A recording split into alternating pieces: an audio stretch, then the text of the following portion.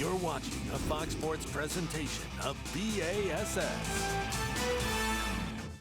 Welcome to the Lone Star State of Texas, fifth stop of the year for the progressive Bassmaster Elite Series. This is the Tackle Warehouse Bassmaster Elite at legendary Lake Fork in Texas. Our live coverage sponsored by Toyota on this day, and it is a very important day, moving day we call it, semifinal Saturday. We got 50 anglers from our original 102 here, and they are on the water, fishing as it stands right now, have been so for about 30 minutes or so. Let's take you to East Texas and this incredible, not huge, 27,000 acres, but pound for pound, largemouth bass-wise, this may be the top spot in the universe, given whatever week you're living in right now, and this is a good week right here. Full field, as we said, competed over the first 2 days, 102 anglers. Today, it's the top 50 competing for 10 spots in tomorrow's final. Championship Sunday here. We've rounded the halfway point. We are into the second half of our season right now. And Davey Hyde, every day's important, but this day, if you can make the top 10 on this day, just for a chance to fish Lake Fork again, that's worth the effort. Yeah, not every place we go do you hear almost every single angler, 102 anglers say, I want to make the Saturday cut, I want to make the Sunday cut because I want an opportunity to fish Lake Fork once again. All right, well, Lake Fork has been spectacular. We'll go through the facts and figures, but Ronnie Moore, it may seem easier than it looks. It has not been easy. It's been a grind, relatively speaking, for all of our anglers. There's a recipe out there, and sometimes it's catch 20 to 30 fish to get your 30 pounds, but here at Lake Fork, it has been 6, 7, 8 bites for some anglers to catch 30 pounds. Guys like Buddy Gross, who had 33 on day one. Tommy, only 4 fish yesterday, but over 20 pounds. So you can fall back short of the lead, but still stay in contention, even short of a limit, because they grow them so big here. Well, we are very much looking forward to it. We'll be in the boat with these 10 anglers during the course of the day, our top 10 to start the day. How about a couple of rookies doing very, very well right here? Tucker Smith with 34 pounds plus yesterday, and Paul Marks. Tremendous start to his day, 30 pounds in just over 2 hours.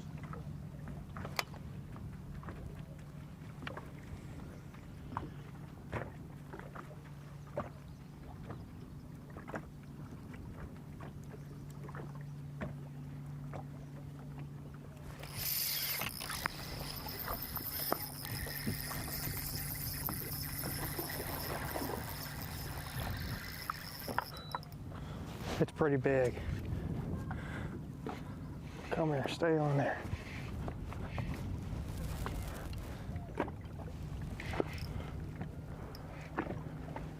I'm coming right there.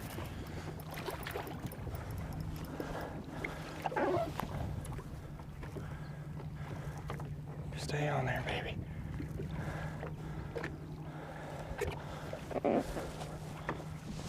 Don't jump.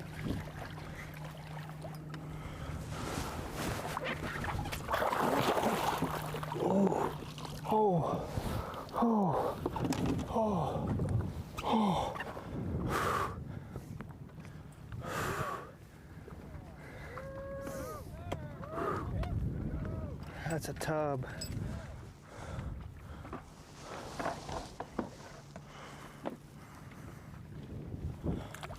Wow. I think he's blind in one eye.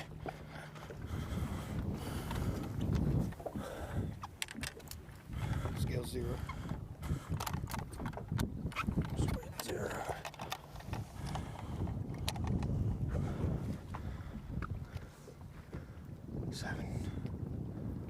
7-11. 7-11. 7-11? 7-11? 7-11. Holy smokes. That is a tank. I don't think he'll measure, but wouldn't mind taking one to weigh in. Nope. What a big bass, though. A dinosaur.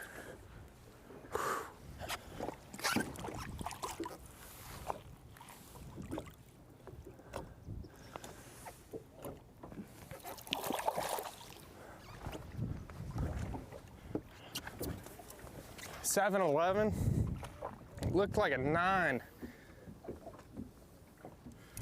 Good job. Thank you.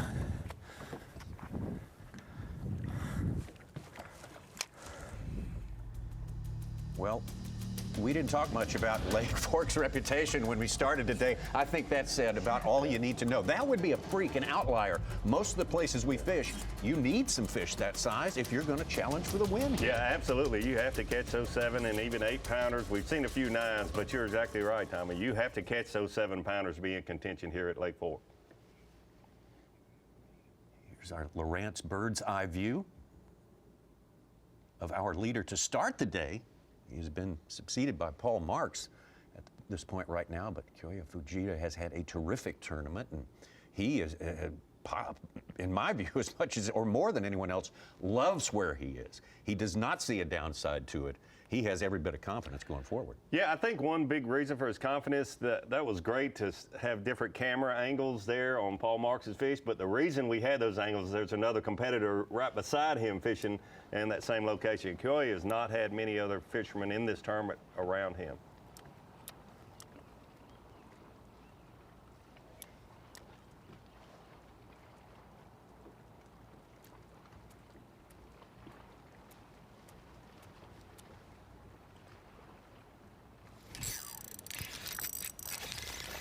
Baby.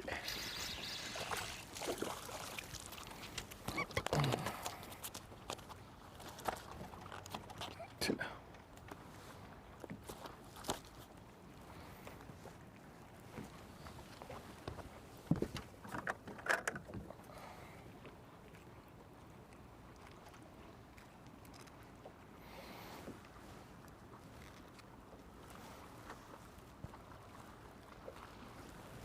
Talked about it, the number of fish we've seen under 3 pounds this week. You can put them on one hand because it's more likely to catch a big one, or at least target a big one here than anywhere else. And this might be on the smaller side of fish we've seen put on the scales.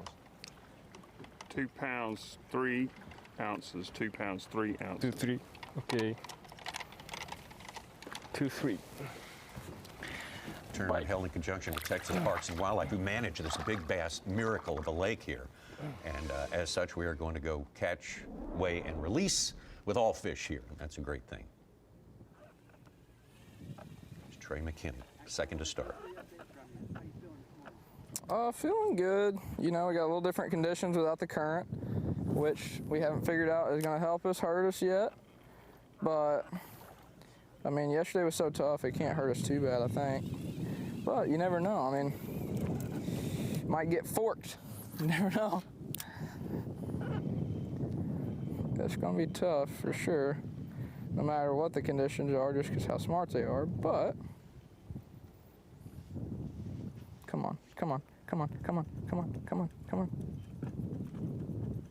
Oh, that's a big one.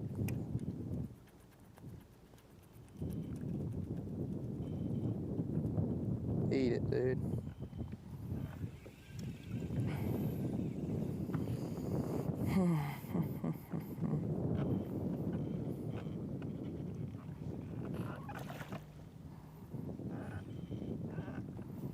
That was a big one. Sitting in a little tree. Last year, Trey McKinney achieved the 4th highest all-time 4-day weight here on Lake Fork, in his win, 130 pounds and 15 ounces. Kyoya Fujita, to start today, has 65 pounds after 2 days, almost on track to catch that figure. We're a long way from there, though. Let's go to Tucker Smith. Big day yesterday. Yeah, I'm just looking around for some fish that are swimming around. Good buddy Paul's, we both started on the same area. We both found the same school in practice, and I'm just kind of looking around for some roamers. And he's fishing that hard spot over there. But I caught one big one here yesterday, so probably about to leave and go to my second spot and see what we can find. I caught my second spot. I caught an 8 and a 6 off of it yesterday, so probably gonna sit there for a good while because I know that there's some big ones there. But you know, we'll see what happens. I'm excited for the day, and I like the weather. I like the bright sun. think these fish are gonna bite.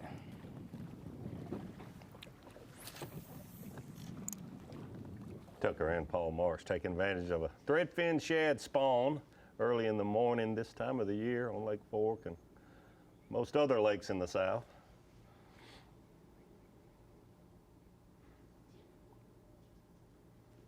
Take a look at Tucker's Humminbird Mega 360. There you see the Lake Master mapping on the left side and the 360 Mega imaging on the right.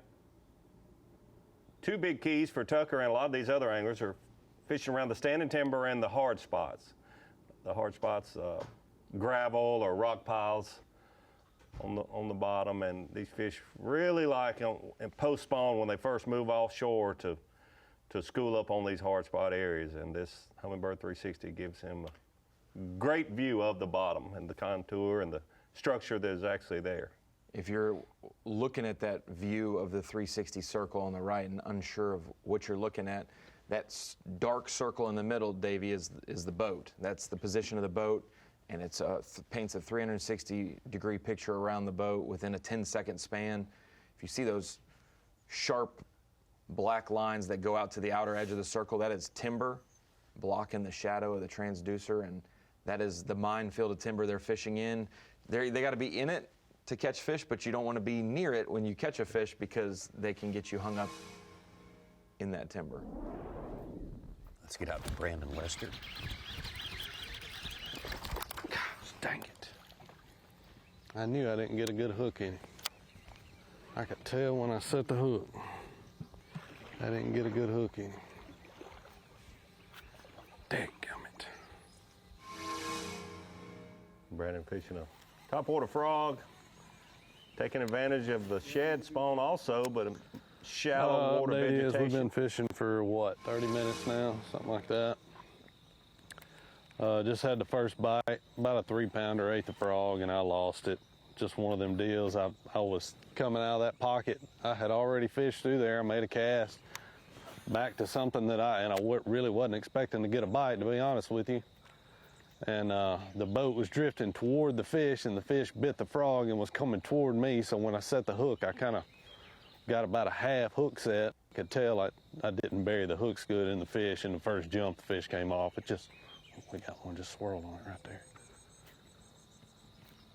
First jump, the fish came off. It's just one of them deals.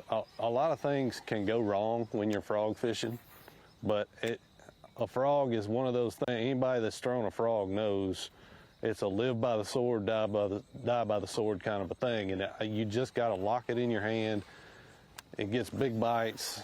I caught an 8-9 on it yesterday. The deal is we made it to Saturday, so we're going to lock it in our hand today.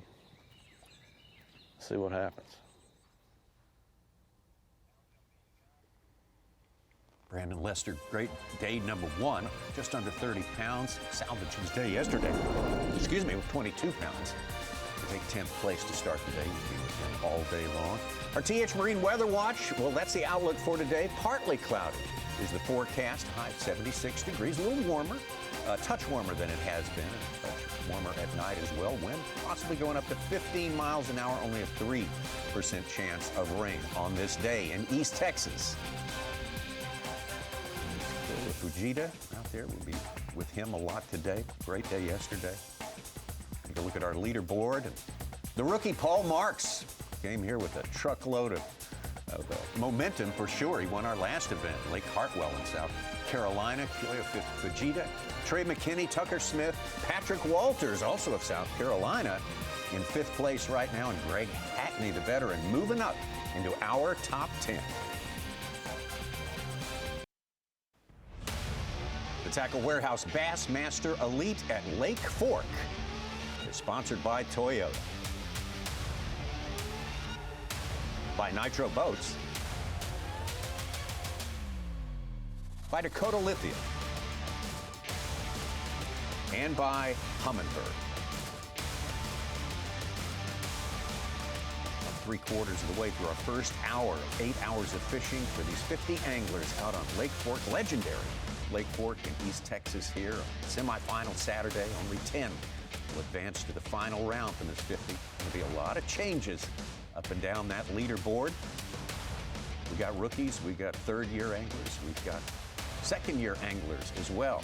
One of them, this man, JT Thompkins, started the day in 5th place. Veteran Greg Hackney moving up to 3rd place, 3 fish of almost 19 pounds. Solid fish, 7.2, 6.11.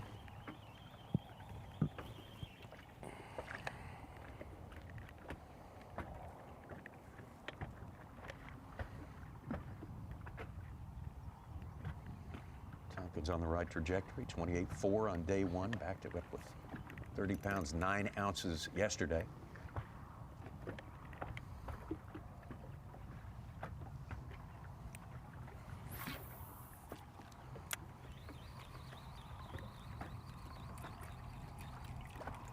Gonna look at his live sonar there to the right. Just made a cast. You see his bait falling down in front of that fish at 50 feet, about 10 feet down. Fish is chasing. He's got it hooked up.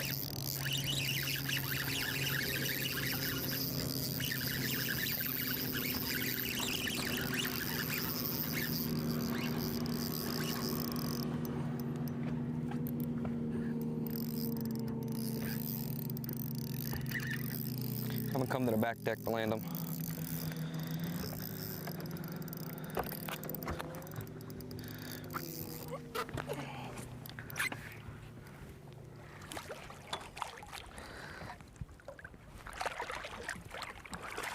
I got you. There we go. Number 1. Start of the morning. There we go. Perfect. That's the way you like to start. I didn't get a start like that yesterday. Whew. That feels a lot better than catching your first one before at 12:30. Come on, give me 6, 5. 6 pounds, 3 ounces. Beautiful. That's one of the ones you need. You can weigh that sucker in here. Let's go, boys. Let's go.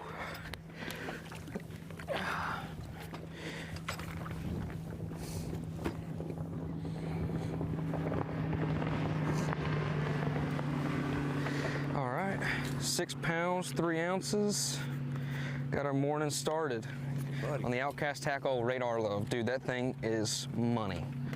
I'm throwing a 3/16 ounce Radar Love with a minnow. And a lot of times on these schools, they're so busted up. I caught on my ones cranking when they weren't so busted up. But now that they've been beat on by the 100 best anglers in the world, and it's hard to get these fish to set up right when they've been beat on. So you gotta just slow down and pick them off. Like that fish was suspended because they just don't feel comfortable on the bottom because everyone's winding crankbaits through them. And so when everyone's winding crankbaits through them, they want to get off the bottom, they want to spread out, they want to do that, and you got to just adjust the best you can. And if you can adjust and keep track of these schools whenever they do get busted up, that's how you catch them when they're not fired up. And that's kind of what we're trying to do now when the morning is kind of tough, is just try to catch a few of them stragglers that either haven't set up because the current or the sun hasn't gotten right, or later in the day when they've been beat on all day. So we're gonna put an Outcast Tackle Radar Love in our hand most of the day. If we find them grouped up good and tight, we'll grab a big, 8XD is what we've been throwing, and that's what we're gonna cycle most of the day on, 6 or 7 different schools and see if we can really put something together, because I'm around the right ones. It's just getting 5 of them. So that's what we're gonna do today. I'm looking forward to it. It's a good start, a lot better than yesterday. I didn't have a fish at 12:30, so getting one at 7:30 is huge for the cause. So JT Thompkins ahead of schedule big time early today. It did not move him up the leaderboard because the fact that Greg Hackney has moved up dramatically up into 4th position, and the other anglers ahead of him are on the board as well. Yeah, and there's a few gaps, Tommy. The top 3 have about a 3-pound lead over 4th, and then from 6th to 7th, there's about another 3 pounds to start the day. So there's a couple little sections of anglers all in our top 10 separated by a few pounds. They seem to be big gaps, but when you catch 6 to 8 pounders, those gaps are filled. Yeah, quick. To Jay Secured, our leader, Progressive Bassmaster Angler of the Year points for 2025 here.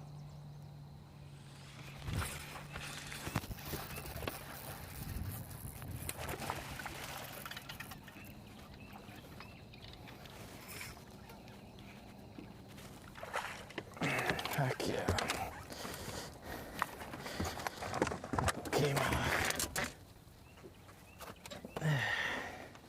There's a good start. Scale 0.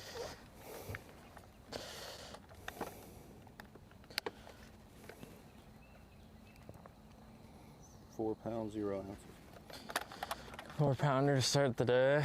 I'll take it. Yeah. I gotta wait for my school to get fired up.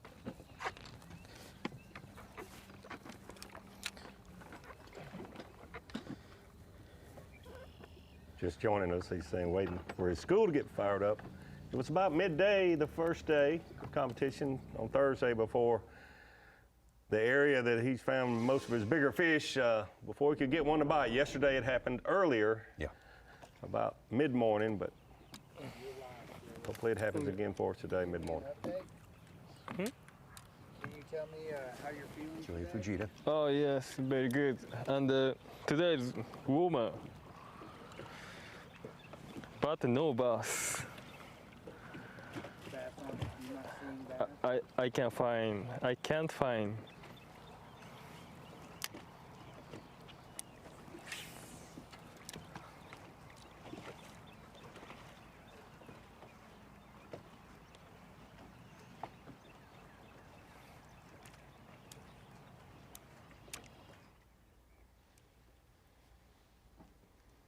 Kyoya was our leader after the weigh-in was all finished and done yesterday, but he had a slow start yesterday morning. Caught most of his 5 fish that he weighed in mid-morning until the afternoon. One thing was very impressive, in my opinion, where most of our anglers had a surge early in the morning that was directly a result of the shad spawn. Kyoya caught them throughout the day yesterday. Yeah, we were 2.5, 3 hours in, Tommy, and we were wondering if this was going to be Lake Hartwell 2.0, where he had a great day 1, and on day 2, it kind of fell apart, and he fell out of camera coverage down the leaderboard. But that afternoon day, like you said, you get the right group of fish, you get it on a right rotation, and here, a couple 8-pounders and 3 6-pounders go really well. Yeah, it turned out to be a big day for him yesterday with 34 pounds added to 31, gave him the lead. As you mentioned at the end of it all. He's one of the best in the business using live sonar. And the way he's able to use that effectively at a faster speed on his trolling motor is one big reason he has so much success. He just simply covers twice as much water as most of these, even these elite anglers. He covers a lot more water. He's able to pick out these fish moving at a faster rate. Yeah, 6 bass. One here in the state of Texas last year at Toledo Bend. Won his rookie year up at Lake Champlain. Looking at that footage from yesterday, you could tell the sun was high and the wind was blowing in the afternoon. He was still catching, 6 to 8 pounders, and most of our other anglers, even though they had good weights, they caught them before noon. Well, tremendous start to the day for Paul Marks. You saw it.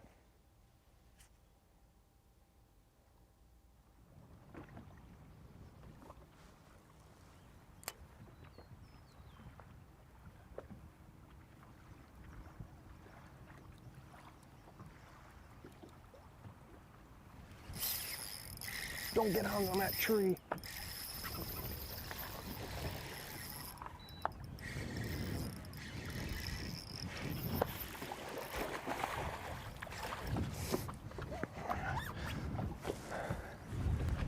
Come here.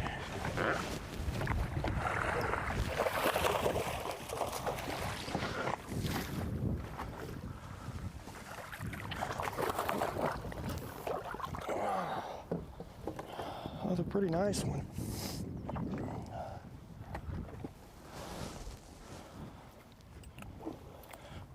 Whew. Nice little bass, big bass. Scale 0. Scale. Good to go.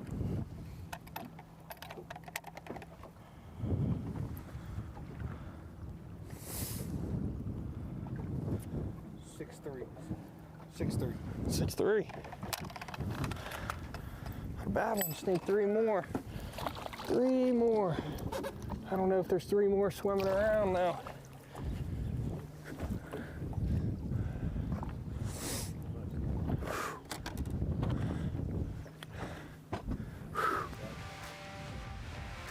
Two big ones in the first hour for Paul Marks. Not quite on the fast track he was on yesterday, but I imagine anyone would take that start for the day. The young man, rookie from the state of Georgia.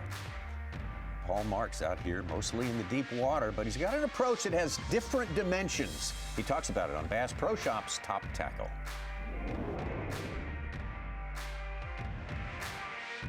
A little bit chunkier one there. Paul Marks here. We're at Lake Fork. It's a greenfish all-purpose jig with a Zoom, Z-Curl Jr. and tilapia.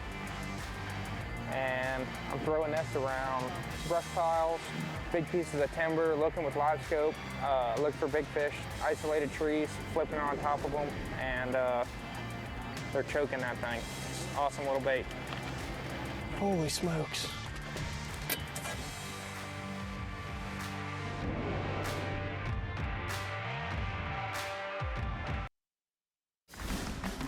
Tonight, it's showtime on baseball night in America as Shohei Ohtani leads the Dodgers against the Braves. Or Bobby Witt Jr. and the Royals take on the Orioles. Check local listings for the game in your area tonight, 7 Eastern on Fox. Big day here on definitely a marquee lake in the sport of bass fishing. Legendary Lake Fork for the Tackle Warehouse Bassmaster Elite. We are into officially the second half of our season now. It's gone by very quickly. It always does. Paul Marks, first hour, went just according to his calculations. Got 2 good ones in the boat there. Had the same thing happen, maybe even quicker yesterday. But the rookie is firmly in the lead right now. He's got Paul Marks. Going to get updated. Oh, I mean, pretty good. I got two good ones I've already caught this morning, but not seeing nearly as many as I have been the past 2 mornings. But it's definitely still some here, and I think it's one of those places where they should reload. It's kind of just like the big. It's a huge intersection, and they stop right here. I don't know if whenever they're headed out to the main lake or whatever. I think the shad spawn right over there. I think the shad honestly might be spawning out here around these trees. But not sure. I don't know. Just have to see what happens the rest of the day. I'd like to fill my limit here, but probably give it another hour or so and don't catch any, and I'll go to my other spot. I caught some there yesterday about 8:30 or 8:45, so maybe they'll be set up on there. It's not too far. But other than this spot and my next one, I don't really have much. So hopefully it works out on these couple and I can go look again today, because I really need to find something if I can catch them today.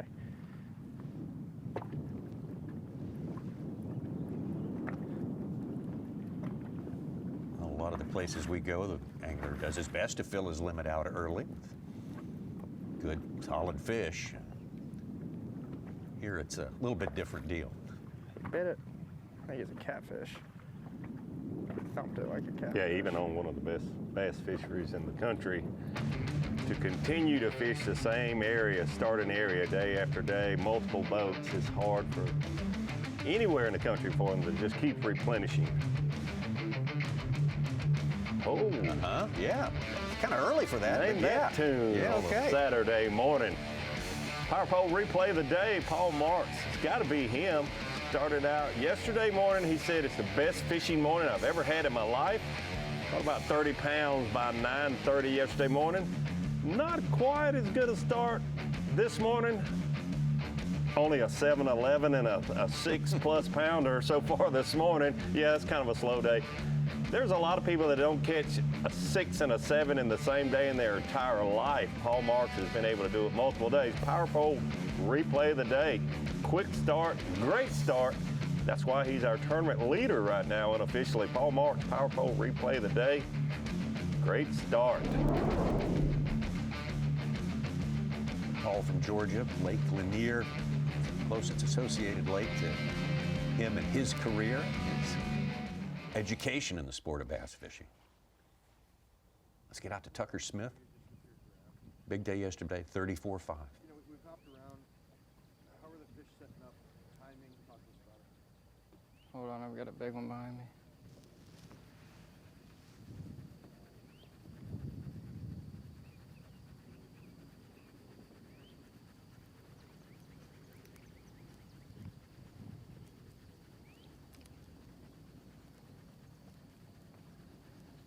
Four giants.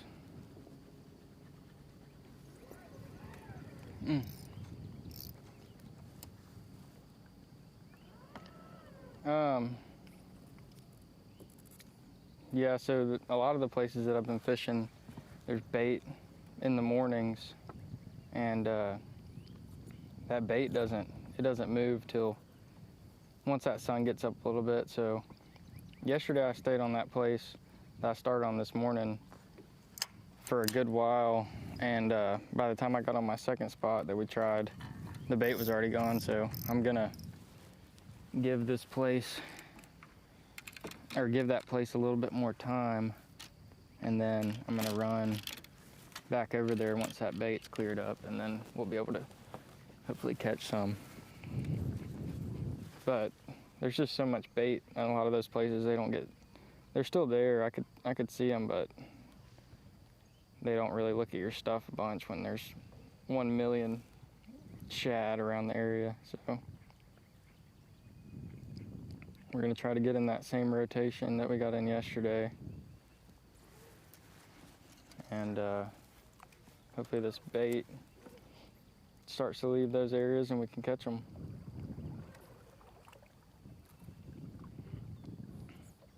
Great look there at Tucker Smith's 360. You can see his waypoint on top of that hard spot. Probably marked it in practice. He's got his boat set back, casting to some rocks and shell bed there. It almost looked like a road bed on his map too, when you saw like that with the way that shallow came off and it dipped right there in the middle. A little. Easy, bud, Joe. They win leader Buddy Gross. Well, it's not going like I wanted it to. I still have faith that we're going to catch them somewhere. I'm not sure where. I'm fishing some no water already this morning. Just felt right. I've seen a couple of good ones blow up on a shad spawn right here, but I just ain't got a bite. My deal, the water's got muddy. There's a lot more bait in there. It's spread them out. It's just not like it was. I'm not give up on hitting it some, but I am going to move around a little bit today. We need a big bag, and big ones live on every corner of these things. I mean, we just got to move around a little bit. I do think the watercolor's hurting us, so all that rain that we had, the runoff, there's a pretty good sized creek in the back of this pocket where we're fishing, and it's had a lot of water coming out of it. And it's dirtied our water up, and I really think that's got the biggest thing to do with what I was doing. I've been fishing something that didn't have no cover, really. It was just a shell bar, just a little bitty shell bar. I think they might have moved a little more cover. And it makes sense, shad spawn's going on, so the heavier cover they get in, the more shad's there. Because I'm not liking bait, I ain't liking structure, the fish are just not there. This is the dirtiest part of the water column that I've been fishing in this part of the creek too. So when I get out on the main lake, towards the main lake, everything looks better and the fish are acting different. They're setting up better. But I just don't have the size found out there. So I have to keep coming back here.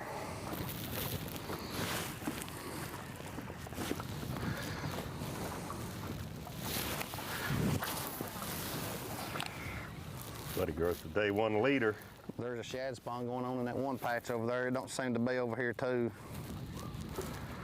So we had the potential to sneak up on a bonus fish or two, but we just didn't get the bite. They're there, we just didn't get the bite.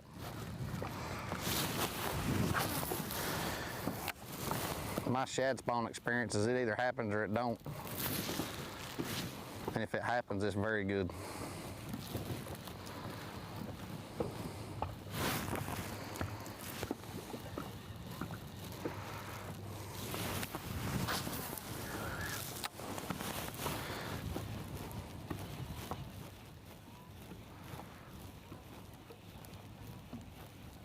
Buddy reinforcing a point there. Oh. Reinforcing a point that you can't be seduced into catching better numbers of smaller fish. 20 pounds, as you've said yesterday, doesn't get you anywhere here. Yeah, there's not many places that we go in the country that are like that, but 20 pounds is average here on Lake Fork. Back to Fujita. Only one small one so far.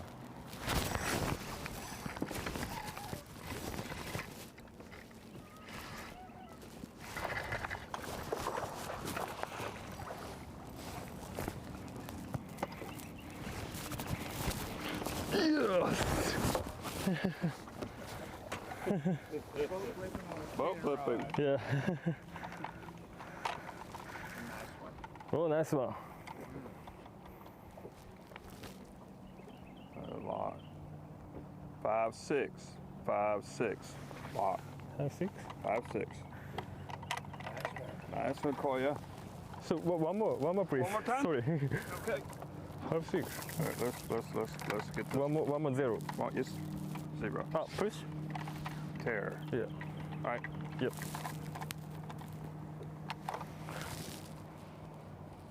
Once.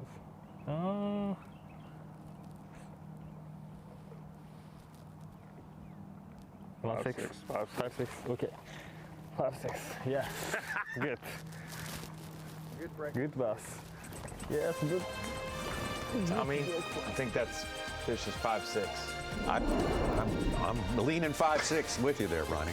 You have the option to reweigh. You did. That's perfectly fine. Completely acceptable to ask for that. Turned out to be the same weight 2 times. That was twice as big as the keeper he had. So our leader to start the day, Kyoya Fujita, moved in the right direction.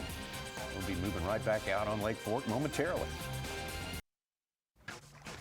Fun way to get in the game here in the Bassmaster Elite Series is Rapala Bassmaster Fantasy Fishing. Before the start of each tournament, you pick a 5-angler team from 5 different buckets based on their standings in the Progressive Bassmaster Elite points. And you get to see how well you can prognosticate, predict winners, amaze your friends, enrage your friends, as the case may be. It's a lot of fun, great competition, and really gets you into the game here for sure. This is the Tackle Warehouse Bassmaster Elite at Lake Fork. We are halfway through the season. We've got another event in Texas coming up next week, down on the lower reaches of this same river system, Sabine River. The upper reaches here, the tributaries. Let's get out to a man who has a great record here. Absolutely, Seth Fighter. Yeah, Tommy, this is our 6th visit. He's got a 41st, a 25th, and then a 6th, 11th, and 12th so far.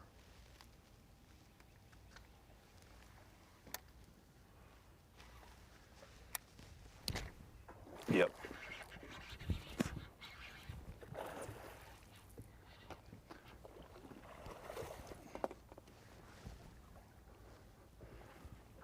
Yes. All right. How much that's the one I seen come out. Looks just like him. A little skinnier than I thought he was gonna be. All right. You got one? 4-pounder.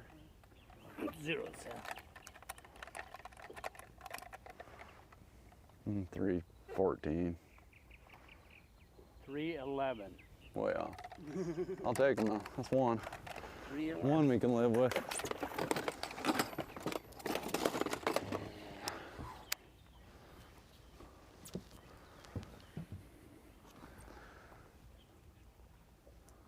Seth's gotten off to a good start the last 2 mornings.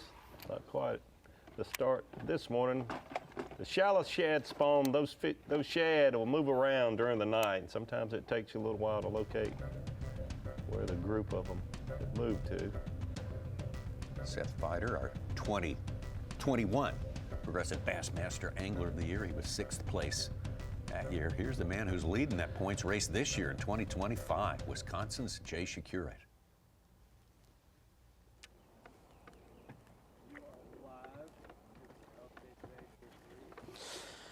Well, I'm starting on the hole that I caught my fish yesterday. It was not happening right away. So I slid up shallow, caught a couple decent fish, one 3-pounder and a 4-pounder. Now I'm back out here, and I feel like it's about to start to get right. It's just not quite right yet. It's a timing thing. One actually just came up and busted, and then I actually just watched the entire school come up to like 5 feet and eat shad and then go back down to the bottom. So I'm just trying to figure out when I need to be here and what time I need to be here, if I should stay here for a little while or what. As of right now, we're gonna continue to fish here and just see and just make sure that nothing crazy is gonna happen in the next 30 minutes or so. This is about when I started catching them yesterday, so we're gonna hang out here for a minute and wind this plug around and see what happens.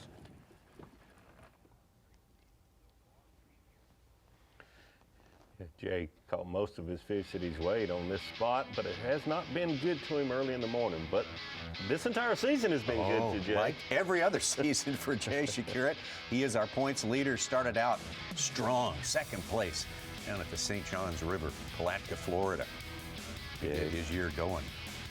Came on the scene as Rookie of the Year on the Bassmaster Elite Series. He won an event in his first year, which does not happen very often for a rookie to actually hold a blue trophy over his head. But we've come to know Jay and is a very versatile, great fisherman, whether we're up north or down south. What's really cool, Tommy, is he got his start obviously in walleye country. That's what his father does, but he jumped into the opens as a co-angler, took 2 victories there before moving as a boater to qualify for the Elite Series, and now, like we expected, in the top 10 every single tournament almost. Absolutely. 4th year out here, he's got a 10th, a 7th, and a 6th place in points. That makes him the model of consistency, and this year could turn out to be the best of all. Has not missed a cut in 9 events. That's unusual. Let's take a look at how he stacks up against the rest of the field. He's got a new pursuer now, closest pursuer, in the form of Shane LeHue. Did a lot of good work yesterday out here on Lake Fork. So Trey McKinney, who was his closest pursuer previously, is now down in 3rd place. Chris Johnston had a tough start here, but reeled it back in, so to speak. He's still very much a part of this race, which will take us all the way to the final event of the season. Speaking of Trey McKinney, let's get out here on the man who set the 4th biggest 4-day total ever here last year. Tease the smartest fish in the lake, I think. I've pretty much made him that way. But no, I have no idea yet. I haven't seen hardly anything at all. But it's all right. There is a few fish here, so it's just timing on this spot. There's a few big ones. Like right now, it's a 6-7 pounder. But like I said, they are absolutely wizard smart. Or blind, one of the two. But like these are crawling around on the bottom on 20, 24, 25 foot of water. Like a madman. So they're in general, they're hard to catch. And they're smart, but if they get set up and stay on it, like how they were one day I pulled up, that would be phenomenal. I caught a 6 and a 5 or something here the first day. I then left, you know. So, you know, I've seen a few people on it, but these fish are pretty hard to catch. I think they should have been a safe, but right now they're extra hard. Come on. I just gotta get all this shad out of the way. I get all this shad out of the way, then we'll be all right. But this shad is not doing me favors. I'm just trying to get one to lift up. That's all I gotta do. Get one to lift up. Come on. Get one to lift up. Get one to lift up. Get one to lift up. Come on. Lift up. Oh. It's hard to compete with a real thing. We're gonna roll.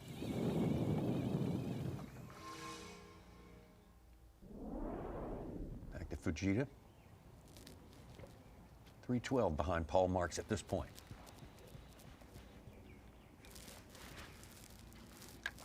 Got two anglers who scored 100 pounds here last year, just jumping into our top 10, Tyler Williams and Wesley Gore. Wesley Gore, I think, with our first limit, coming up from 26th.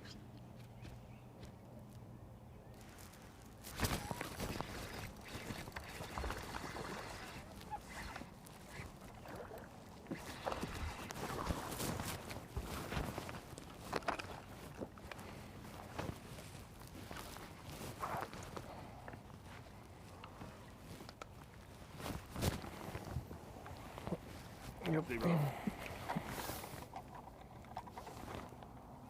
2 pounds, 3 ounces. Okay. 2 pounds, 3 ounces. Too sweet.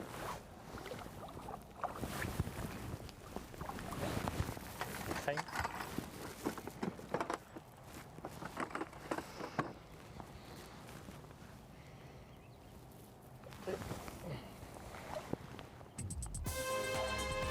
Going to be the third fish for Kyoya Fujita, one he does not want to have as part of his official weigh bill at the end of the day, that is for sure. We will be back to Kyoya and our leader, Paul Marks, when we return.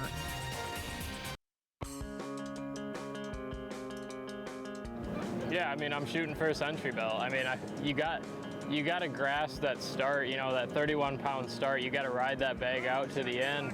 And these guys are going to continue to pound them. This lake's the Gizzard Shad Lake, and a huge largemouth swimming around. The water's a lot dirtier. It's not dirty, but it's not nearly as clean as Hartwell. You know, we've got a lot of post-spawn fish, a lot of fish spawning, and you even have a few pre-spawners out there. That's typically sometimes a really tough time to catch them, especially whenever you throw in the 5 inches of rain we had this week. I'm used to fishing offshore a lot. It just kind of sets up the same way that I usually try to break down Gunnersville, so it sets up a lot similar. They are the smartest fish, I think, probably in the country sometimes. But this place out here, I mean, it's got everything. It's got vegetation, it's got timber, it's got deep water. It's got literally everything to grow big bass. And as you can see, what came across the stage, it grows them, it has them, and people are catching them. So hopefully we can just do it tomorrow. That's a freak. Well, those guys are the best in the business. They are the varsity, to be sure. It's always want to hear their take on how to tackle this magnificent bass fishery here. Legendary Lake Fork, the Tackle Warehouse Bassmaster Elite. There's your scoreboard. Leaderboard as it stands right now, according to Bass Track. And Paul Marks, the rookie, still on top ahead of our leader to start the day, Kyoya Fujita. But look at the big move. The big change in that top 10 is from outside the 10 comes Greg Hackney. 3 Bassmaster Elite Series wins plus an Angler of the Year title, and he gets a big award here early on, David. Yes, he does. Mercury move of the day. Go, go, Greg Hackney. First fish of the day is always great to start off with a 7-2. It's 6:52 in the morning. 5 minutes later, a 5-2. Just a little bit later, 6-11, 6-6. 4 fish. Unofficially, 25 pounds, 5 ounces. Moves him up in to the top 5. Greg Hackney, great start once again. Started the day in 17th, guys, with 46 pounds, 12 ounces for 2 days. He had 21.6 and 25.6. He's already at yesterday's mark with just 4 bass today. Going to be most likely one of our 30-pound bags, and that's what you need to go from outside the top 10 to make Championship Sunday. Let's get out to another former Angler of the Year, Seth Fighter. Catfish. A lot of action going on here. Gar, a bass, a catfish, 3 casts. Live action update. Slower morning than the last 2. We got 1 decent one, 1 baby. and try to get 2 more good ones here before we head on down the road. But yeah, slower morning in general. Shad spawn seems to be slowing down. Not as hot and heavy as it was the first couple days. But there's still some fish up here, and we still got probably an hour to catch a couple up here. So we're gonna keep grinding, and hopefully we get a couple more big ones, and then we'll switch game plans.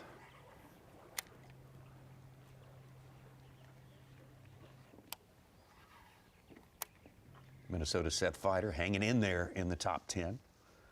Right now, that's what today is all about. You have to be in the top 10 at the end of the day after the weigh-in to earn the right to fish for the championship right here tomorrow.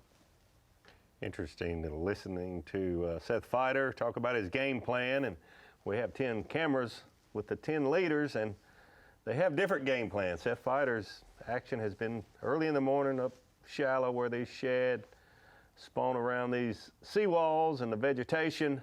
That goes away when the sun gets up. Some of our other anglers are waiting for that part of the day for those fish to move out to them. So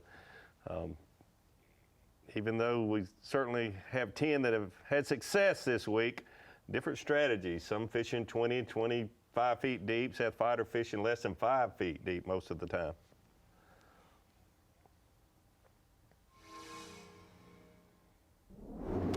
Well, first pocket we hit, we had 2 bites. Both of them were decent fish.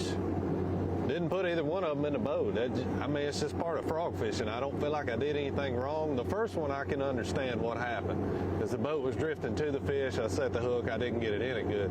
The second one felt really good, and it just came off. I don't know. It is what it is.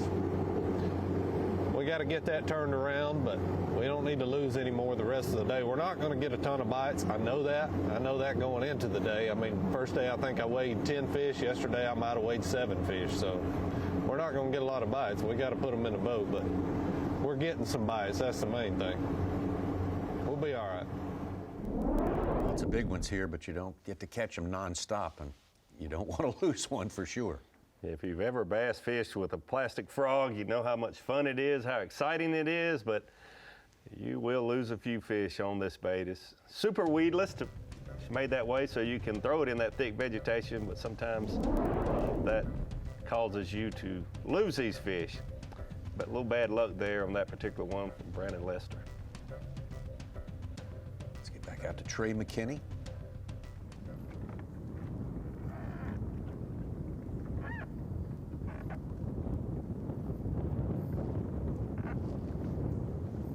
Busted onto the scene in a big way last year. It's the second event of the year, early on, two months earlier almost than our visit this time around. But 130 pounds, 15 ounces for 4 days. He just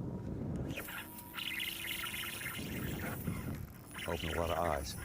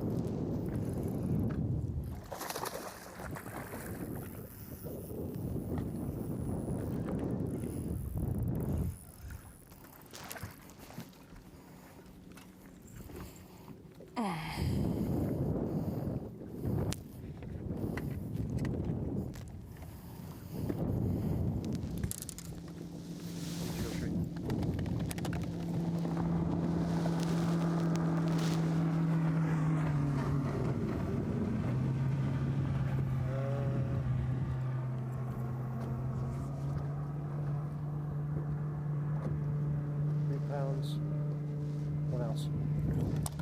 Okay. Not a bad first one. Not what we need, though.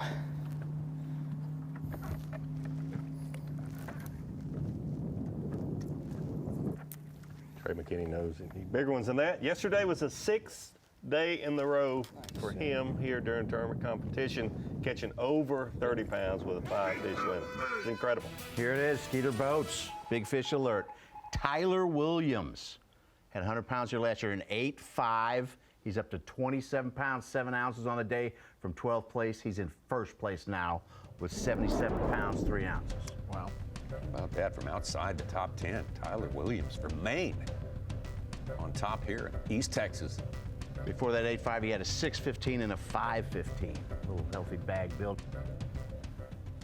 Great start. What's crazy is 77's just barely above the projected top 10 cut because 25 a day, 26 a day is 10th place. That he's in the early lead just a few hours into the morning, and don't rest on that, Davey.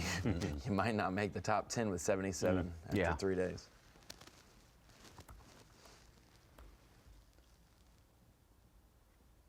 Now, second place, Paul Marks. A little while. Got here a little bit later yesterday, so maybe just got to wait for him to show up and hopefully get a couple of them.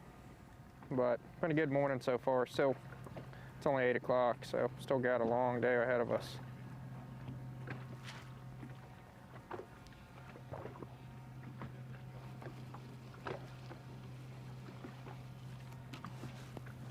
That's a bass.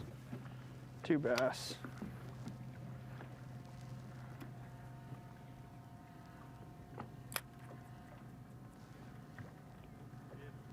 Come on.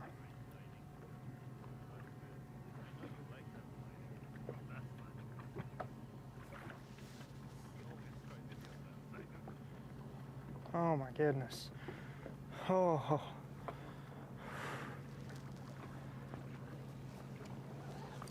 How did they not do it?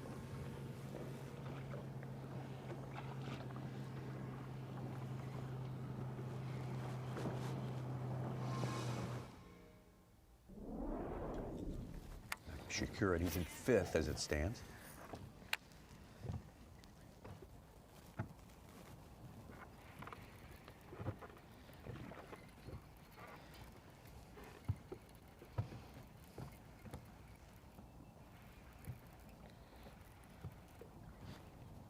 Got one.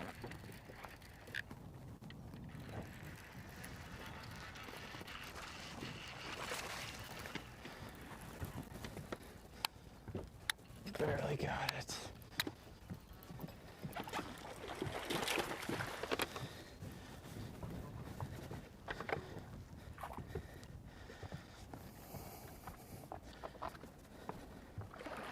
Yeah, she got more hooks. No, she didn't. Gosh dang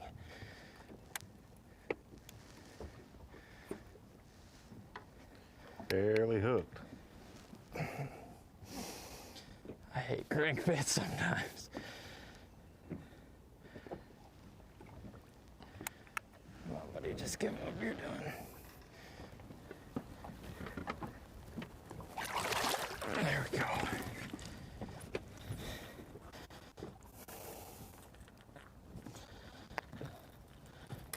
All right. Finally.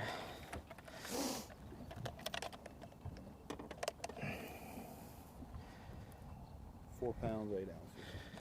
All right, 4.5. Gotta get back in there.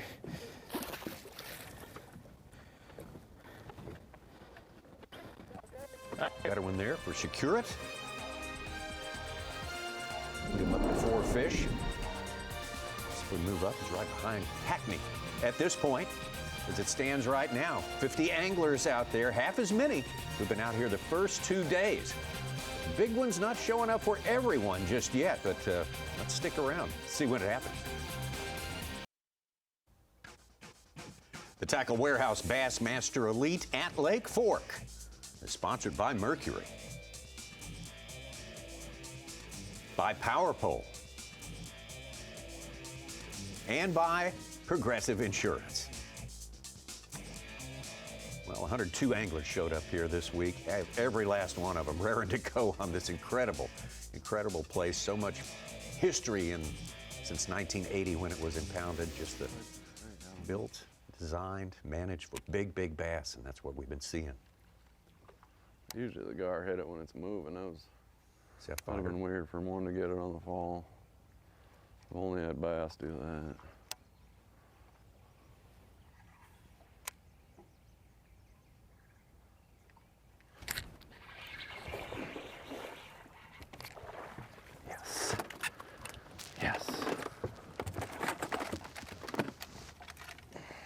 straight biggin, but I'll take them.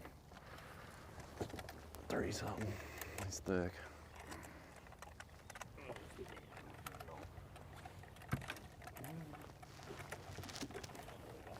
Zero.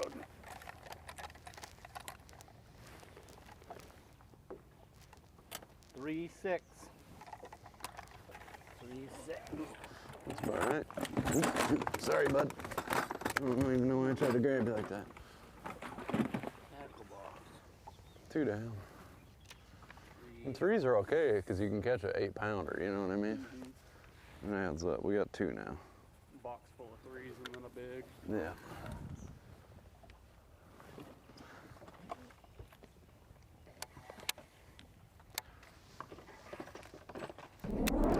We have 6 events. This is our 6th fork event. So after tomorrow, it'll be 24 possible days that anglers could have fished here if they made every single final day cut. Fighter is fishing his 19th day. He's made every day 3 cut, made a day 4 cut, and finished top 12 a couple times. He's averaging 21 pounds 4 ounces over his time at fork every day. 20, and that's counting he got 11th in the fall with 48 pounds. 48 pounds doesn't get you to cut here, so not every tournament at fork is made equal, but he's averaging 21 plus pounds for his combined fork resume. That's pretty strong. He shows up in big fish places. His only 2 wins with the Elite Series are not in regular season events, but in AOY championships. I think one was at Mille Lacs, and St. Clair was the other one. Both, so, he was on pace for a Sentry club, but there were only 3-day events.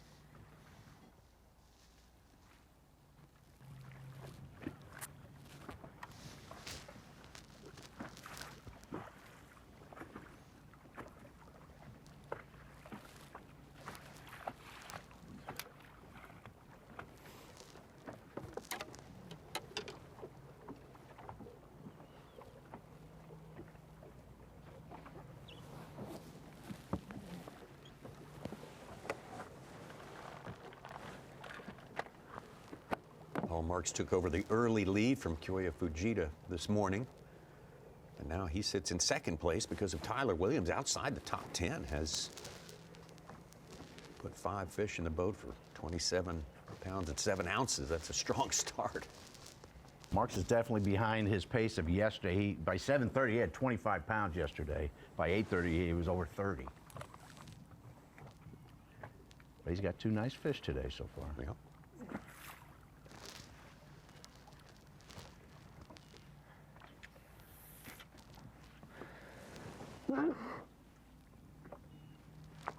Just saw Kyoya look up in the sky.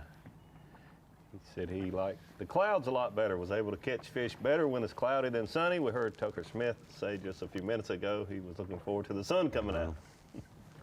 Every event we hear that 2-sided coin brought out.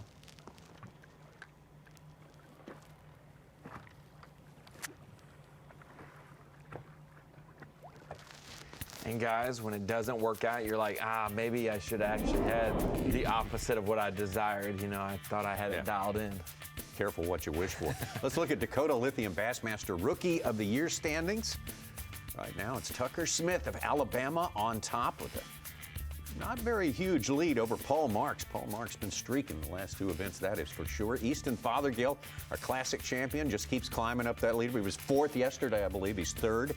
Today, had a slow start, terrible start in Florida, and has reeled it back in. I'm pretty sure Easton Fathergill had like 16 points after our first 2 events, which means he's gained 290 points, Tommy, in the last 3 events. And you can only basically get 100 per event. So he is right there in the top 10 the last couple of events. I'm saying he goes up a little farther in the course of this year. Someone texted me, I'll have to figure it out when it happens, but someone texted me at the Classic and said, I'm still calling it. Easton's going to win Rookie of the Year and get close in Angler of the Year, even with his terrible Florida. And Angler of the Year is a tougher task, but when the Rookie of the Years are always in Angler of the Year contention, he's going to have to push it, and he has done it halfway through the year now. He's going to have a tough time jumping ahead of these 2. He's trying. He caught a 7-11 today, but it's his only fish. If he makes a decent bag, he can make his 3rd top 10 after winning the Classic. Wow. But he's in the 30s in AOY points from last place. Yeah, if Easton makes the top 10 this week after today, he would have fished every single possible day from when we started the Classic. He fished all 3 days there, all 4 days at the Pasco Tank in Hartwell, and he would fish all 4 here.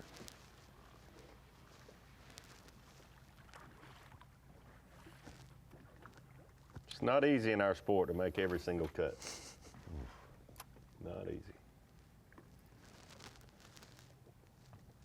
And when you see rookies doing that, certainly impressive. Nobody's told them how hard it is yet. That's right, exactly.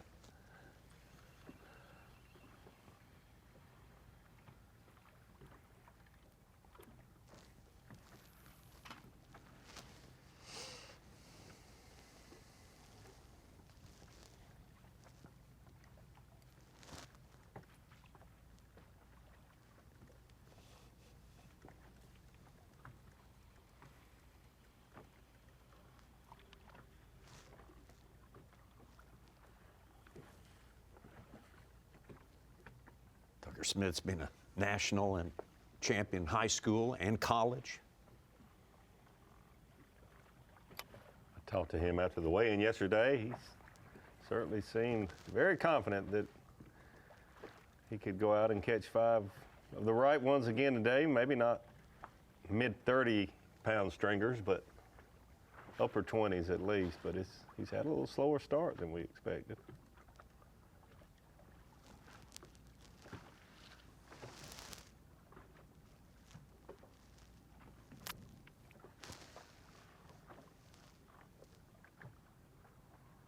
I think today's the first day they have shut the water off.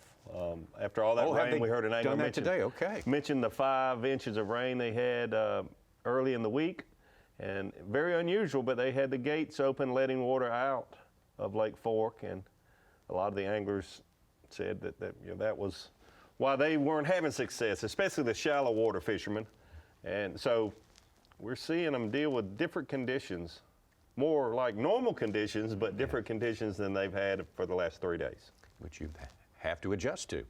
I think Dave Mercer posted a photo 10 or 12 hours ago of the back side of the dam where there's all the gates were closed, no water trickling down, no water flowing out. First time in 3 days. Tyler Williams just called out his 2-pounder for a 4-3. He's up to 29 pounds even.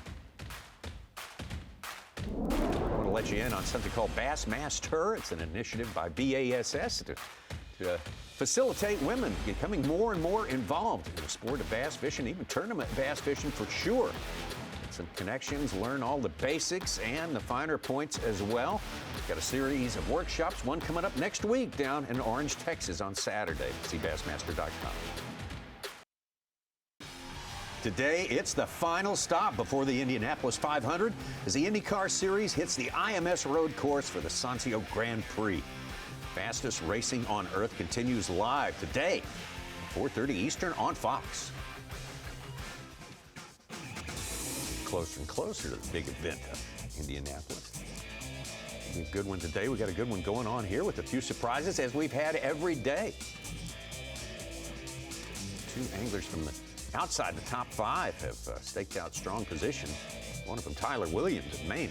Second-year angler right on top with 78 pounds and 12 ounces. And the veteran Greg Hackney, 2 decades in 4th place. Yeah, there's Tyler with one of his big ones. Good stuff. We assume he's fishing his jig. He usually just brings out a couple of jigs and uses that. You're exactly right. And if I had to bet, I'd say it's a white jig, and he has found the right place for the threadfin shad spawn. He would have been a really tough angler to regulate back in the 10-pound tackle rule because that's, just his jig box. Yeah, he would vote to cut it to 5 pounds. Yeah, oh yeah. Why do you need 10 pounds? JT Tomkins hooked up. You stay down. Wow. Quit doing that.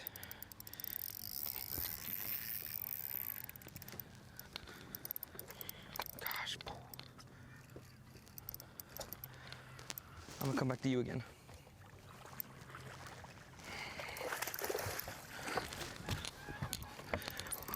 Come here. Come here. Yes. 2. Let's go.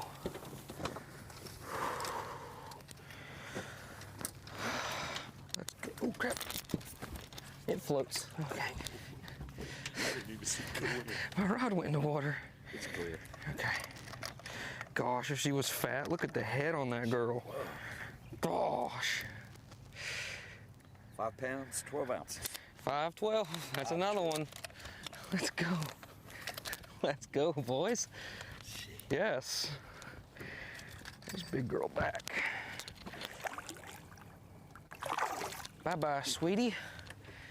Woo! We got 2 early. Let's go. Awesome. Way ahead of schedule. Caught his first fish yesterday after 12 noon.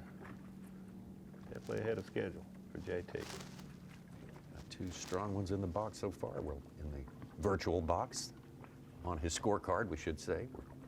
Catch, weigh, and release here on Lake Fork. Paul Marks.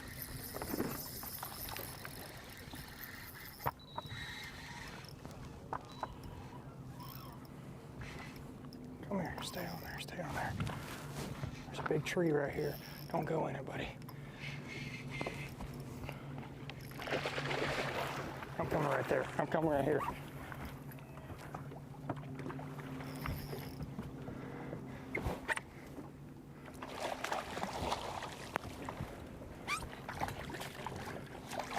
Come here, come here, come here. Come here. Ooh, finally.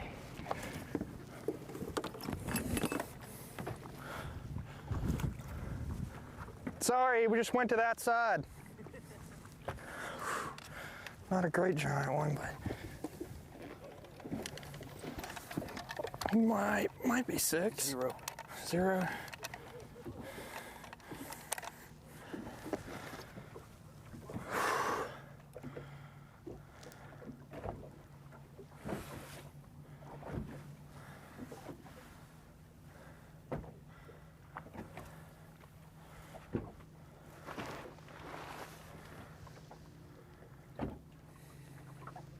$5.14. 514. Not a bad one. It's pretty healthy.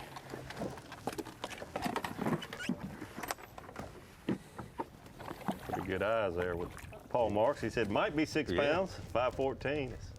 It's had to go with his 6'3" and his 7'11" he started out with today, and he's looking good. See, there's days like this, in tournaments like this, where when we weigh them in the boat and we know the official weight immediately, that these anglers are really good at guessing them. So, Davey, when they put that as a 5.0 on Bass Track, we know they thought it was a 5.14 or a 6.0. They're blowing their cover. They are blowing. They know. You know, Fighter was 3 ounces off just a minute ago. Marks is back in the lead with 19.12 on the day, 82 pounds, 3 ounces. Yes.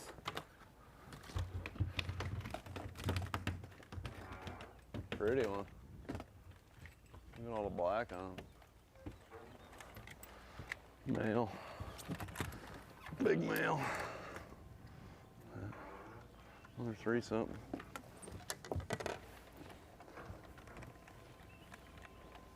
Zero, Seth.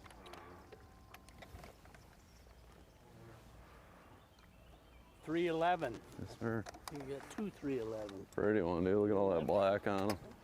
He's cool. Big male. I don't really see that on the females. Just the males get that black.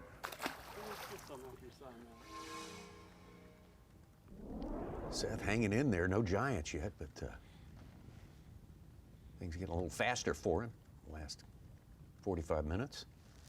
So we're into the 3rd of 8 hours of fishing now.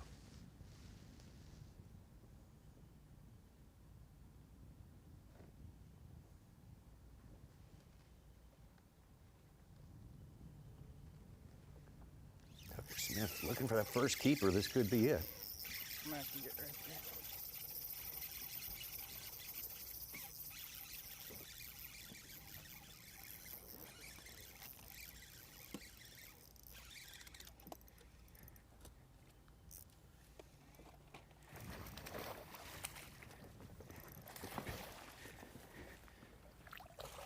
There we go. There's one. There's a bunch down there. Took him a little while, but thank you. Certainly one of the right ones.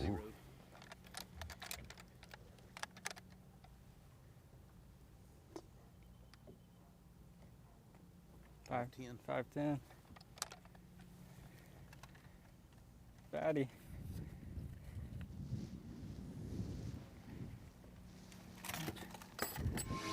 Two hours of waiting, but good solid one there for the rookie.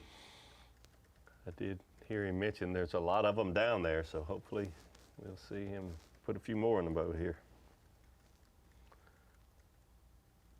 Said he had about 6 groups of fish. Here we go. This one feels huge. Ain't that big.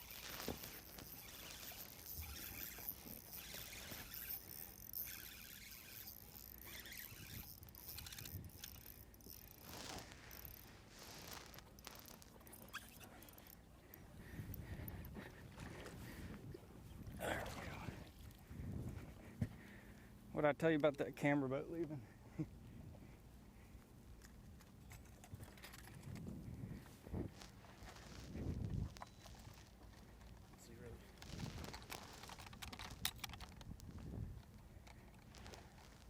Five, 7.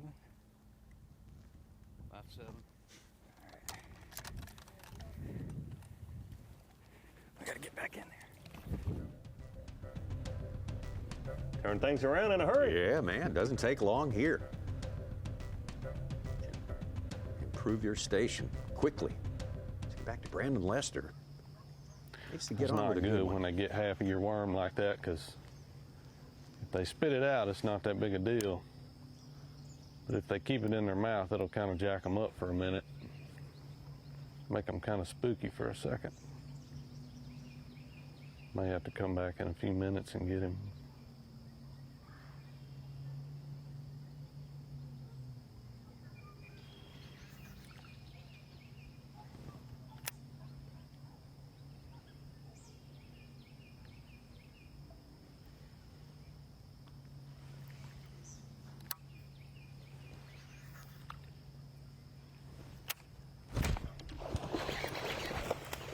Stay on, stay on, stay on. Stay on. There you go. Bigger than I thought he was. Inside the mouth. You see that? Got it.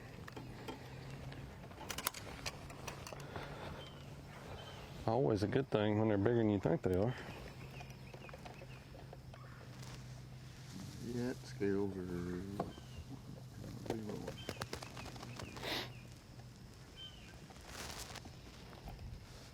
Scales are 0.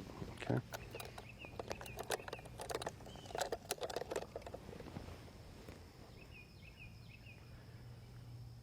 Locked at 4-2. Okay. I thought it was a 2 3/4. 4-2, we'll take that. You see he's been spawning, see how his fins are red and everything. Let him go back up there. Maybe his girlfriend will show up this afternoon.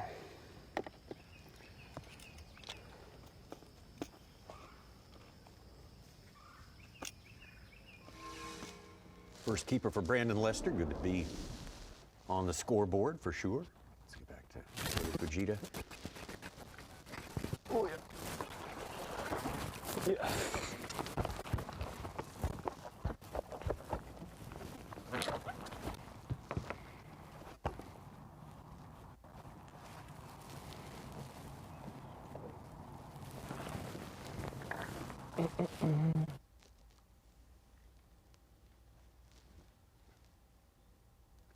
Zero. Yeah.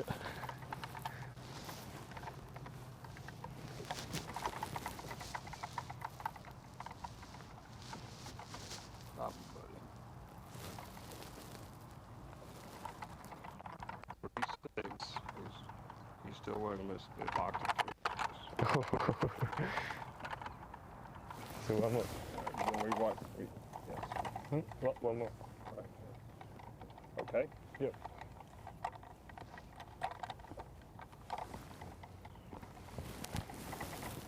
Still.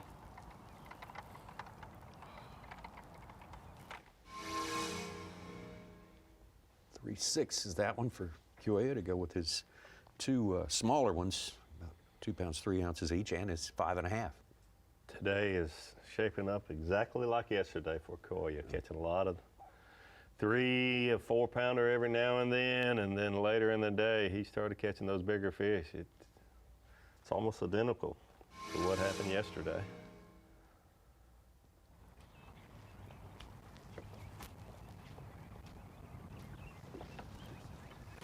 Yes. Ah, 2 pounder. Whoa. No. More booby. No.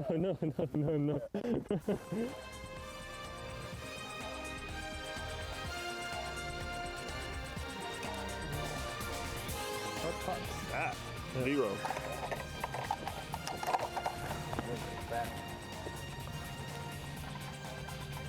Three 10. 310. 310. Let's go. Kyoya Fujita leads a limit, 5 fish in the boat. You'll be looking for big ones from now on. Yes. And I wouldn't bet against him. He is really good at finding the big ones here. Very, very strong. A lot of people picking Kyoya Fujita to do well, maybe even win here. We'll see how the rest of his day turns out. Well, count of 3 fantasy games you can play. Bassmaster Elite Series related. One of them is the Falcon Rods. Bassmaster Drain the Lake Fantasy Fishing Challenge, maybe the most challenging of all. You get to pick 8 anglers for each and every event, but the catch is once you pick that angler, you're done with that angler for the entire year. You have to choose your anglers based on the best dispersion that you can put them in throughout an entire season here. So you find the best one for this lake that you won't want later, and see how you do. And that's what was so tough. One of the biggest favorites known to man at this event, 2-time winner, Lee Livesey. A lot of people picked him, finished 90th this week. Not something we expected. Well, this is the Progressive Bassmaster Elite Series 5th stop of the year, the Tackle Warehouse Bassmaster Elite at the magical 27,000 acres of Lake Fork here in East Texas. Back out to Paul Marks.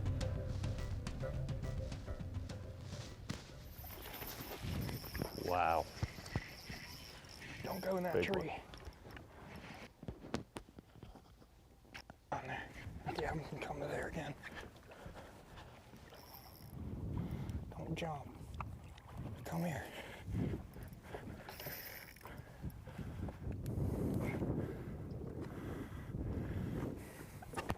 Come here, don't jump, baby.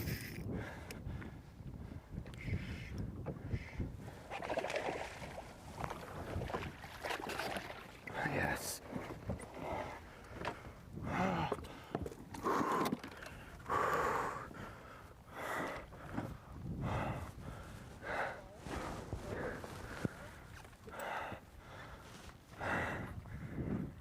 Let's go 0.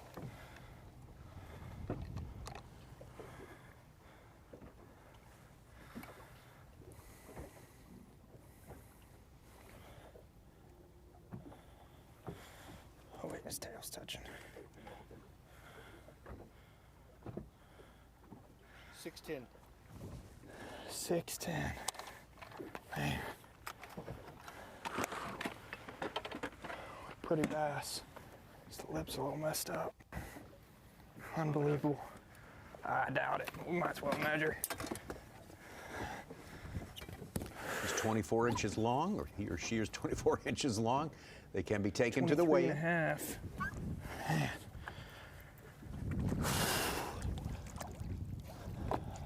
Got close. Not going to quite make that, but boy, that makes for a good 4th fish. Thanks, buddy. 26 pounds, 6 ounces on 4 fish. He's up to 88.13. He just needs an 11.3 to get 100 pounds. 11.3 is feasible here.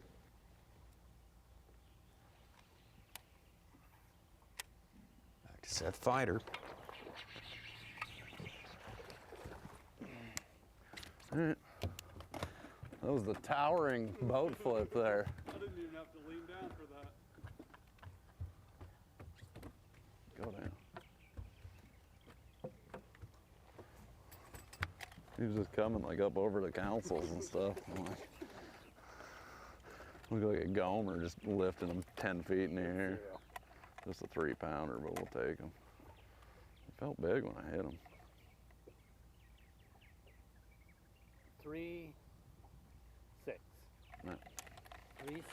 Little chunk. Filler though. I'd love to get one more before we go looking for spawners.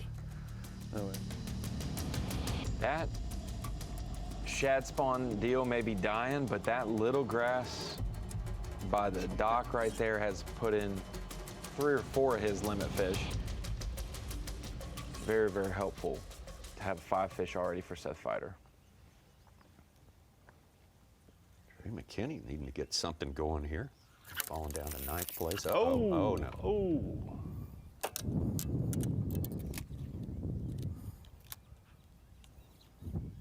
Well, Tommy got something going. Unfortunately for him. You could just hear that fish jump out there too. That's sick.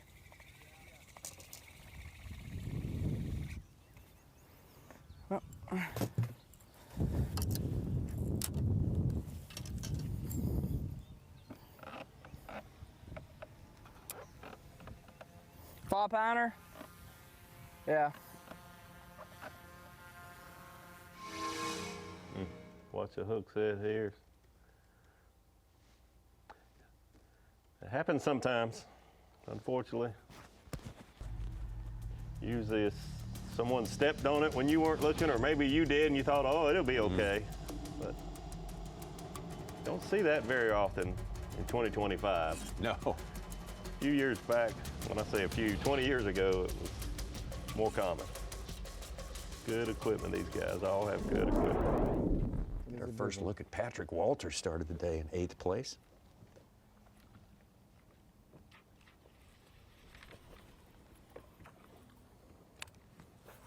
Two of them is what it is. Patrick's bait there, 2 of them at about 40 feet. He's going to catch one of those. You see 2 competing like that. There they are, 20 feet away. Oh, they're all over it. Got it. Yep.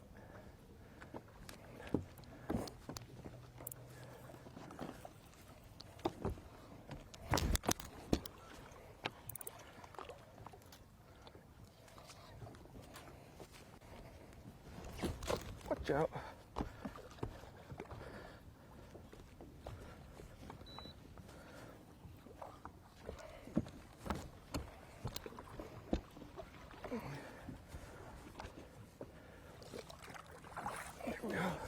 Not huge, but a couple wares on the Maverick. They were all over. They danced on it like 6 times. I couldn't believe, it got me shaking. Couldn't believe how long it took me to get that sucker to bite. Okay, can we hear rope?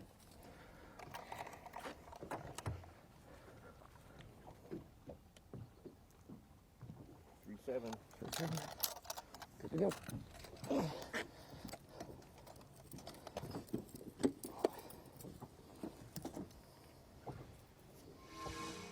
Limit for Greg Hackney. He's over 30 pounds right now. 4th place, 30 pounds, 1 ounce.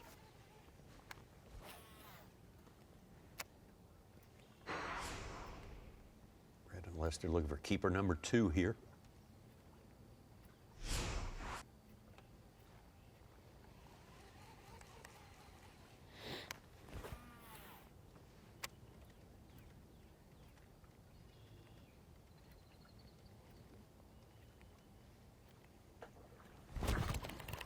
She missed it.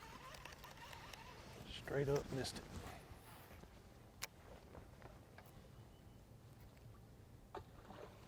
Got it that time.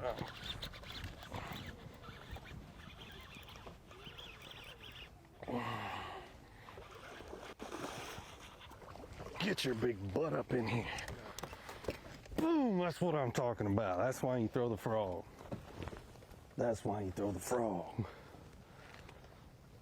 Oh my gosh. Them scopers might be catching more than me, but they ain't having near as much fun as me, I can promise you that.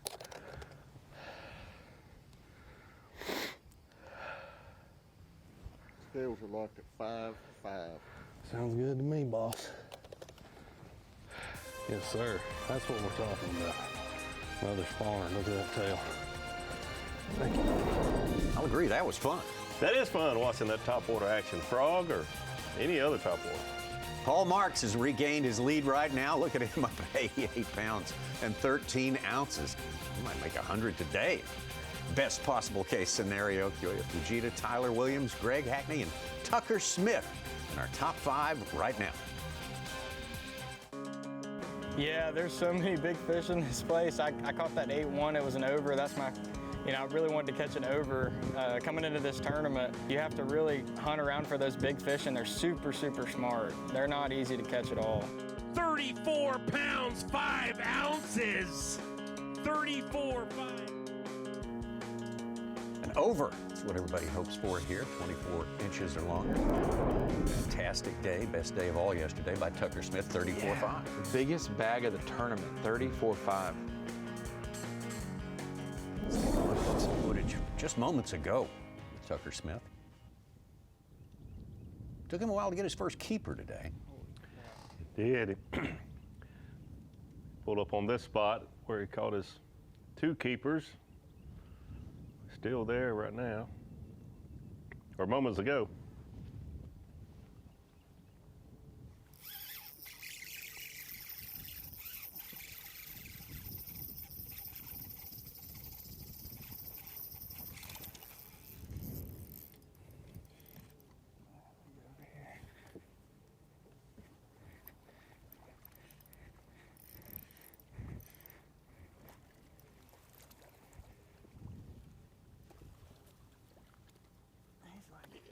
Really moving.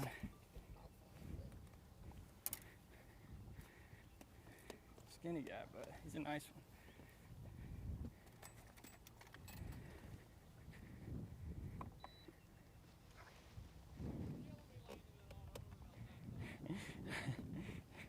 It's clear.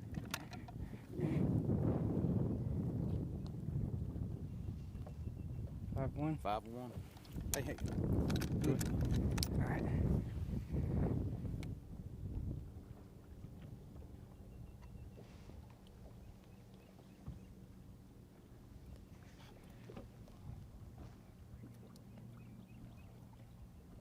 Locked at 5-1. Okay. Gets him up into 5th place. 16-2 total for today. All right.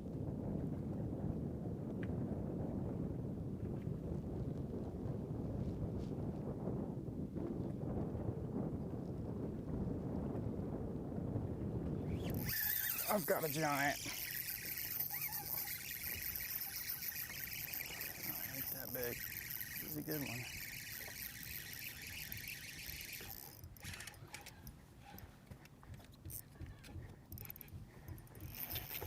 Holy crap. It's jumping on the other side of the boat. Holy smokes.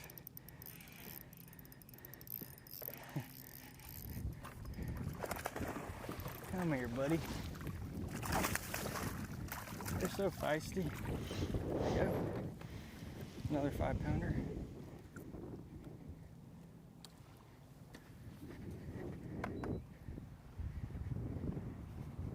Ready? Things are certainly happening. Yeah, for Tucker looking Smith. Going strong all of a sudden here. JT Tomkins.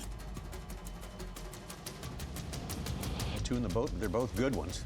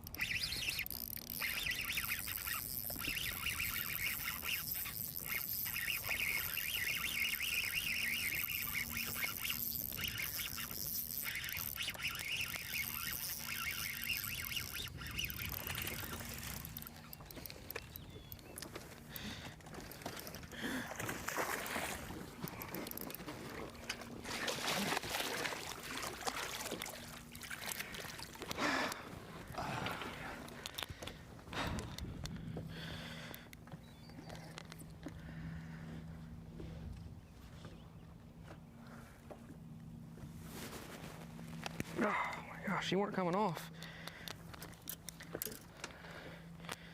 Give me 5.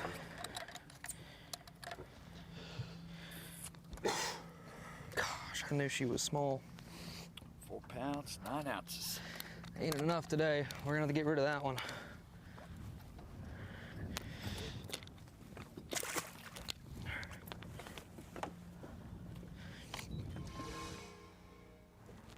Go on the limit book for now for JT Thompkins. Got him at 16.5 pounds.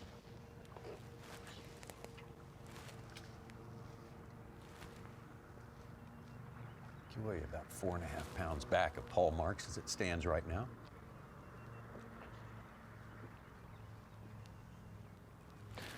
Yes.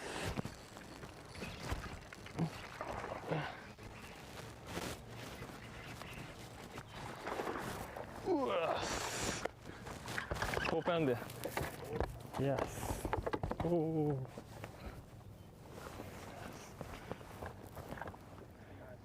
Yes, nice fish.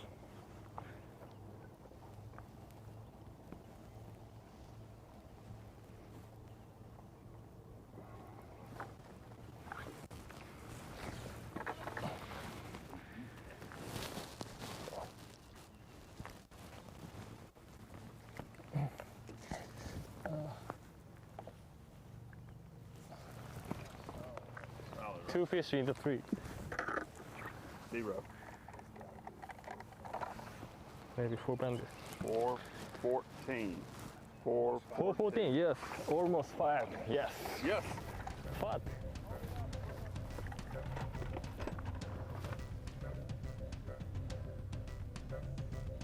Kyoya said he liked the clouds better than the sun, but the sun's out and he's still catching them. Catches them all, it seems like all the same. Yes. It's going to be his second largest fish of the day, his biggest is 5'6". Tyler Williams just called. He's over 30 pounds. 30 pounds, 5 ounces right now.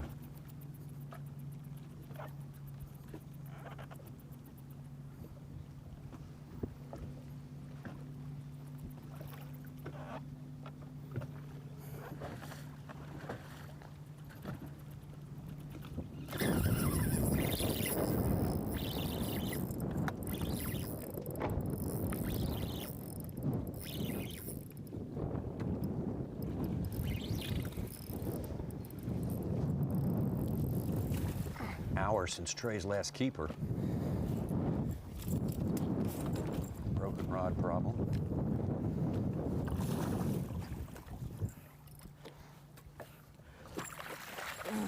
Yeah. All right, number 1. Number 1.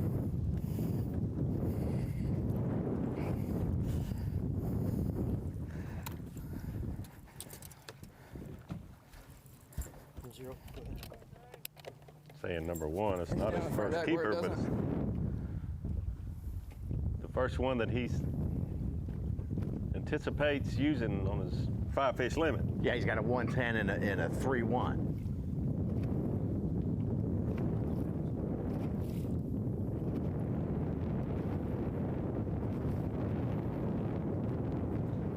Yeah. Take her off the scale real quick. Oh, take her off? Take her off real quick. 5 pounder for sure. Yeah, 5+ there. Okay, they say it went in as a 5'4", so. Trey McKinney hanging in the top 10, like that right there, but that's number 1 in his mind, the first worthy one he has caught during the course of today. Seth Fighter and Wesley Gore round out our top 10, and Paul Marks, the man still on top, still a good lead over Kyoya Fujita. We'll be right back to fantastic Lake Fork momentarily. Tackle Warehouse Bassmaster Elite at Lake Fork. Day number 3, moving day. Semi-final Saturday. Down to 50 anglers from the original 102, and we're going to have 10 only left once the weigh-in is over, but that's a long ways from now. A lot of fishing time between now and then. Taking a look at Buddy Gross. Getting set up on another place to give it a try right here.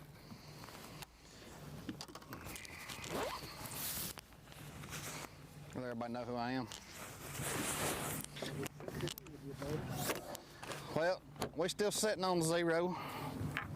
Ain't nothing changed. I ain't making good decisions. I ain't finding fish. I don't know. I don't know. Run that mouth this morning and getting paid back, I guess. We just ain't run into them. Like, I'm just not seeing them. They've moved. Or they've been beat on. I mean, I can't really tell you which, but something's different.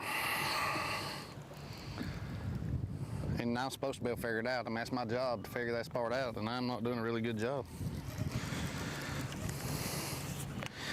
I've quit trying to force feed them and just fishing.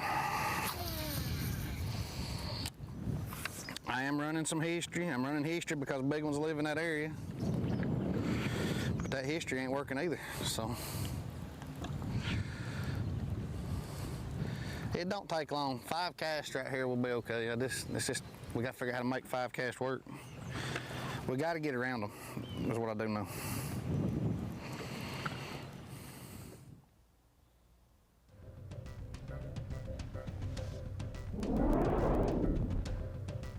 One of the challenges of a big bass place like this, you assume everyone else is just pounding them. Yeah, buddy, day 1 leader was catching his fish farther back in a creek than most of our anglers, and all that rain and dirty water made its way out. It's really messed up his best area. Kyoya Fujita with 84 pounds, 7 ounces as it stands right now in the tournament. Yes, maybe bigger. Maybe bigger. Yes, yes, yes.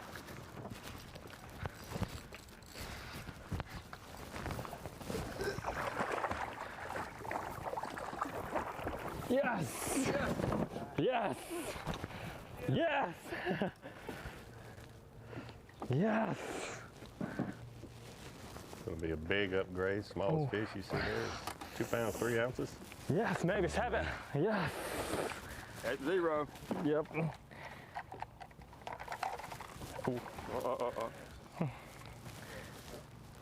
Oh. 6.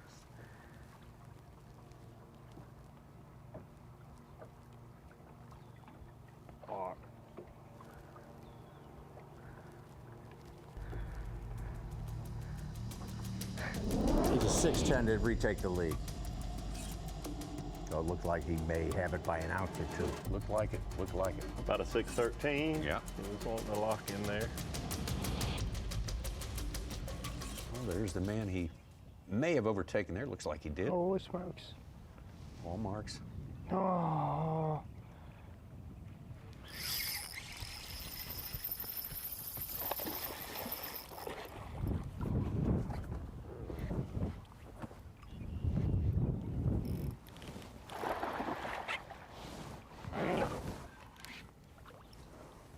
Come here. I'll take that for number 5. Another maybe 6 pounder.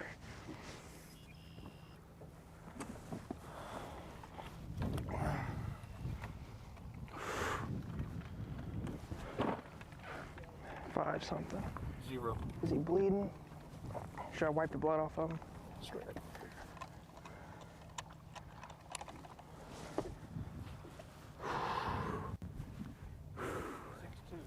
6'2". Holy smokes. 6'2". So we thought he was behind schedule. He's not behind schedule at all. It's only a 9:15. I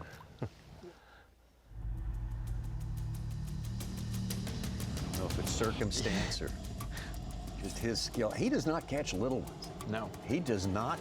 He avoids. I mean, he caught the very biggest spots at Hartwell. You know, no little one. It was just. It was phenomenal. You have to be around them to catch big ones. Yeah. But Tucker, Paul. I mean, the guys that are the best with this forward facing, they do not cast at little ones. They can tell. You could tell Kyoya when he set the hook on his last fish. He knew before he set it, big one, big one. And you didn't hear him saying that about the 3-pounders. Mm-hmm. They can go. They know a 6-pounder from a 3-pounder before they ever cast to it. And they don't, now fish will come up off the bottom that they didn't maybe see and get their bait. So I'm not saying that you won't see them catch a 2 or 3-pounder. But if they see one before they make the cast, they're not going to cast to a small one. Does you no good here. No good. Waste your time. Marks after 30 pounds, 13 ounces, 31.10. He's got 32 pounds. Just like with 94.15. Drew Cook at Hartwell. I mean, going down the bank, looking at him with his eyes. You don't throw at 1-pounders when you know you need 3 and 4-pounders. You've got the feeds of 3 electronics with the anglers associated with him, Tucker Smith, and below him is 360. You've got JT Tomkins in the middle with his green palette live. No way, that's a bass. And Patrick Walters with his as well. Look at this, we got a 6-box, Tommy.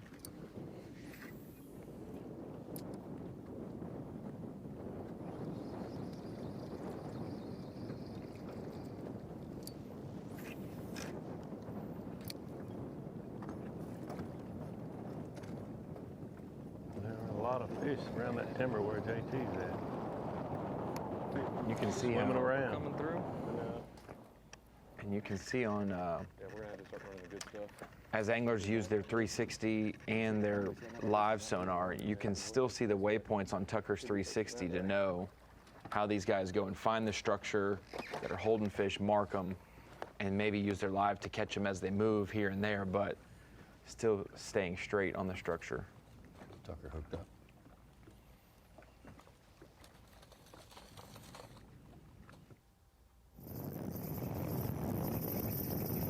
Oh my gosh, I need a 10.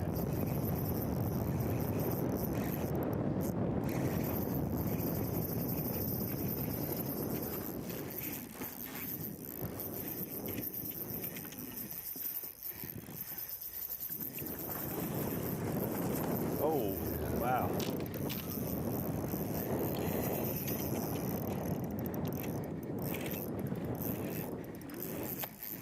Come on, baby. Come on. Come on, baby. Come on.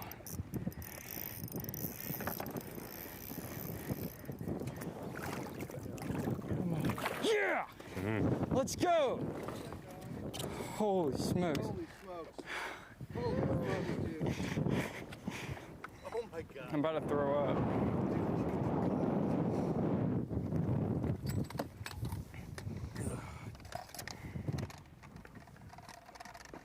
I'd say that's a 24-incher there. Ooh, yeah, I think so. What a fish. We Man. don't know yet, obviously. What a fish. Clear.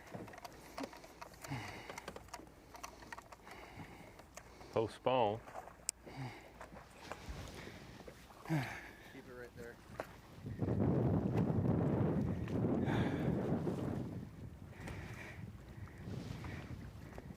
The wind blowing doesn't make this any easier.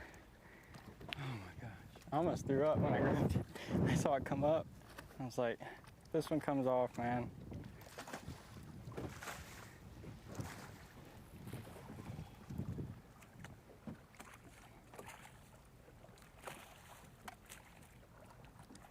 Eight 12. Yeah. Oh, look at that beast. Yeah. Holy smokes, boys. Wait, don't let it go, measure it. Don't let it go, measure it. That's why all of our anglers love to come to Lake Fork. Have the It's opportunity to do definitely that on any 24. cast. It's skinny. It's going to be 24. I know, man. That's why I thought it was a 10. It's got the body of, oh yeah. That one's coming in. He's 25 inches. Wow. We'll get to hold that one up the weigh-in. You're allowed one over. You get to That's hold an it over. over an extra 10 seconds because it's an extra inch long, Tommy. Yeah. You take your personal best? I caught a 9 in Florida one time. What did we decide that An 8-12.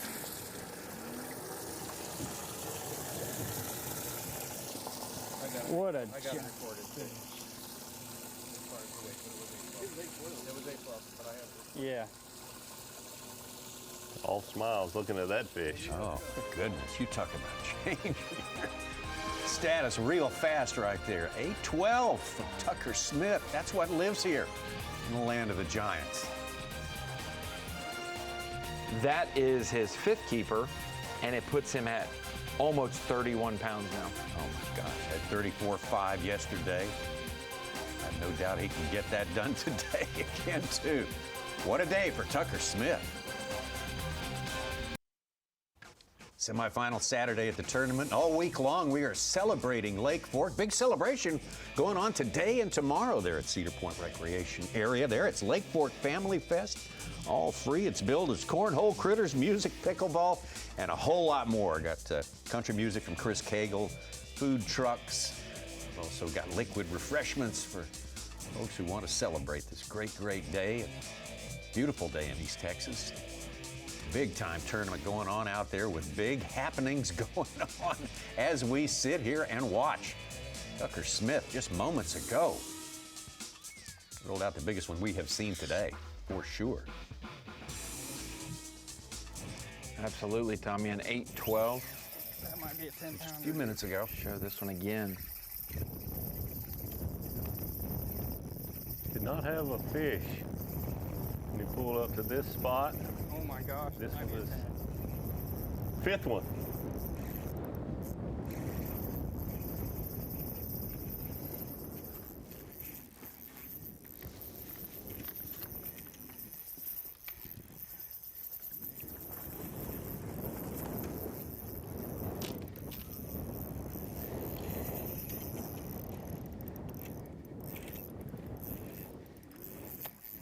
Come on, baby.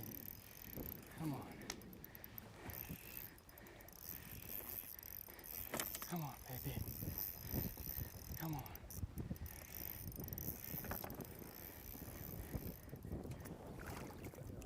Come on. Yeah!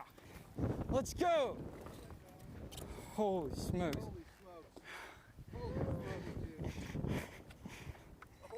I'm about to throw up.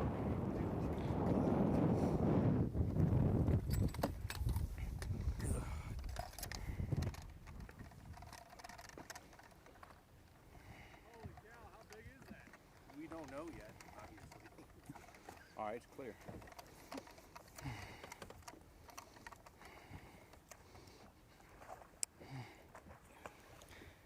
Keep it right there. Absolute giant there for Tucker Smith, 8-12. I thought he was joking when he said he was about to throw up, but then I just looked at his face a little closer then. He was about to throw up. Yeah, absolutely. Todd, it's not even the biggest fish of the day. Will Davis has a 9-0, and then Kyle Norsetter caught a 9-14 yesterday, a pound bigger than that one, and Jay Shakur has a 9-14.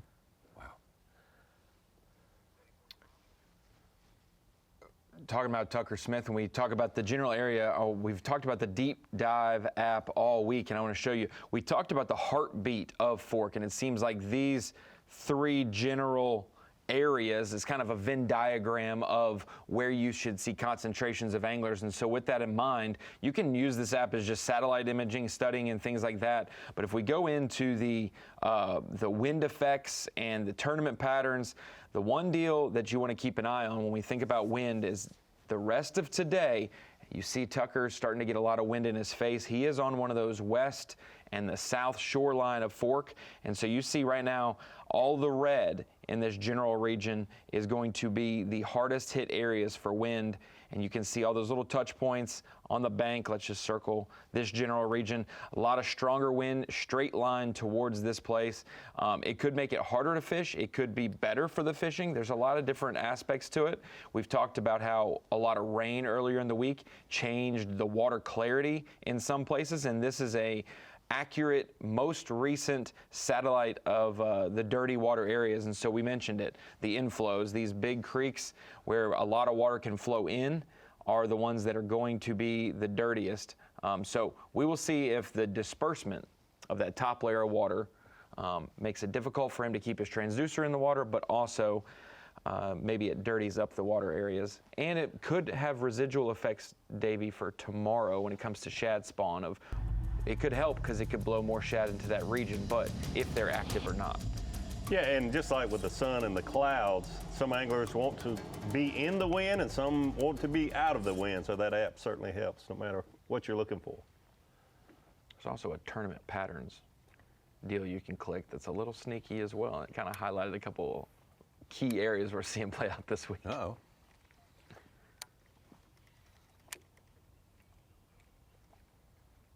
Seth Fighter.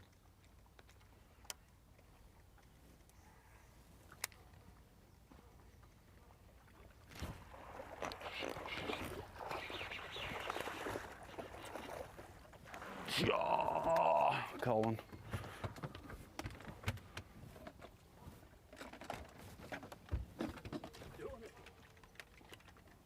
I'll take him. Might be another 4. That's a 4-pounder. Might be a big 3. They're out. Yeah, I think it's just a big 3. There's a few of them up there. 315. 4-pounder? I'll call it a 4-pounder. Might as well. Mitch, the illustrator. Nice bass. We're having fun. Come on.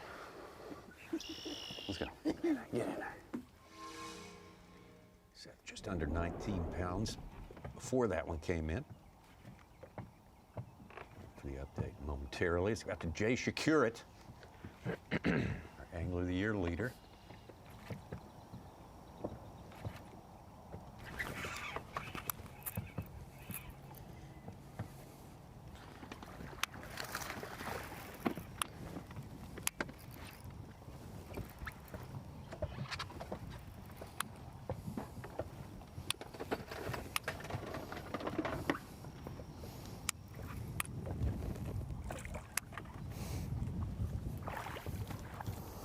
There we go. This little chunk.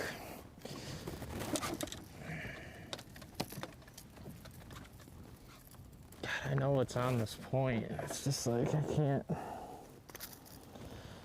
hardly get them to react to anything. Scale 0.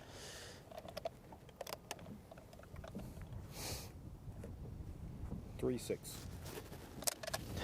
We're not catching as big of ones today, but we're getting just those nice cookie cutters. We'll take it for now.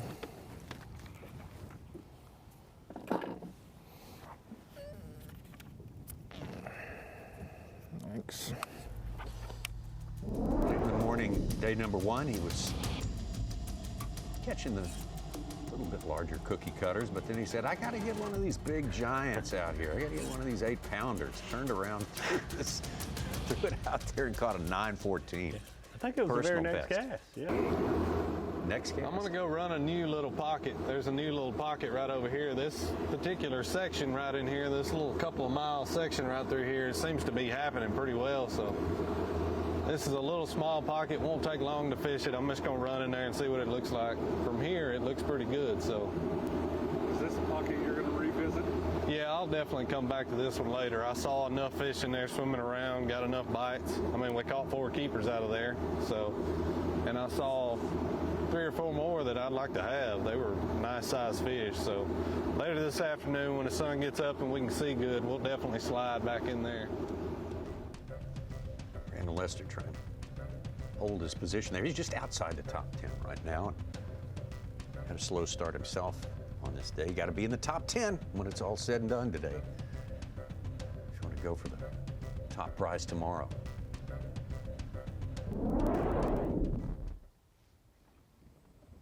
Patrick Walters currently in 13th place. Ooh, I don't know if I'm moving so much or if they're moving. There's a pack of them. There's bait dropping right down on them at about 30 feet.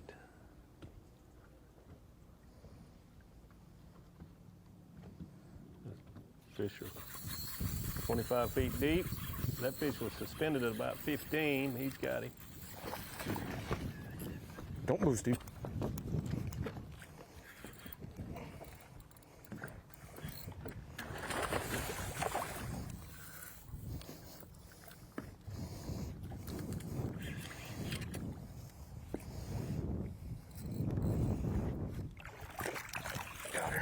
Call a 1 pounder out. They're about to bite. Don't be too loud now. We might get them all out here. Ooh. I haven't seen them bite this. I'm kind of scared.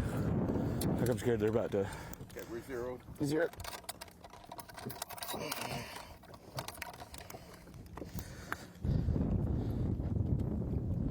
Four, 2, 4, 1.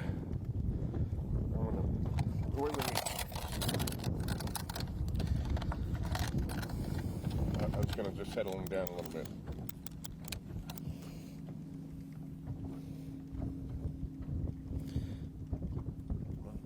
Four, 1, son. I mean, we ain't gonna have to. We got waves. We ain't gonna have to make it lock exactly. Right. Here we go. Find the cut one under Mickey. One gets him back in the top 10. Patrick Walters would love to fish tomorrow, that is for sure. Got a great, great record here. A first and a second on Lake Fork. He's strong in this place. Hallmarks, the man on top, 94 pounds and 15 ounces. That's strong. We're not even halfway through day number 3 here on Lake Fork. The Progressive Bassmaster Elite Series Tackle Warehouse Elite from Lake Fork, legendary Lake Fork, East Texas. Our live coverage sponsored by Toyota on this semifinal Saturday. Very, very important day. You got to make it into the top 10. But man, what a treat to be able to come to this place. We welcome you to our place here, our headquarters, the Bassmaster Studio, sponsored by Marathon. We got Ronnie Moore here. We got the legend himself, Davey Height. And God, who wouldn't sign up for a trip to the land of the giants? And we had a slow start, Davey, but then it really picked up. The bite window opened up big time. Yeah, it's absolutely incredible. And this is Lake Fork. Everyone knows when you see that on the schedule, there's going to be a lot of big fish caught. But the first 2 days of this event, things got started so fast. Today, a little bit slower. But gosh, it's not even 10 o'clock locally yet. We've got several anglers with over 30 pounds. The bar has been set. You have to catch an 8-pounder real close to it to really move up in this event. Ronnie, last year, Trey McKinney led a group of 10, the top 10, on the final day, all of them into the Century Belt Circle there. Could that happen again this year? We're on pace, and we're not going to put anything, even guys like Brandon Lester, Seth Fighter, who are maybe not fishing offshore, and they're fishing the shad spawn, which is kind of a waning technique. It's fading a little bit. They're still catching plenty of 3.5 to 4.5 pounders, and if you do that, paired with what you did the first 2 days, I could see every single angler making the 100-pound mark. But the question is now, halfway through the event, and with our leaders unofficially a couple of them being over 90 pounds, how close can we get to last year's mark of the mid 120s, maybe touching 130?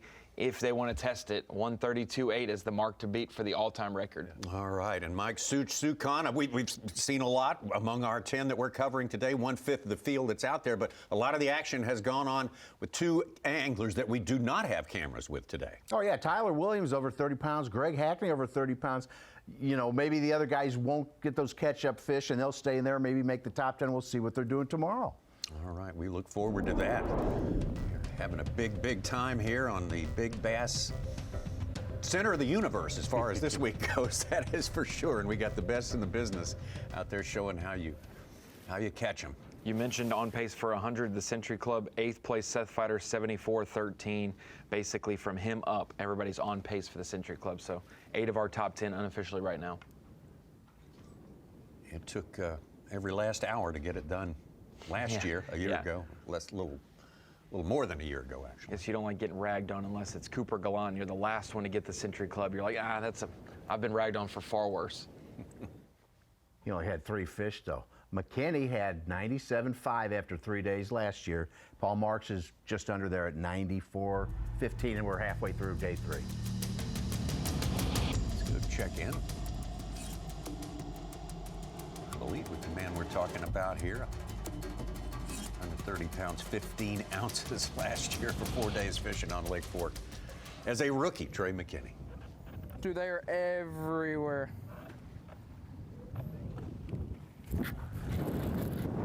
Biggins.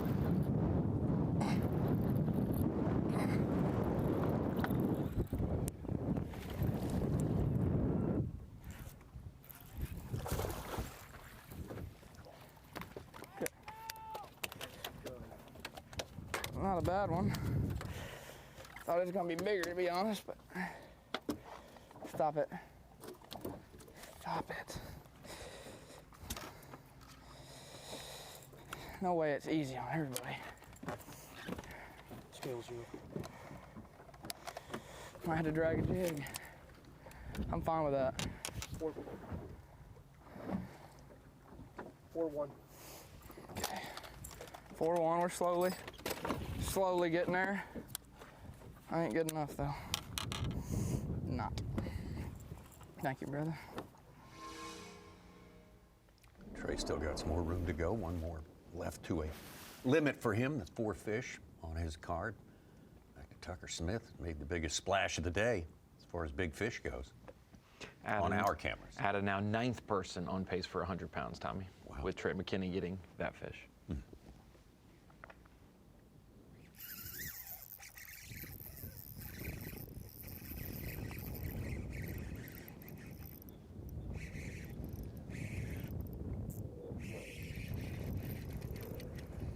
don't think he's gonna help.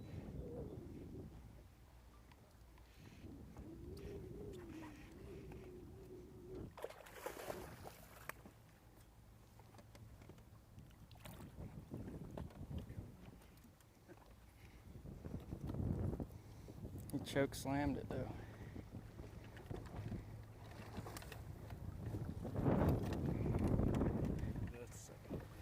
Smallest fish, 5-1. All right. Be real close. 415. You're pretty damn close. 5-0. 5-0. Yeah. All right. I don't think he's gonna help No, me. it won't help you.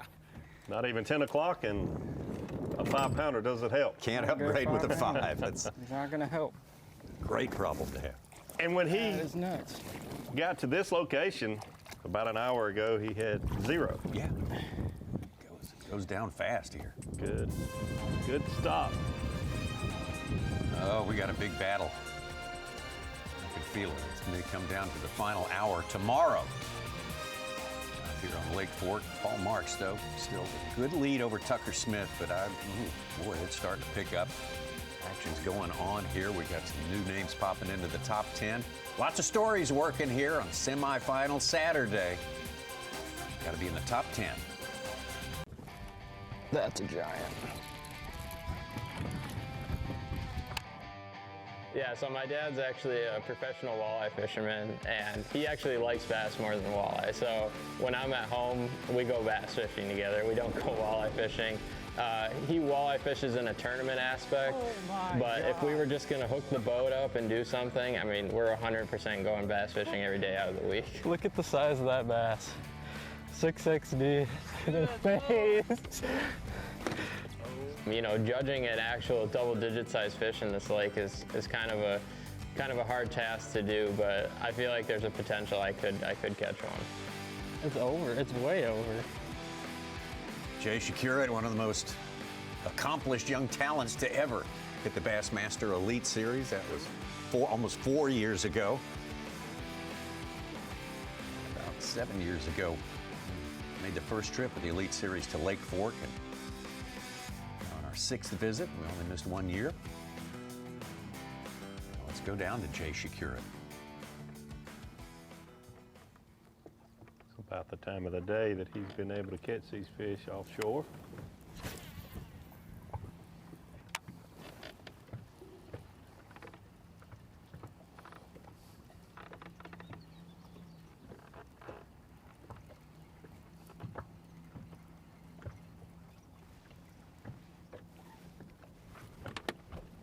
He's in the tree. Oh, he came out. Oh God, it's a giant. Stay out of the trees. Stay out of the trees. Stay out of the trees.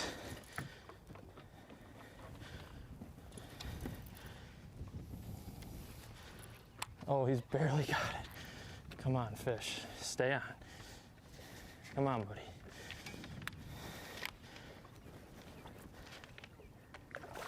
Come on, buddy. Come on.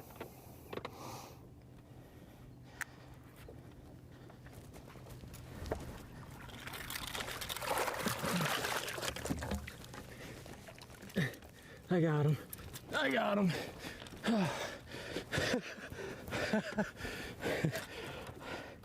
I went for the wrong dive there. Almost got a hook in the hand. That's a big one.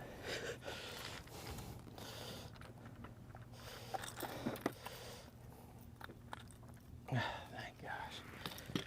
Whew. Scale 0.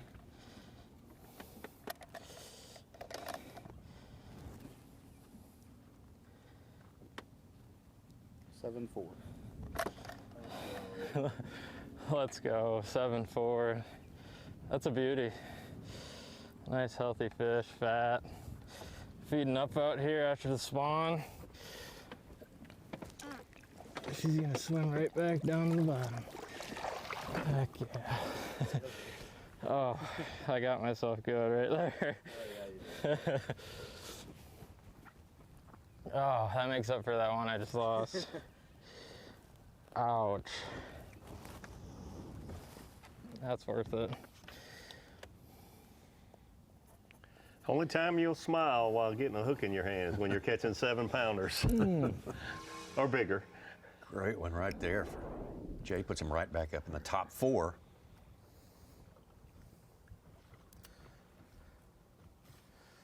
There's a good looking fish. Patrick's fishing in this deeper timber.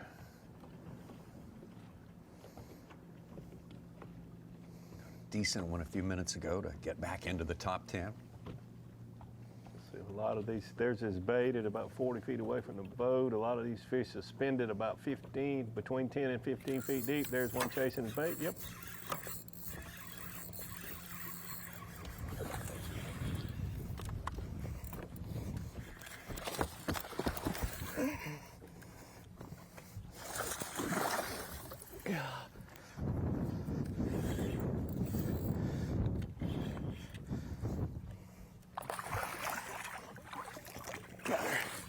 Break the wheel.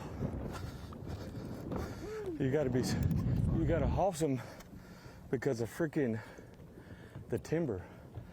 If it goes down there for a split second. All right, stand up, Steve. Right there, right? You good? Yeah. All right. Give me some good weight. 415. Come on, Steve. She's gotta be 5 pounds. Let's see if it'll change.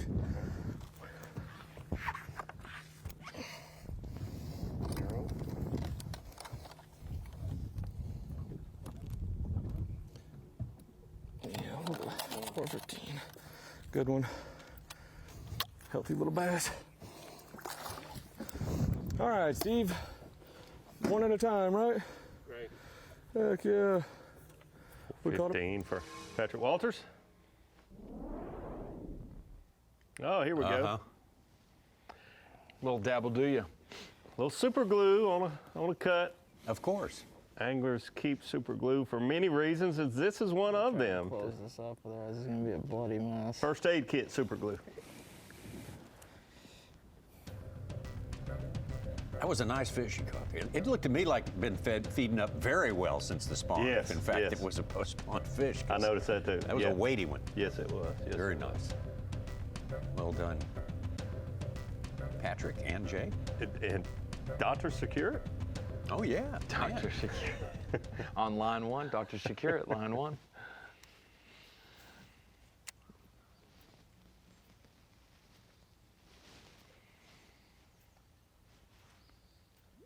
Brandon Lester. A few more for Brandon Lester on the frog. We'll call him Dr. Ribbit a little bit later. Mm-hmm.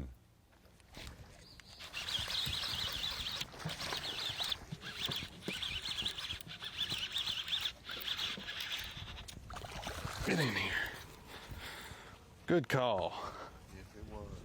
Good call. There was a boat in the one I wanted to go in, so I just picked the next one, rolling here. Catch us a 4 That's pounder. a 0.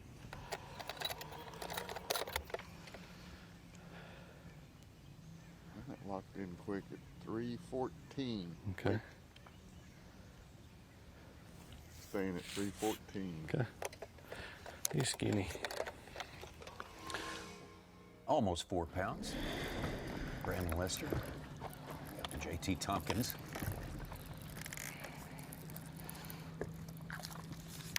Should have one unload on it right here.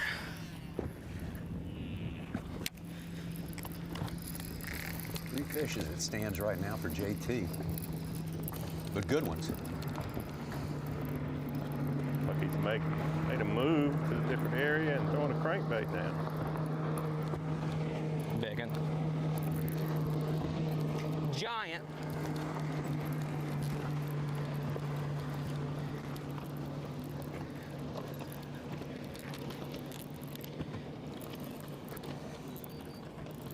I thought it was bigger, it's just got her mouth wide open. Got one hook. I gotta get where you're at. Come on, stay hooked. Stay hooked.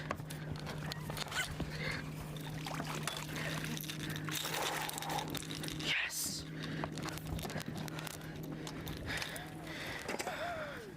Let's go.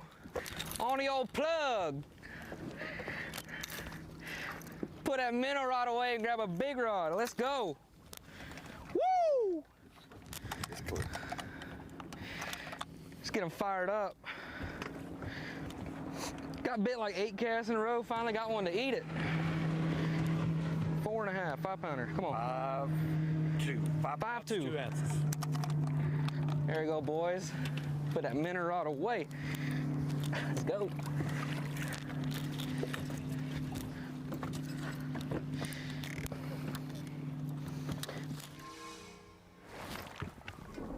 Four now for Tompkins. Now Fujita hooked up.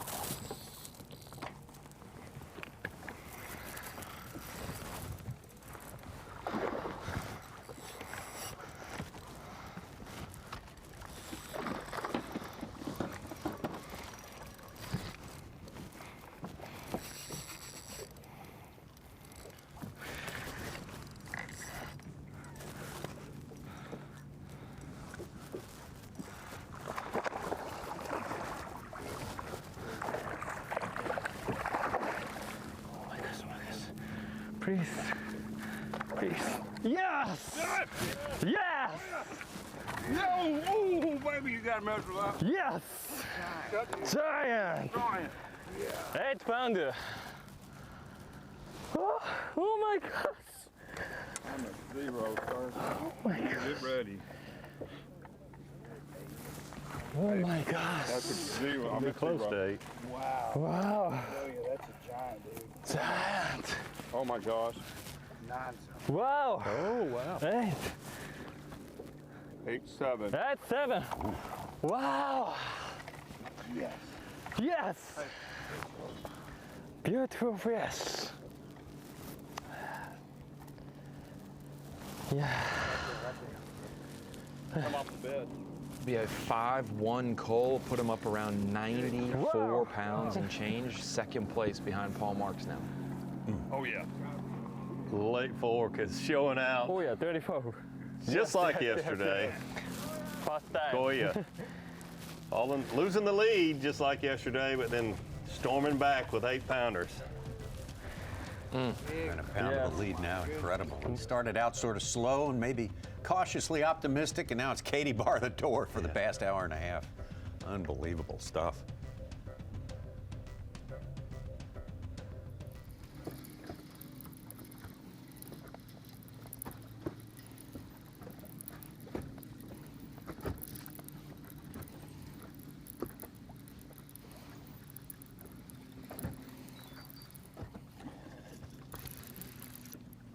Tomkins looking for his limit fish now.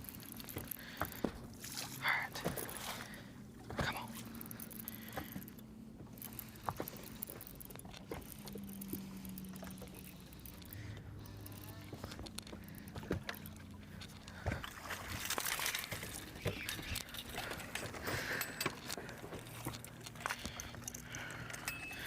All right, boys, let's go.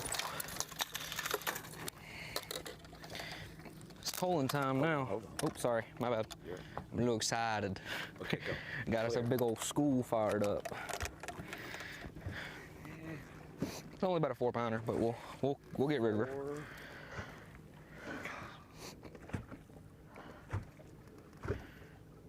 4 even. 4-0. 4 pounds even. Lake Fork baby. Get back in there. Feels great to have 5. Oh crap! I gotta sign that slip. I don't want to get in trouble. I had to stop her. All right, there you go. Sorry. No, you're good. Nice fake cast right there. Faked out everybody right there. JT Tomkins getting his limit. A little later than he might have liked, but he's got some solid ones in there. Good stuff, and we expect it to keep on going here on Lake Fork.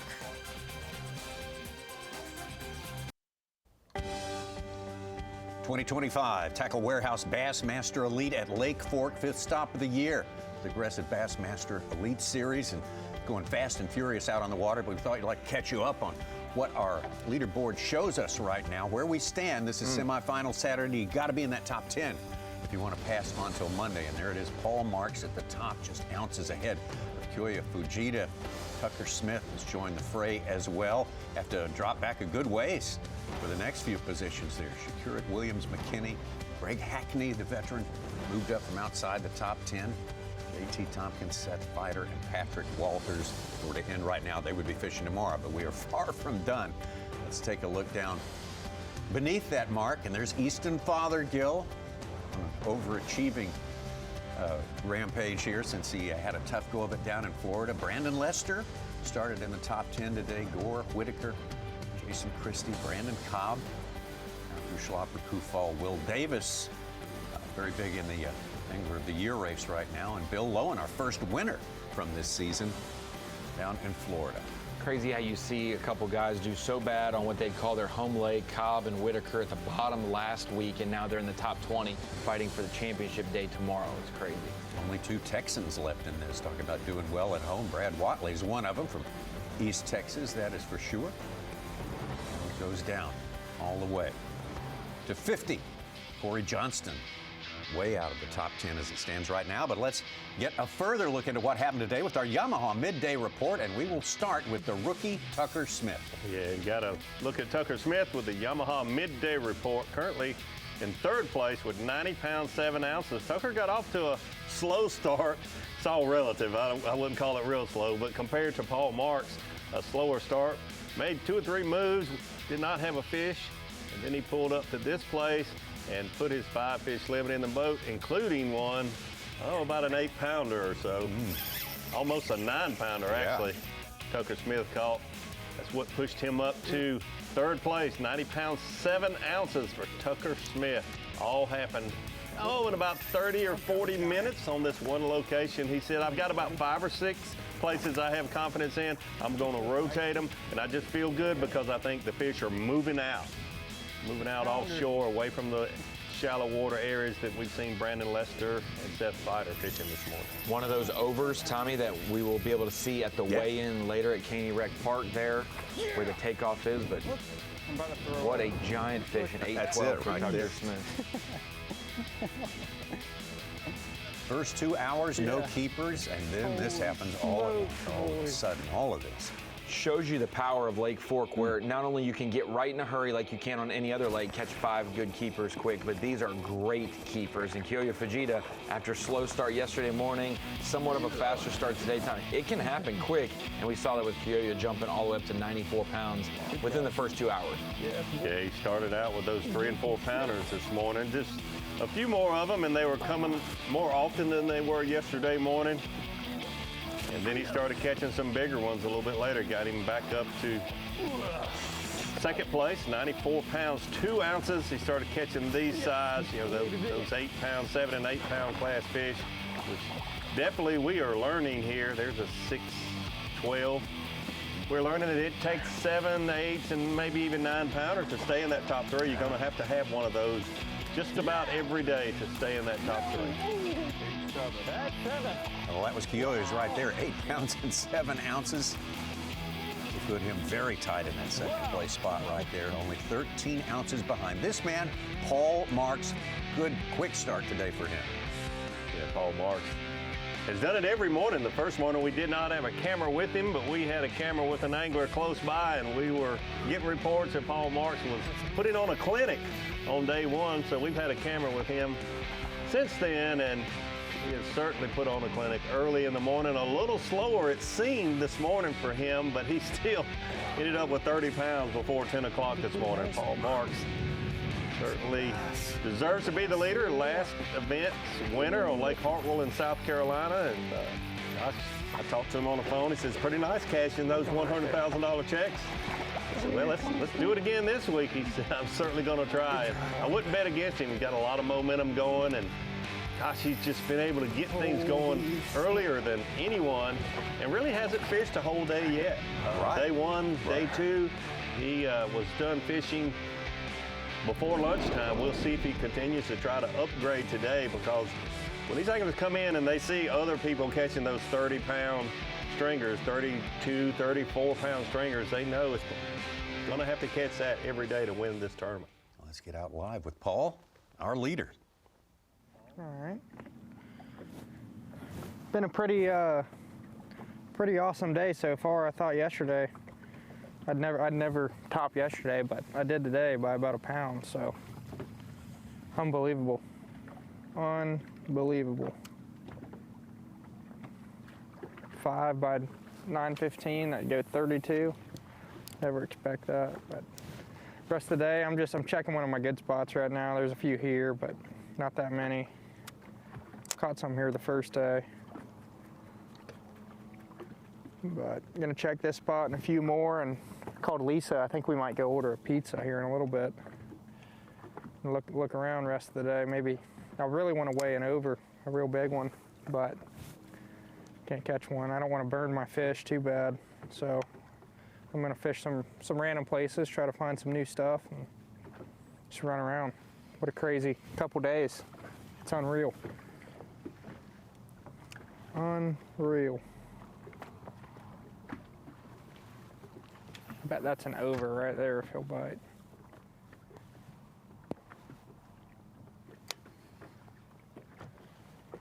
Paul in a great final day battle with Drew Cook 2 weeks ago, Lake Hartwell. Paul fishing offshore, Drew fishing for big spawners, sight fishing. Paul came out on top. Let's get back out to JT Thompkins.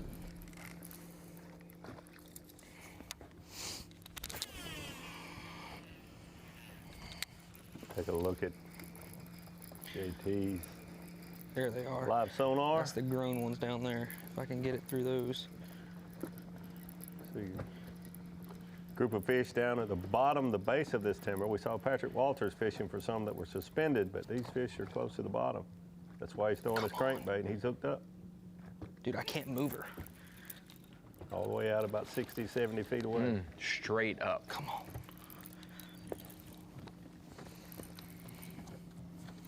I gotta keep pressure. I'm gonna come back to where you're at again.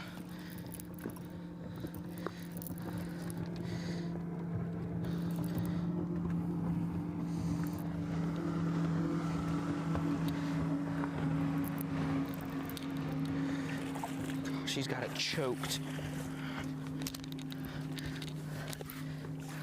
She's got it friggin' head first. Oh. Dude, you want to talk about eating it? I can get it unwrapped around the camera. Look at that. Friggin' meat head first, son. Oh, Lord, that's awesome.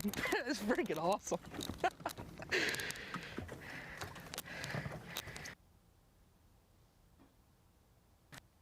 That's what you want to see. You know how hard it is to get a crankbait head first when it's digging in the bottom at like 5 miles an hour? Not hard enough, I guess, for her. 4 3/4, come on. 5 pounds, 7 ounces. 5'7", let's go. Boom.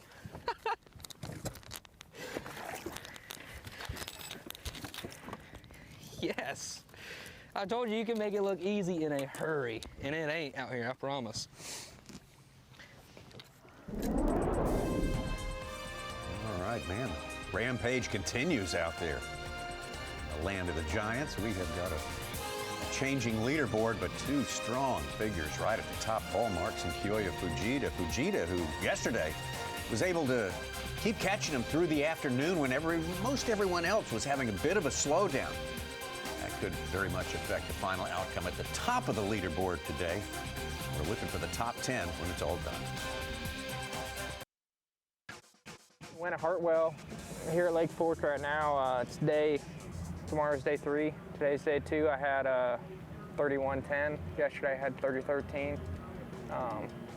Pretty crazy to be sitting like I am after I just won a tournament on Hartwell, but pretty nice. Completely different fisheries. This lake's a gizzard shad lake and a huge largemouth swimming around. The water's a lot dirtier. It's not dirty, but it's not nearly as clean as Hartwell. The fish set up different. I mean, they're on just weird places. You got side stand all practice to find them. I pretty much just rotate same spots in the morning, and the last 2 days I've caught over 30 pounds on them. So I hope they're still biting tomorrow. It's definitely crazy. I have 30 pounds both days, and it's wild. Two biggest bags I've had in a tournament back-to-back days. It's awesome. And now today he's at 32.8. So Paul Marks, man, what a performance! Trying to dominate out here on the Bassmaster Elite Series, the last event and this event. But his lead is not huge. 13 ounces ahead of Kyoya Fujita, who has already shown us he has the capability of catching him pretty well into the afternoon, too. Yes, I don't think we'll see Kyoya Fujita with 94.2 for his total weight today. I certainly would think he's going to upgrade from there. Paul Marks, though, our leader, does not have any of those 8-pound plusers. He's got a 7.5. That's the best he's got, but a super solid bag. This was moments ago with Tucker Smith.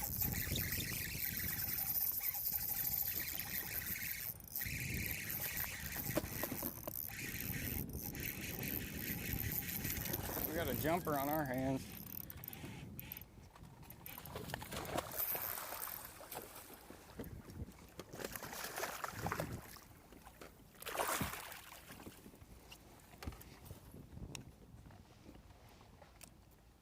Boom.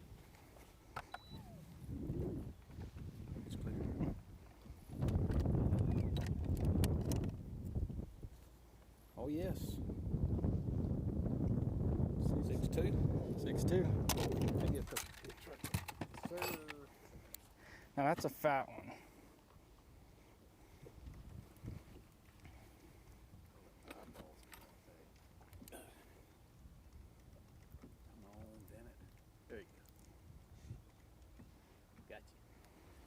Sweet.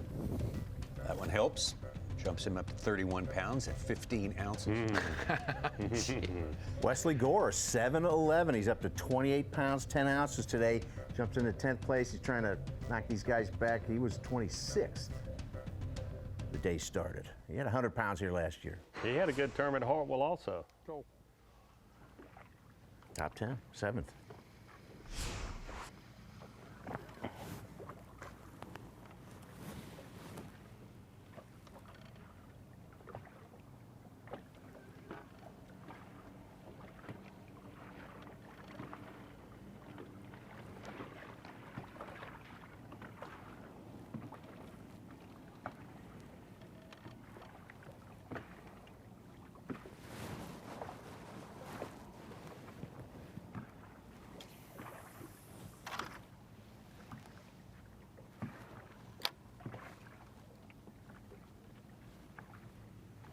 Yeah, Marks is only 13 ounces ahead of Fujita, and Fujita's got a 310 among his 5 and a 414. So he's got some headroom there.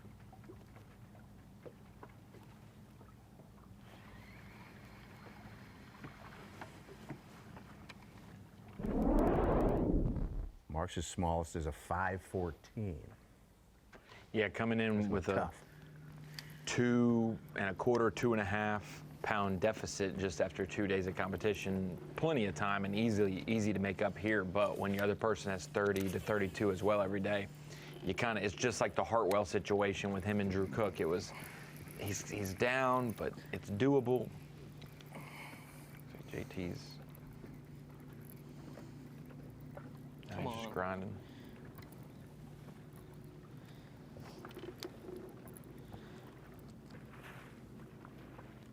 Come on. No. Hooked up now. Can't tell. It's...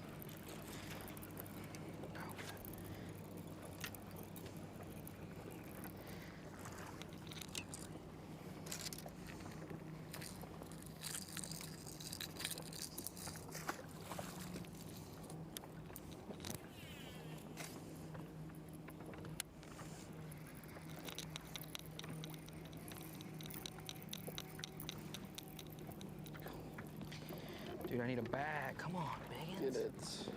Where y'all at? Gosh. Why am I not getting bit? I broke the school up. I didn't feel one.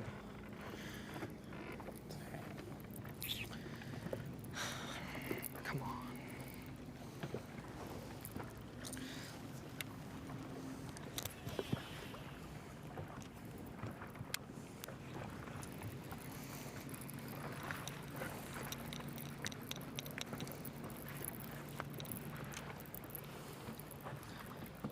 About to switch angles again, I think.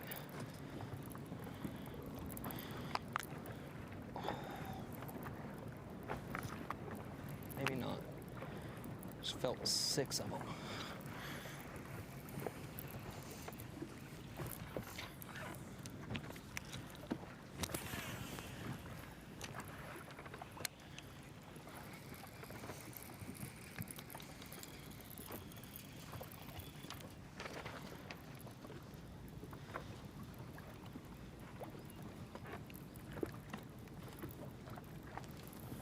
Pretty sure that's a carp. Yeah. No bass. Ain't no way.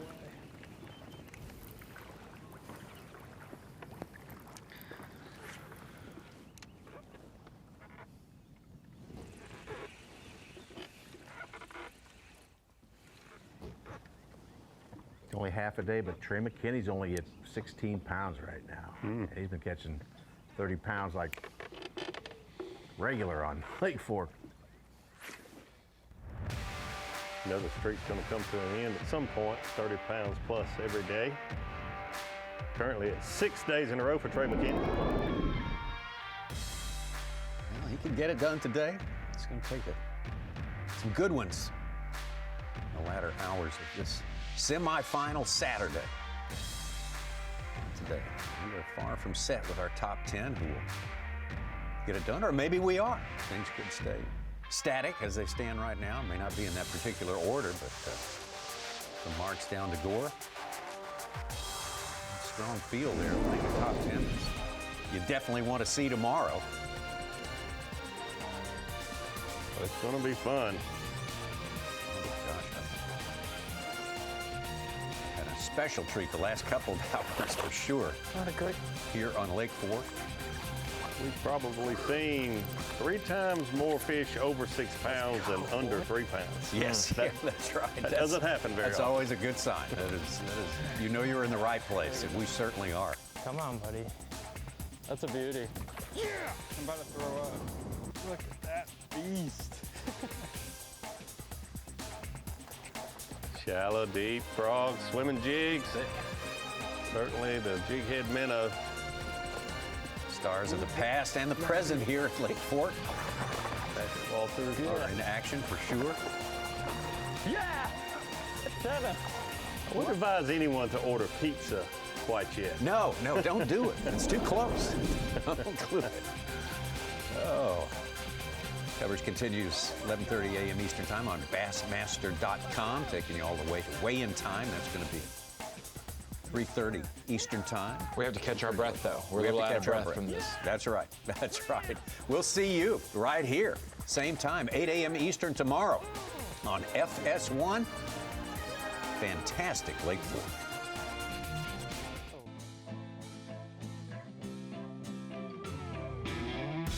Saturday. Want to welcome all our viewers in, whether you're watching on Bassmaster.com, whether you're watching on YouTube, or whether you're just joining the bandwagon for the very first time. This is the Bassmaster Halftime Show presented by Bass Cat Boats.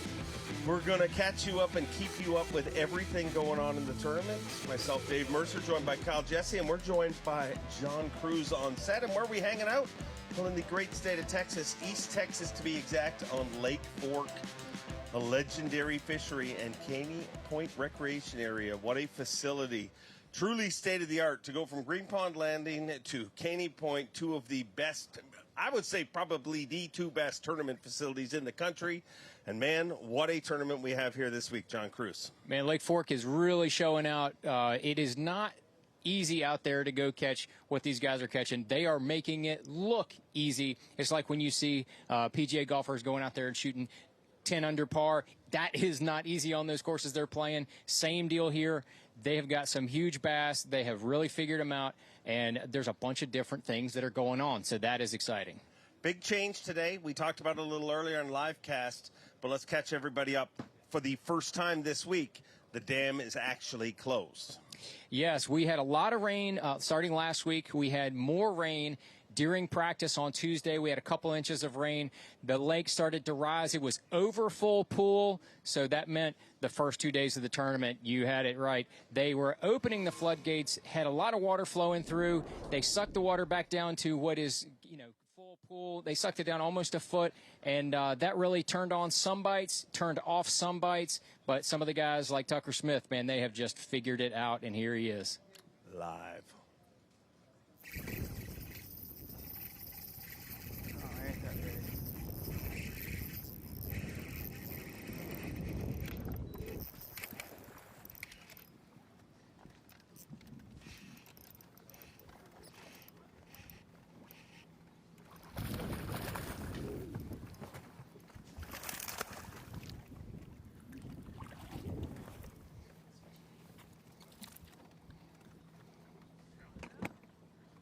I don't think so. Clear.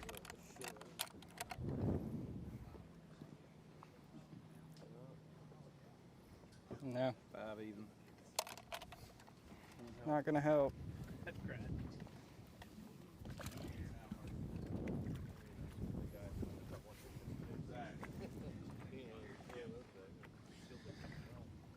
A lot of fun to catch, but not going to help. Which means you're having a good day. When a fish like that doesn't help, that's impressive. Things are good. That's impressive. Yeah, when you're not keeping a 5-pounder, that's a really great one. Going over here to Trey. Hooked up live. Ripped into that one. Well, not giant, but it'll do.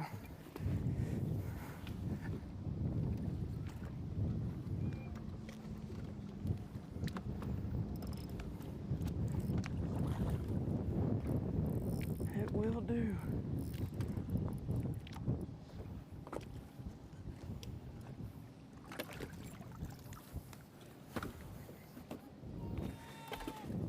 Not a bad one. Got to start somewhere.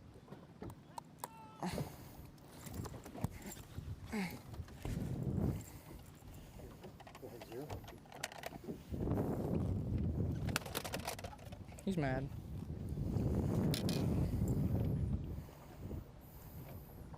£3 8 ounces.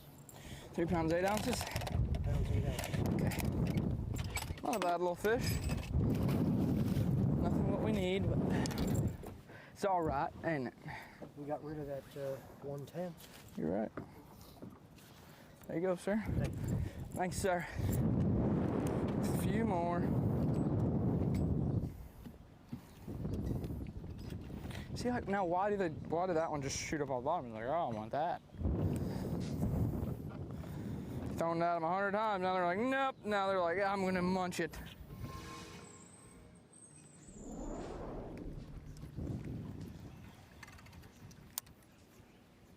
Over to Seth Fighter. Done his damage shallow this week.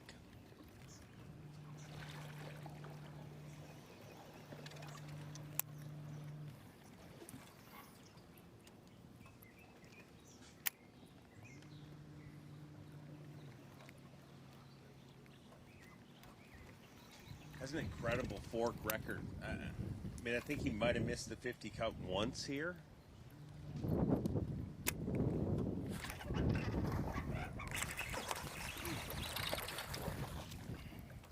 I don't think he's gonna help. Got me excited though. Might be able to do that.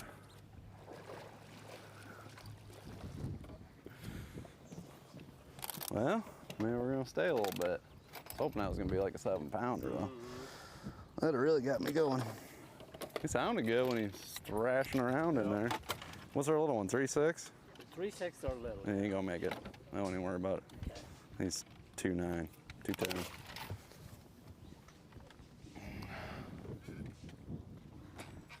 Damn, chewed me up too. These docks are nasty.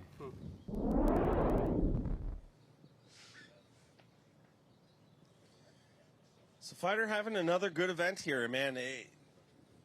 Those two anglers we just looked at. I mean, Fighter to, I believe, almost never missed the 50 here. And Trey McKinney, I mean, 6 days in a row with 30 pounds. That's wild. That's unbelievably impressive, and it's not like he's done the same thing on the same spot. He's mixed it up. Obviously, that's between 2 different tournaments. He's got this like really on lock, and so does Fighter. What he's been able to do shallow is very impressive. And I talked earlier about making those adjustments when that shallow bite actually kind of changes. He's able to make those adjustments. It looks like, you know, he may have gone to fishing docks. A lot of these fish that were pushed up real shallow, maybe they've moved out to those docks. He's got that figured out, and I'll be watching live a little bit more to see exactly what he's doing on that.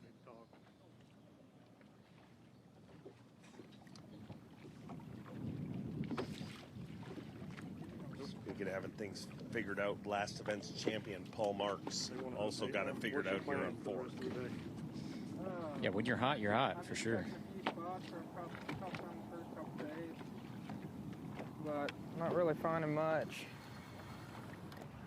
There's some big ones on this spot. I can't get them to bite though. I'm gonna go check one more spot and then maybe order a pizza. I don't know. Look the rest of the day. Got to find some more places I can catch some. I don't think my 2 main spots are gonna hold out for me. I really don't think it'll work out. Gonna need some fresh fish.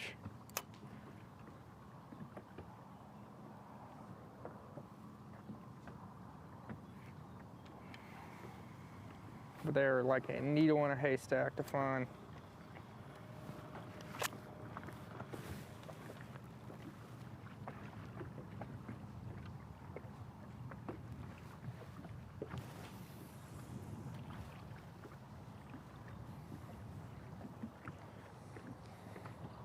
Yeah, I think he kind of said exactly what I was going to lead in with, is that it's like a needle in a haystack out there. You know, it looks like he's out in the middle of the lake there, and it looks like it's just a lucky thing. Like you just stumble onto a pile of fish. That's not how it works. You find areas. It might be a 100 or 200 yard area that has fish, and that you figure out how to make that group of fish bite. Then you might go for an hour and a half without seeing a fish or seeing a bass that's catchable, and then you stumble into another area and maybe catch one. But at the end of the day, it's looking really good. It is not easy. Just like with fishing shallow, you've got multiple patterns that could be going on. Sometimes one pattern is better than the other. That's what it's like. It's invisible to the viewer to see all of the stuff going on in, say, Paul Marks' head when he's out here in the middle of the lake with this giant bag of fish that he's already got. He makes it look easy, but definitely it is a science to it. And I think there's something to be said for, you know, just that. Like, he spent the last 2 days, the better part of the last 2 days, looking for more stuff. You know, he's caught so many of his fish early in the morning. Obviously, kind of the same thing today. Everything he's got in his bag right now was caught before 9:15. And like I said yesterday, I mean, Mercer, he spent basically the entire day looking for more and was never able to find it. So obviously that spot's certainly working out for him, but definitely not as easy as you would think. From our unofficial leader to our day 2 leader, Kyoya Fujita.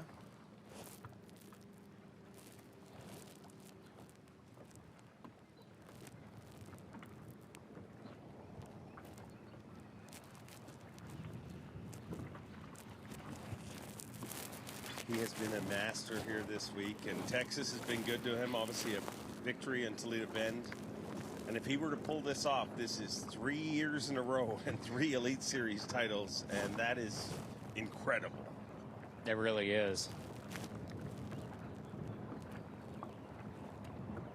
Up there in second place right now on Bass Track, but I mean, he has a 310 and a 414, which, you know, we've seen throughout the week. Once he gets on a little deal, he seems to catch them pretty quick and can catch up very quick.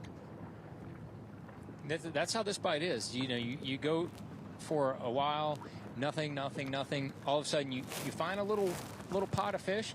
You catch a 7 and a 6, bang, bang, and all of a sudden you rock it up way in your standings and the total weight.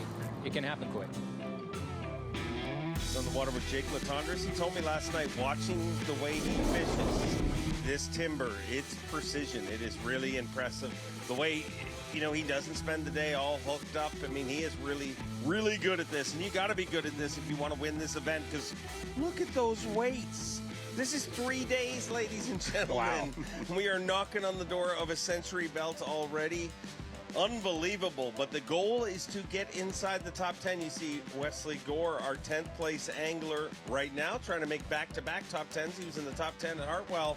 But you got to get inside that top 10 to be inside our top 10 and get our Yeti hot seat cut. See the cut right there. Patrick Walters just on the outside. And Easton Fathergill, don't let him get close. He's trying to make 4 top 10s in a row. We'll be right back.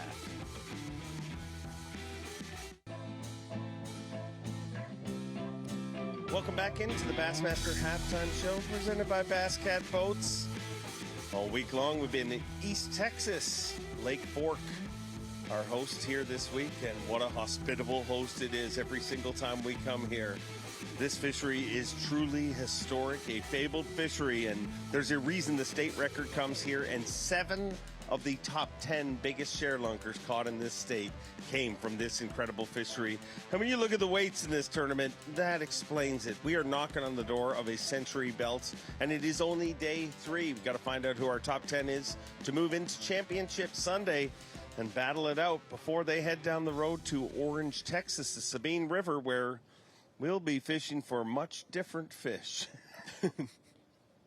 Same river, different fish. Yes.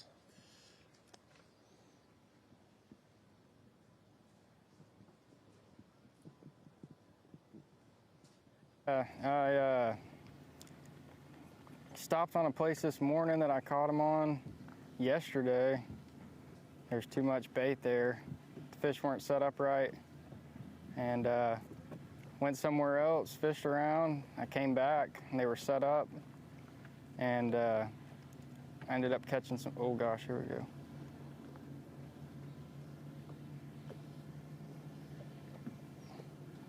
Gosh. And I ended up catching some big ones. I caught a good limit, and then caught that 812. That thing was huge, 25 inches long, so spawned out. It's like a 10-pound frame. I was freaking out when I caught it, but it's all about timing. I got in a good rotation yesterday, and I'm kind of in the same rotation today. And you just got to get in that right rotation, and it's all about timing. These fish just pull up on these places at certain times.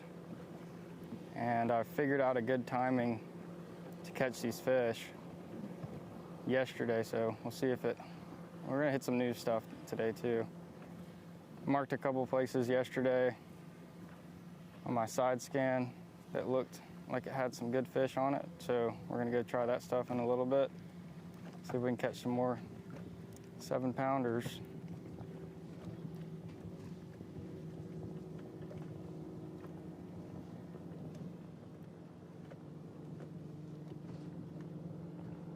Seven-pounders are fun.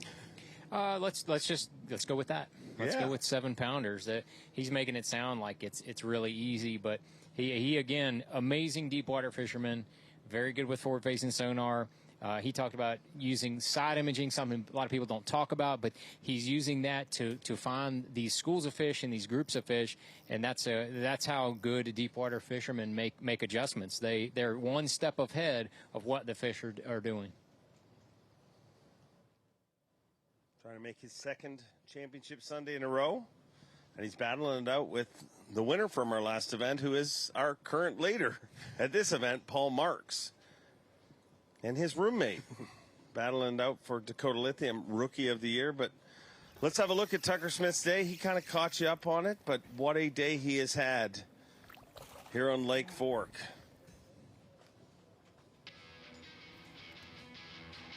I mean, that's a decent way to start things, John. 510 is one of the smaller ones. All right, if you like that kind of thing.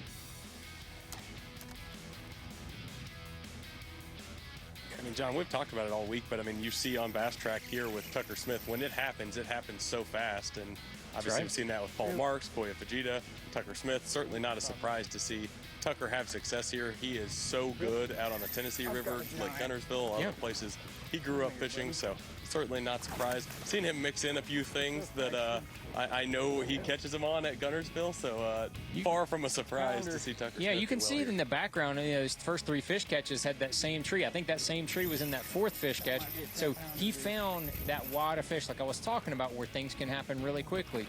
He found that group of fish, that same tree. There it is.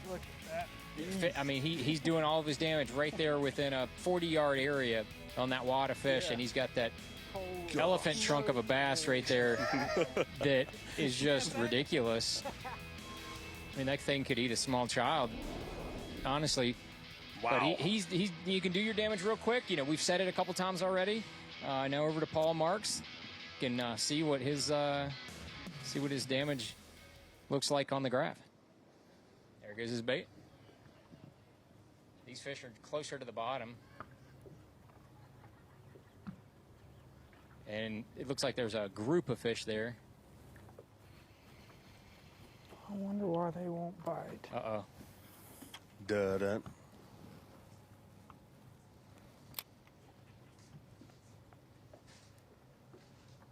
So this is a little bit shallower. You know, a lot of people think, you're using the forward-facing sonar out in the middle of the lake. He's in, 9-10 feet of water. He is hooked up. And he made it happen.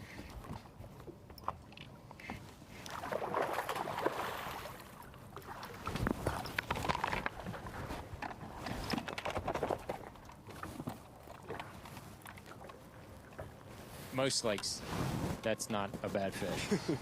Lake Fork, not that bad. Help. 0. Needs to be over 514 what Paul's got so far. Needs to be basically a 6 pretty pounder. one. Thanks a lot, buddy. Go back here so he doesn't go back to that school.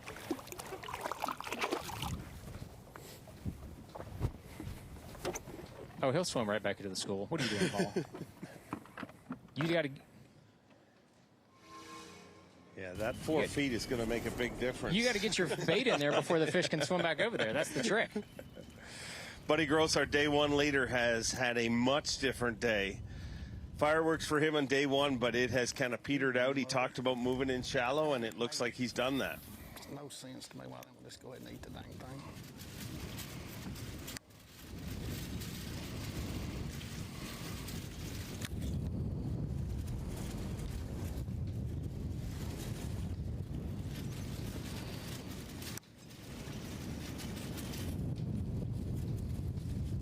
I can tell you, I can feel Buddy Gross's pain. I really, honestly can. 33 pounds day 1. Got on one of those wads like we were just talking about a few minutes ago. He let that carry him into Saturday, and there's nothing wrong with that.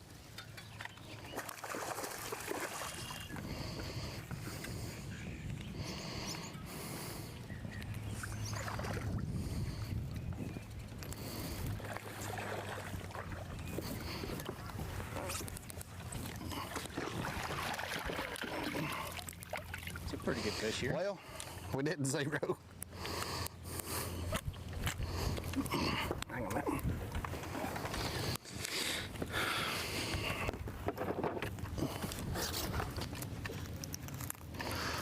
I ain't got to say that all day about a fish, but thank you, Lord. Still got lots of 0. time to change things.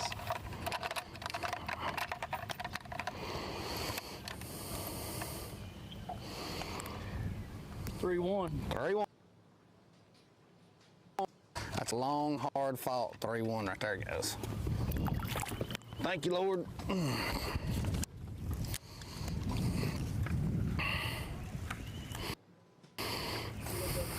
Oh yeah, hang on 1 second. That doesn't explain how evil our sport is. I don't know what does. We just went from an angler who couldn't use a 5-pounder to the hardest fought 3-1 of the day. So the sport is the most frustrating and satisfying sport from week to week and day to day, and within the same day. Good for Buddy, though, making an adjustment. I mean, if you'd have told me yesterday in the morning when he caught those 3 5-pounders right back to back to back that this point of the day on semifinal Saturday he'd be fishing a boat dock, you know, you would never expect it, but certainly, you know, has the possibility to put his head in the right place.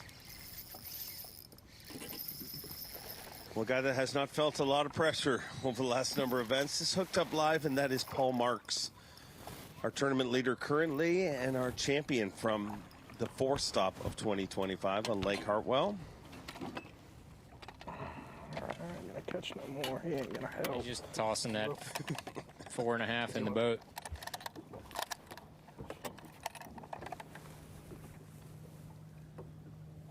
$4.14. Oh, nice one. It's getting near their stomachs. I'm still here. They came back. Just another 5. Yeah. If we stay on him long enough, we might see him catch another 20-pound limit that he can't keep. That's over 20 pounds. Those last 2. I'm just thankful that Buddy Gross can't see that right now. With everything he's going through and what Paul Marks is doing at the exact same time, it is the thrill of victory and the agony of angling, John Cruz. Absolutely. We all know it well. If you haven't felt that agony, you've not been doing it long enough. But you just have to fight through it and be ready for the next one. We're going to the Sabine next time, so that's where my mind's already headed. I've become a fan. It's fun just watching this and just being in awe of some of these guys at the fish that they're catching, and my mind is already on the way to the Sabine. Well, I look forward to seeing you there, and just a few hours down the road, we'll be there all next week, stop 6 of 2025. But don't go anywhere. John Cruz going to hit the road, but we're going to be joined by Lee Livesey, a 2-time winner here, 4-time Bassmaster winner. And Cruz, you're pretty good at this. We're gonna have fun. I have fun today. We're gonna go to the expo. There's a ton of people out there. It's awesome. Hope people get to come by, and I'll say hi, and we'll see you there. Big concert going on. Giddy up. All right, can I pay you over the phone? I don't have any cash on me either. Okay. Okay. What do y'all want? Whatever, dude, I don't care. All right, I guess a large pepperoni and mushrooms. Large or extra large? Just a large pepperoni and mushrooms. Anything else? I guess y'all want a Coke or anything? I guess 3 Cokes.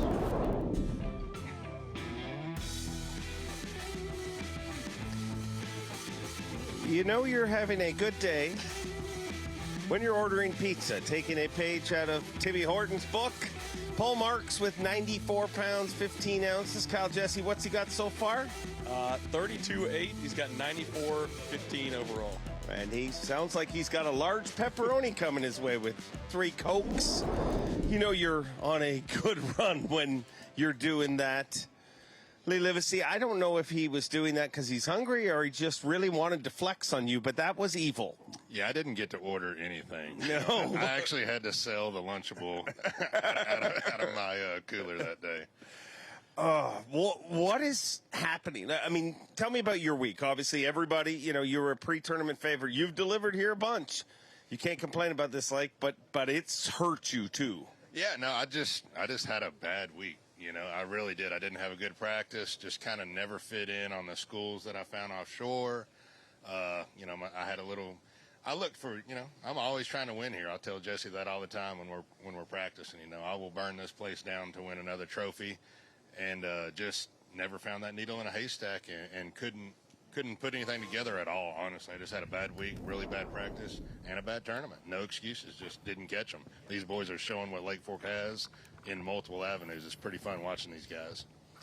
Well, a guy who has featured just about every fishery we've been on this year, he is our current Progressive Bassmaster Angler of the Year leader, Jay Shakura, and his unbelievable young career. Never been out of the top 10 in Angler of the Year.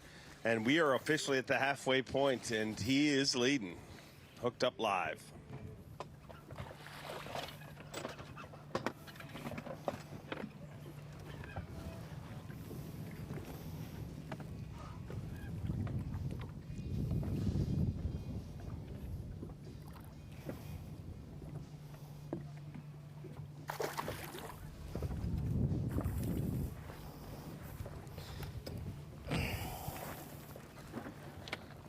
That's my small. I don't even know. That'd probably help a little. Scale is zeroed. Oh yeah. 3 pounds, 8 ounces. Yeah, a little 3.5. I'll take that.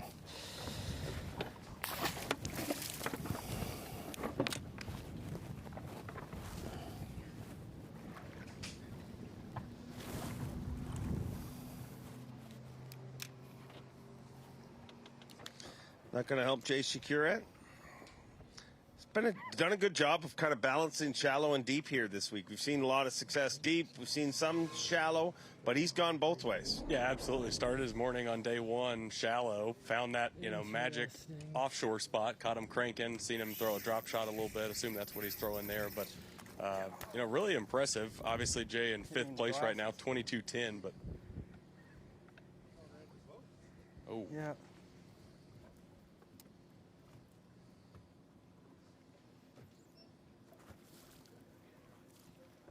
Tucker Smith, obviously, and he has not gone in and out. He has spent his time out.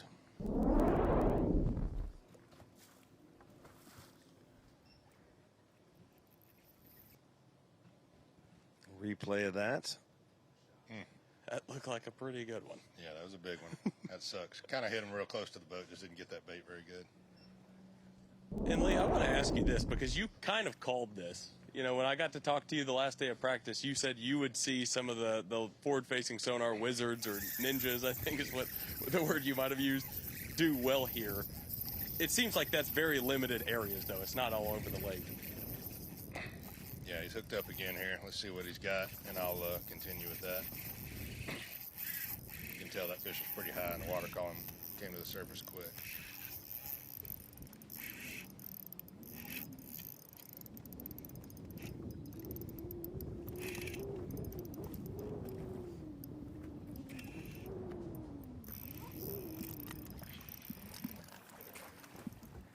I don't think he's gonna help.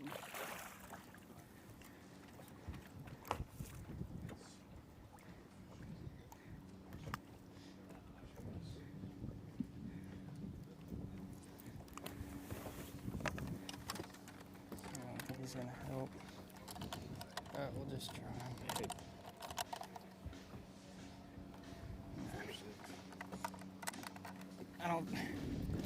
I don't think you gotta write him down, do you? If he doesn't help.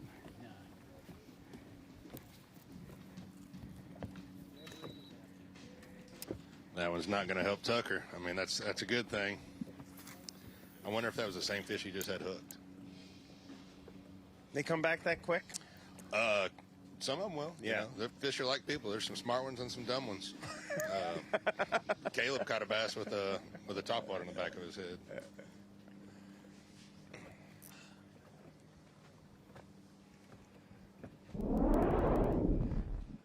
Yeah, don't forget last year, we also had 2 anglers that broke off a fish that ended up catching the exact same fish with their bait in it. I keep talking about Caney Point Recreational Area and how incredible this facility is. Well, there's a look at this facility, and we have been hanging out here all week long. The second year we opened this place last year, and Lee, living in this part of the world, you got to be proud of this place. I mean, this is, to go from Green Pond to here, we've the 2 best tournament facilities in the country. No, I've been telling people all week, look at that right there. This facility is amazing. It's beautiful. Only thing I'm mad about is this used to be a really good pocket to fish in, and now we can't fish because it's off limits. This used to be called Eugene's Ditch. It was just a little split right there. But no, this place is amazing. Their workers here at the SRA are amazing. You see the guys running around, people in carts, and This place is beautiful. Going to have a lot of big events here. Who knows? Maybe we'll have a classic here one day. You think we could? That's my dream. A Fork Classic would be the greatest classic you could ever think of. I'm not saying it's going to happen, but we're going to make it happen. Just throw it out in the universe. I mean, you're Lee Livesey. You can make it happen. That's it. I'd love to see it happen. Kyle Jesse, what do you think? Is it going to happen here? I'd be all for it. Yeah. It's not up to me to say if it's going to happen or not, but I'd certainly be all for it. Would be super entertaining. Love this part of the country and be a big fan of it. Yeah, we need to break some classic records. Let's go. We would shatter a lot of records. And, hey, the nice thing is you can order pizza while you're on the water, and that's exactly what our tournament leader is doing right now, Paul Marks. He won the last Elite Series event, and after he won that event, he said, man, it's such a great feeling. And I said, does it satisfy you or does it make you want more? And just like every Elite Series champion, he said, no, I want more. And guess what? He is trying to get more. He is leading this tournament with 94 pounds, 15 ounces. The day 2 leader, Kyoya Fujita, trying to chase him down, and the guy he's battling with for Dakota Lithium Rookie of the Year, Tucker Smith, in 3rd.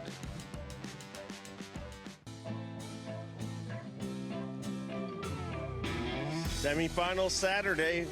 Welcome into the Bassmaster halftime show. It is semifinal Saturday. Presented by Bass Cat Boats, and what a tournament we have here this week. What a venue. A great aerial shot rolling up on our little tent here where we've been hiding out. Caney Point Recreational Area. What a facility. What a body of water. I mean, used to be the only negative about coming to Fork was there wasn't really a world-class facility. Well, now we have a world-class facility, and the band just getting warmed up. We're going to have a big party here this afternoon, Lake Fork Family Fest, and then we're going to decide who our top 10 are moving into Championship Sunday. Lee, are you going to hang out all afternoon? Yes, I will be here all afternoon. It's already packed. I don't know if y'all been on that side of the stage or not, but the vendors are packed, the food trucks are packed, got the band going. I'm not sure who is playing, but it's good. A lot of people here. Y'all come check us out. I'll be here all day, be at the Yamaha booth and just mingling around. All right, well, it's going to be a lot of fun. I'll make sure to hang out with you over there. But we've been hanging out with our tournament leaders on the water, and great action. I mean, you go to a lot of fisheries, and you're struggling to see action. We've seen guys get on heaters.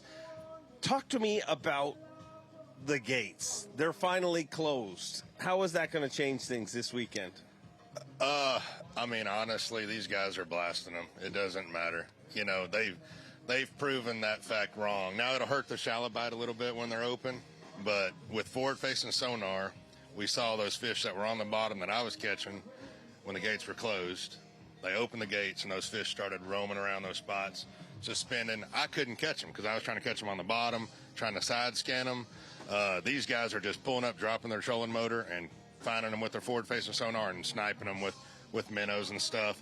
So they're going to, if anything changes, some of these schools might go to the bottom, and you'll see some guys catch them on big crankbaits, jigs, something like that. But I think they're going to keep doing exactly what they're doing. I told Kyle exactly what they were going to do before they got here, and I finished in 90-something place. These guys are wizards, and Patrick Walters is one of them. Let's see what he's doing. Looks like he is doing exactly what we were just talking about. You have battled it out with him over the years here on this body of water. Fork's been great to Patrick Walters. Obviously, he's got a win here, but made multiple top 10s.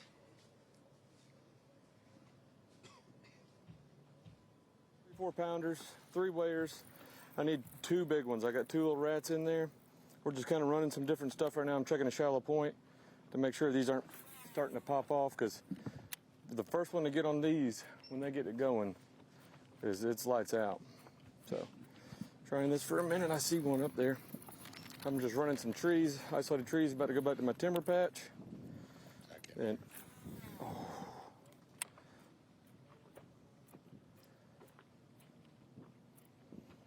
come on, baby, see it.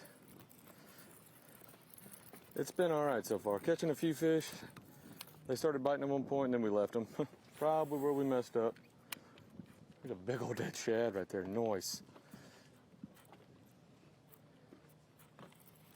I can't get that. I cannot hit this fish yet.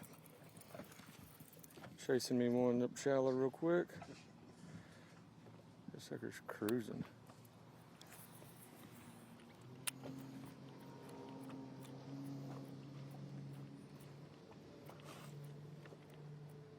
Turn him around that time. Patrick Walters, as I said, great track record here on this body of water, and kind of opened a lot of eyes with what he did with the forward-facing sonar here. He did. You know, he was I'm not saying the first, but he was the first that we saw do what he did in October, you know, a time where it should be tough, and he absolutely blasted them with jerk bait and forward-facing sonar and caught fish that we would have never thought about catching. And he has not slowed down since.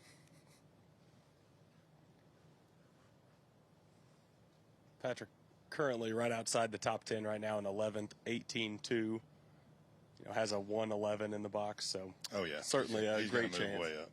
Patrick has a knack for catching them every single day. We've mentioned it. There's several guys moving way up. You know, we talked about it on Livecast, Tyler Williams, Greg Hackney up inside the top 10, but the most recent big move, Wesley Gore up to 33.3 right now. Wow. Inside the top 10 in 9th place. Just caught a 614 a few moments ago and having a really strong morning. Told me this morning his biggest problem is the fish are eating his bait too deep. If he pulls off a top 10, that'd be his second top 10 in a row here this season, and back-to-back top 10s here on Fork.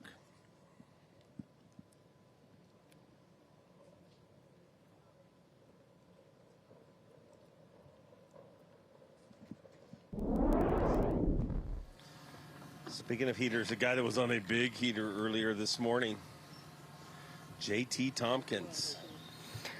Feeling good. I mean, we got a solid bag. You know, it's not a lake what you need for on Lake Fork. You know, we're just not at that caliber yet. But we still got a 4-pounder. So I mean, it's any swing of the bat. It could be an 8+ pounder. So we're right where we need to be with plenty of time left. I'm not worried. You know, I got schools of fish still that I haven't even touched today. I've only hit 3 schools, so I got about 6 more probably that I want to go check. I'm just trying to figure out what the best way for me to get a big bite is. You know, I had a ton of fun cranking. That was awesome. Fired them up pretty good. That giant bite eluded me again, so we're gonna keep on running keep doing what we're doing because it's working, and just know we're on Lake Fork and any cast could be one of those freaks. So hopefully we can get one of them fish so we can bring the weigh in. That's what we're looking for. About a 24-incher, and I'll be really happy with the day because I think we get one of those, we're going to be at that 30-pound mark that you have to be at here, and then that'll put me in contention to make a run at it tomorrow. So, but yeah, I'm 1 fish away from being where I want to be. That's pretty much it. I did my job. I mean, yesterday I had 0 right now. Like, as of right now, yesterday, 24 hours ago, I had 0. And I caught a 614 and a 7, so there's plenty of room to grow with what we got. You know, we got 2 of the right ones that we can bring, and we got to cull 3 more times. That or catch a 9+. You know, those are the 2 options right now. Is a Lake Fork 30 a 20 anywhere else? It seems. I mean, like just to throw out 30 like it's nothing. Yeah, I mean that's the standard now. We've seen that the last 2 years. 30 is the old low 20s here. If you don't have 120 at the end of the 4 days, you're probably not going to win. Is what's crazy. Little deceiving to see what he's doing now because Mercer, that flurry you were talking about earlier, all on a deep diving crankbait, got him fired up, and that was a lot of fun to watch. Appears that it has slowed since we last saw him. Back on the minnow. Yeah, I watched Trey catch some great big ones right there where JT's at yesterday. I beat these fish to death. I like it bright, probably. Now, in practice, I had over 38 on the really bad lightning storm day. Like the day that no one went out, I went out and I had by 38. And so I don't think it matters. I just think you just got to put in front of the right ones at the right times. So that's the main obstacle, is a lot of fish in these schools, but not a lot of mega giants.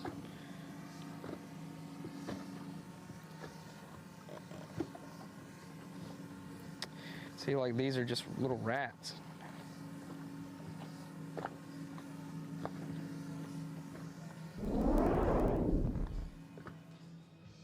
What's a Lake Fork rat? About a 4-pounder? Oh, it's happening. It's happening. Come on down here. It's going to take a minute. This might take us to break. It's a big pizza order. I want to know where you ordered. Oh, he ordered it from Verona's. Is Verona's good pizza? Yeah, Verona's is awesome. Gosh, I wish you brought us some Verona's pizza. I think her name is Starla. Come on. I might be wrong. I mean, works for me. Verona's is an Italian restaurant. That's got to be where you ordered it from. Got to be. Is that your go-to pizza place, Lee? Well, it's like the only go-to pizza place, but it's really good. I hope not a lot of options out here. I hope this order makes it there.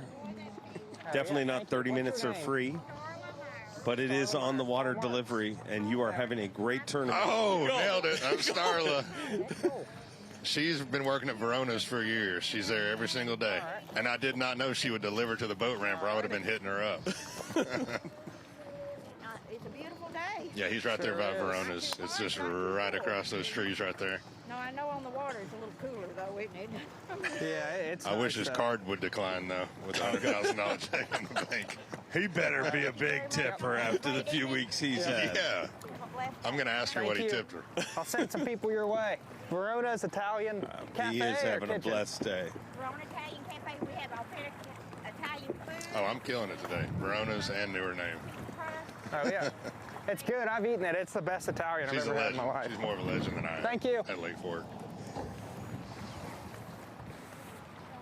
Wow.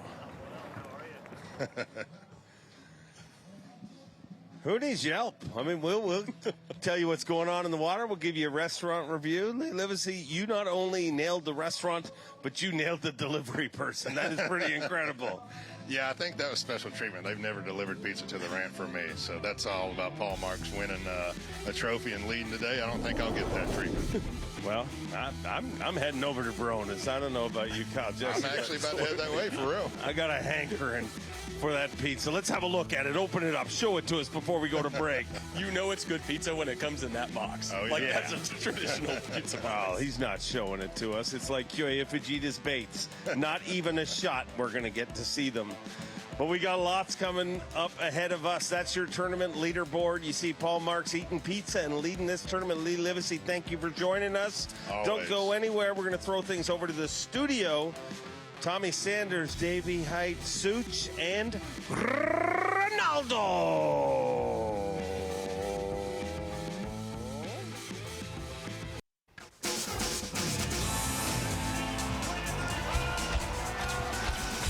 You're watching a B.A.S.S. presentation. Bassmaster Live, and here we go. Advancing on into the last half of the day here, this Progressive Bassmaster Elite Series, stop number 6, Tackle Warehouse. Bassmaster Elite at Lake Fork. Our live coverage is sponsored by Toyota. We've had a lot to cover on this day, and we have on day 1 and day 2 as well. Right now, Paul Marks still holds that lead, not a very big lead over Kyoya Fujita. Tucker Smith, the next man back, and then it drops pretty good ways before we get back to 4th place. JT Thompkins, followed by Jay Stewart, Tyler Williams, Trey McKinney, and the others in our top 10. The main thing about today is you have to be in that top 10 once we finish the weigh-in, which is coming up 3:30 Eastern time. So there's a good bit of time to fish left on this day. We turn to Kyoya Fujita. About the time yesterday when he caught the 714 and took the lead.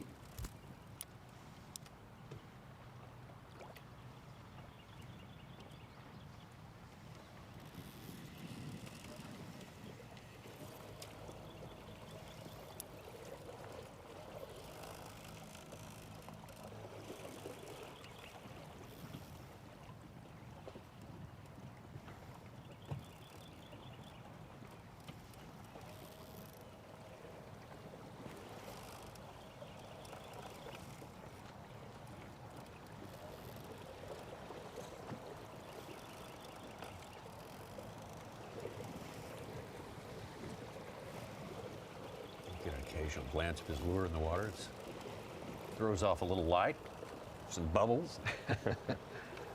looks like something's happening. If it's multicolors and is spinning, it might be that 70s disco ball. Could be. Could be. Dice style bait. Dice style. Yes. That's yeah. what he described it as. Yeah. Dice style bait. Because it's not truly like in the nature It's a disco ball. of a dice. Yeah, it is a cross between a dice style, disco ball, urchin type of looking deal.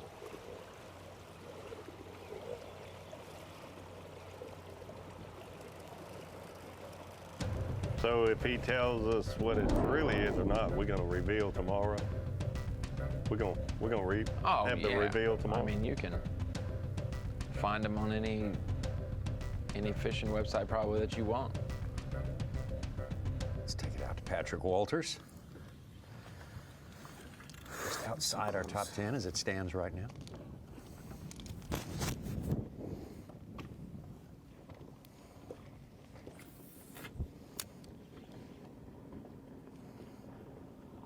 He's got a 111. Replace that with a 5-pounder. You have a little more insurance, a little more top 10 insurance there. Well, this one's fighting like it's much bigger than a 111.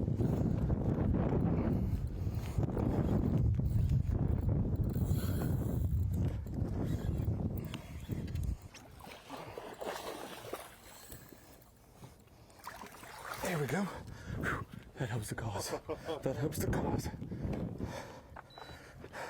There was 3 of them that big. Don't hurry too much. We don't want that one to come back up here. Finally. Oh my God. Zero.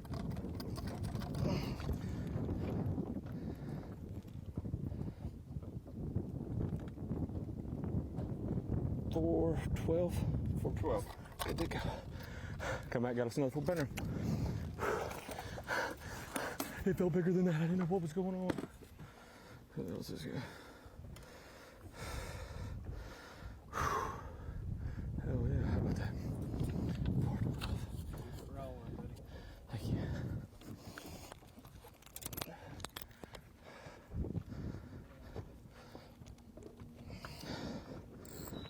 Cause helped right there, first keeper, in almost 2 hours for Patrick.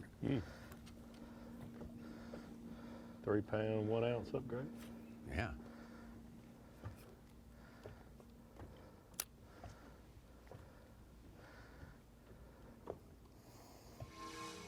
Could put him an ounce ahead of Seth Fighter for our 10th and final spot at Championship Sunday. Well, hang on. We're getting ready to maybe come across a few of them right here. They missed it, and now, of course, they're being stubborn. Didn't expect anything else. It was a big one, too. Come up and just knock, basically just tried to kill it, I guess. I don't know what his plan was, but definitely wasn't to eat it. No, I got no idea what's going on. It is tough for me. I don't know if they're catching them. I mean, it don't matter. But it is so tough. I see them, they don't bite. There's more fish on my stuff today than there has been probably any time. And that's kind of the sad thing. That's what's hurting me, making me sad. Because usually if there's this many fish, you just throw out there and they just eat it. They're real roamy today. Uh-oh. What do I got going on? What do I got going on? What do I got going on? Come on, eat it, eat it, eat it. Oh my gosh, that is a giant. I mean, come on, he's coming back. Coming back, coming back, coming back, coming back, coming back, coming back, coming back. Gosh, just tapped it. Oh my goodness. Can't catch a break. I mean, that one was humongous. I'm just trying to catch one break. Just one break.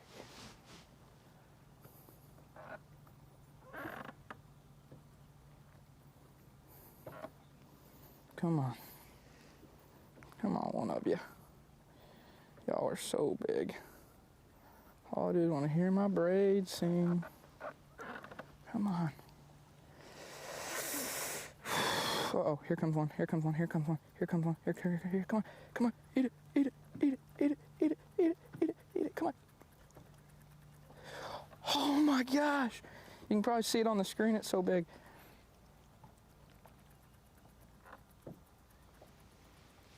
Gosh, look at that thing. I mean, it's humongous.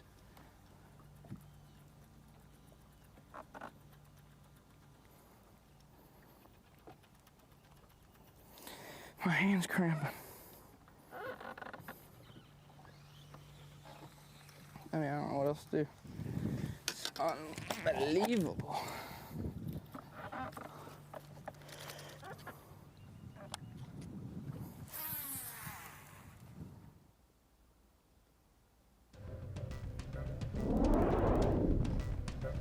Felt like a couple of near misses there for Trey McKinney. Certainly got his attention. You feel for a guy that says he just wants to catch one break, just one break. Trying to catch the 30-pound limit for the 7th day in a row. 30 good breaks over the last 2 years. Yeah. Feel bad for the guy who can't catch one, can't catch a break on Trey McKinney.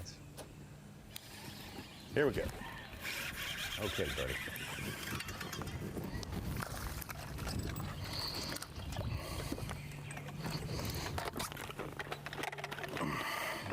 Keep. Good. 0.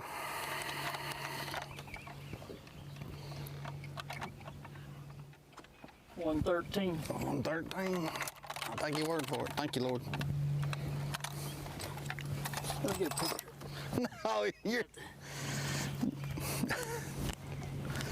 Unless you're in a hurry. I'm pretty big. There you go. It'll make it look like a 12-pounder. Yes, sir.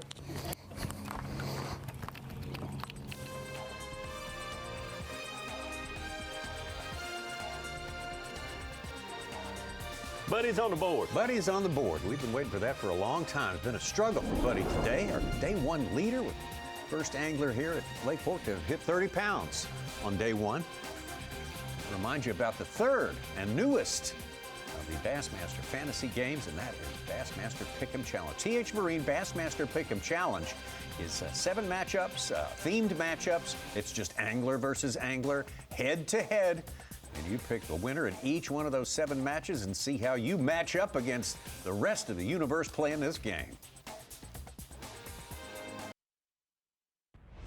2025 Tackle Warehouse Bassmaster Elite at Lake Fork is sponsored by Minn Kota, by Bass Pro Shops, and by Skeeter Boats. Golf course is empty because everyone is watching the tournament.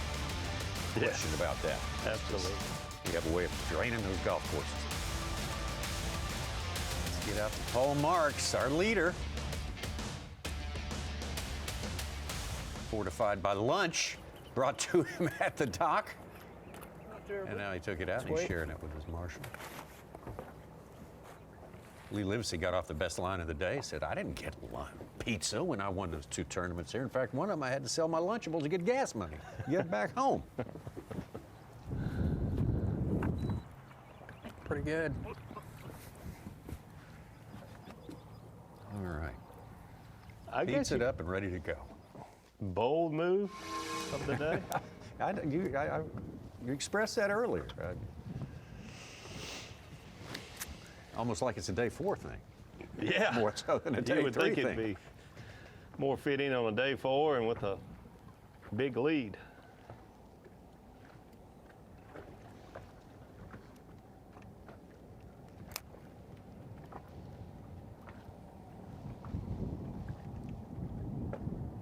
Now, if he catches a 10-pounder about now, heck, I'd say everyone should order pizza. Yep.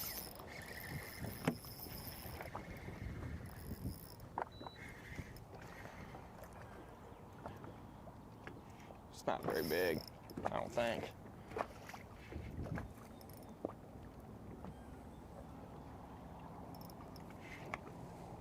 I mean, really couldn't tell. Nah, he ain't gonna help.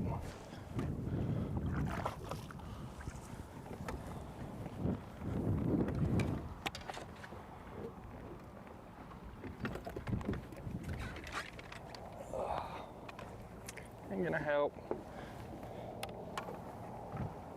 Okay. 0.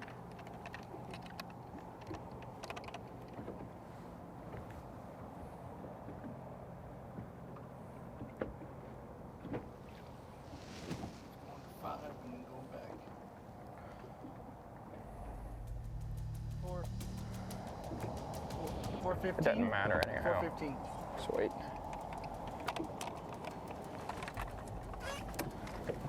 Pizza bass. All right. He's got to keep trying, Dave. He's got a 514, but an 8-pounder lurks. I mean, Yeah. I mean, you're on Lake 4.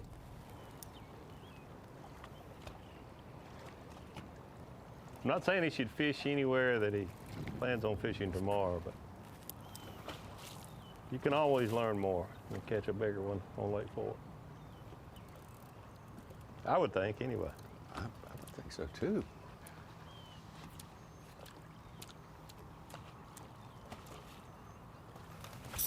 Yes, maybe bass. Yes, good. Oh.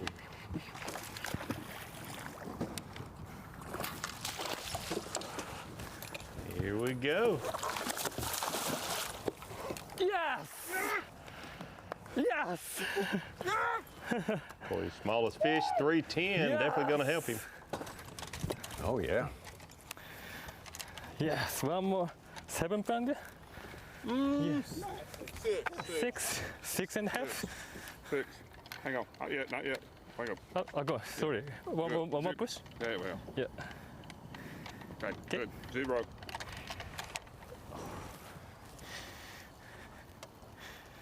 Six even. 6 pounds even. Oh, 6 pounds. Yeah. Okay. Yeah. Good pass. Good job. Skinny. He's skinny. Yeah. Do we have a new leader? First on basket. Right. Yes. Over that is Hardy. Yes. Good job, buddy. Great job. Yeah. Awesome job. Man. Yes, thank you. Give me some love, man. Come on, let's go. Now, if Kyoya orders pizza, Dave. Smallest fish is 440? 414. Wow, good, great. I tell you, we'll wait a second. Smallest is 414 now. 3.5 pounds away from the century mark as it stands right now. Yeah, that means he needs an 8 and an 8.2 or something like that, an 8.3 to be able to break 100 pounds in 3 days. Totally doable. Totally doable. Totally 6 seal with that one. A 6-pounder, 6 guy over 30 pounds today. Back up on top. We're on 8-pound watch. We could break 100 in 3 days, Tommy. Wow. Wouldn't that be something? Kyoya Fujita showing signs that he could repeat that ability to catch him in the early afternoon here. Got a lot of fishing left. We got a lot of fishing left. That's true. That's true. I think Trey. How would you like to lose the lead on day 3 while you're eating pizza? Wouldn't taste so good then, would it? I don't know. I don't know. It's just day 3. It might all work out. Yeah. Might have pizzas for the whole top 10 tomorrow, but I've never seen that. Maybe that's a way to keep from going and beating up your fish some more. I don't know. Who knows? Never seen that. Last year, Tommy, Trey had 33, 30, 33, 33 to get to his weight. Yeah. With now Fujita having 31, 34, and another around 32 today. A little less consistent day to day, but he hasn't fallen down to the meager just 30 even. Yeah. Type Meager of 30. Yeah, meager. That Patrick Walters fish. Don't forget that next week. Yeah. That Patrick Walters fish got him to 75 pounds even in the 10th spot. So all the top 10 are on pace for 100 pounds. So last year, Wesley Gore was 10th on the final day. He had 86 pounds. Oh. Going into the final. Going to the final day, So the yeah. bottom level of the top 10 appears to be, it's going to be lower this year than. Yeah, I mean, you just said what McKinney had, I think 97. McKinney had 96 and change, 97 for 3 days.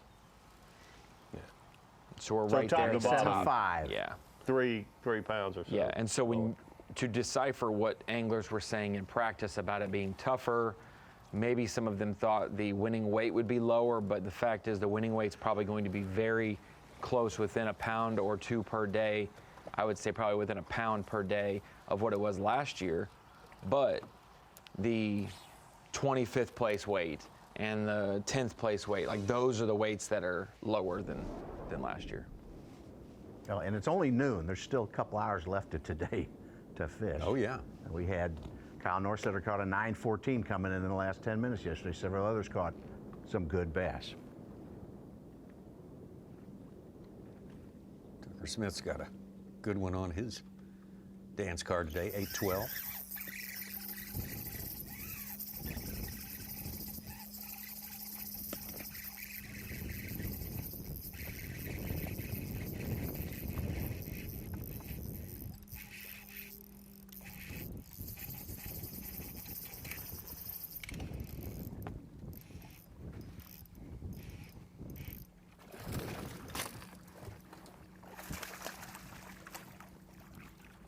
I got crankbaits all in my shoe.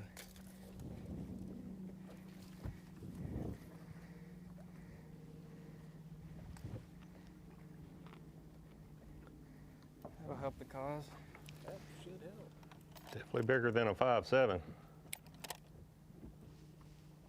Oh, hell yeah. Well, emphatically. 6'10".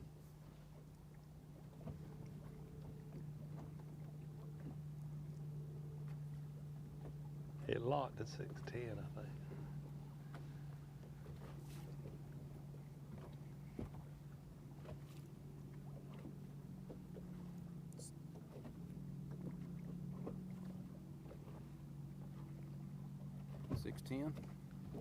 That's what it keeps coming back to. Yeah. 6'10". Jumps around a lot, but it seems to want to lock on 6'10" more Those than waves don't help. It's like a 6'9 3/4" and a 6'10 1/4. That's what it's, those two increments. Hold on, it stopped. The wave stopped.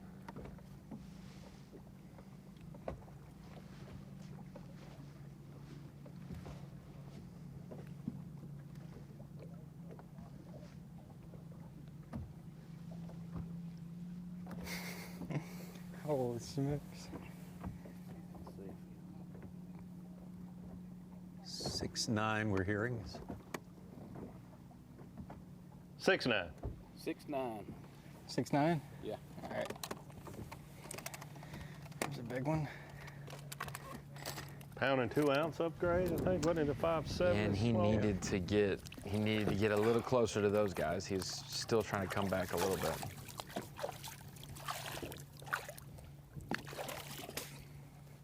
$33.1 on the day. That gives him. Finally able to pull up on a place. 92.10. 210. 92.10. Thank you. Just imagine coming in after 3 days, Davey, 92.10, and you're 3 pounds off the pace.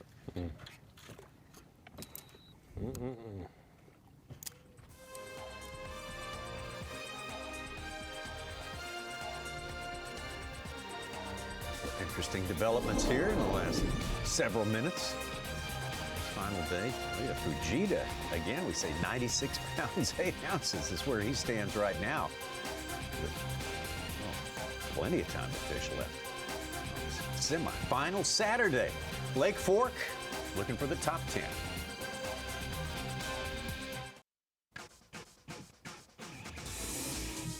Tackle Warehouse Bassmaster Elite at Lake Fork. 2.5 hours, a little less than 2.5 hours fishing time left for our 50 anglers who remain after 2 days of fishing with the full field here. And after today's weigh-in, we are down to 10. 10 only will get the shot at the 5th Blue Trophy of the year. Kyoya Fujita is stepping out for sure. 96 pounds and 8 ounces, getting dangerously close to that Sentry mark. In fact, it's conceivably possible he could get 100 pounds today. I won't say it's probable, but your mind runs to things like that. Well, Tommy, our mind has been running over here on what some of the secret lures these anglers are hiding from us, and we're trying to figure out exactly what they're doing. We've seen a lot of different things this week, David. We've seen now with Seth Fighter, Brandon Lester, we've seen swim jigs, frogs like we saw on day one. We're still seeing a lot of our top competitors use a jig head minnow, whether it's a 5-inch, a lot of them seemingly using a Sakamata shad. That is what's been the key bait for minnows. We are seeing a crankbait come back into play like we saw with Jay Shakir, but this is with JT Thompkins as well. Yeah, and Jay Shakir has thrown one a little bit today also. A 6XD has certainly been used. A DT16, a Rapala DT16. JT throwing a deep crankbait also. I guess he's done the best work with a crankbait of anyone we've had a camera with so far today. Jay Shakir today, we call that 914 on a 6XD, chartreuse blue, just like this one right here.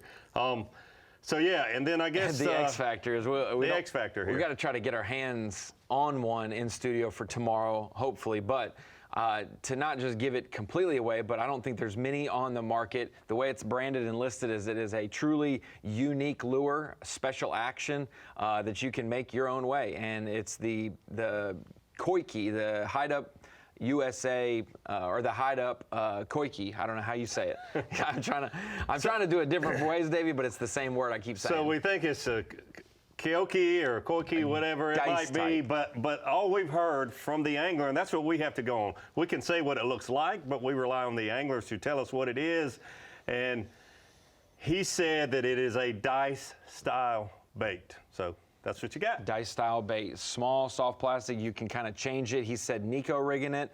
It's not like your traditional Nico rig with the worm and you put it at the end of it. With it being so compact, you just insert it right there where you hook it, and you can control the rate of fall, Tommy. So a little inconclusive, but tomorrow is for the conclusive day. Tomorrow is the conclusive More day. conclusive. More conclusive tomorrow. I appreciate that promise. Koiki. That's a promise. We'll work on it. JT Thompkins working on project of not only being in the top 10, he's done a good job of that, but being in a position to contend for the championship tomorrow. Yeah, so I'm using a 7'1" medium action St. Croix Physics for my minnow. It is on 22, actually, yeah, it's on 22-pound All Might on a 15-pound gold label gold label fluorocarbon leader, and then it is on a Radar Love 3/16 ounce head, and I'm either throwing like a Z2 or another little minnow in 5-inch, and that's kind of been like my go-to setup for my minnow. But for my cranking, I'm throwing a 710 medium moderate KVD CC6 crankbait rod, 8XD, and basically any color I can find on my boat at this point. Hasn't seemed to matter a ton. Sexy shad was my best on 15-pound Tatsu. So kind of all over the place with a lot of things, but you get the gist of it. It's basically just 1-2 punch this week. I've caught a few on a Carolina rig, but for some reason the big ones just don't want to bite it. Like if I catch one, it's usually a small one. And all the big ones have come on a minnow or a crankbait, and really the biggest ones have all come on a minnow. I don't know why. I think it's because I can single them out of the schools. So that's pretty much the setup. When they get fired up, fire the crankbait through them, and whenever they settle down, you need to pick them off, grab your minnow. And that has been kind of what I've been doing all week, and it's worked for me thus far. I need a kicker. I got to figure out how to catch a kicker, and I just haven't put that part of the puzzle together yet. But hopefully we'll get out there tomorrow and maybe hopefully figure out how to catch a giant. But we still got plenty of time today to get us one. So I'm not like nervous or anything about it.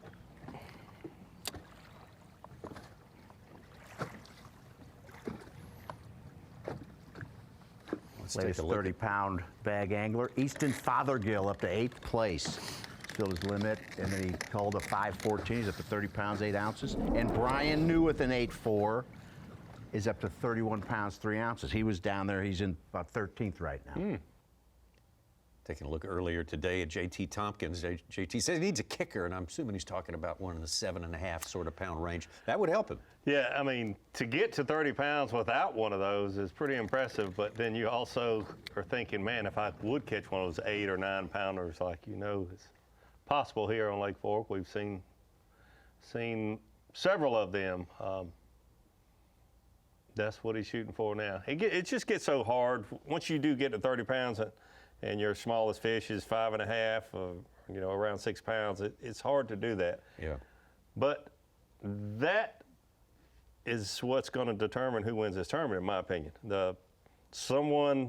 One of these guys has been able to catch 30, you know, at least a couple of the days. Tomorrow we'll catch that, and we'll have that, you know, big one to go with it, and it'll be more like a 32 to 35 pound limit.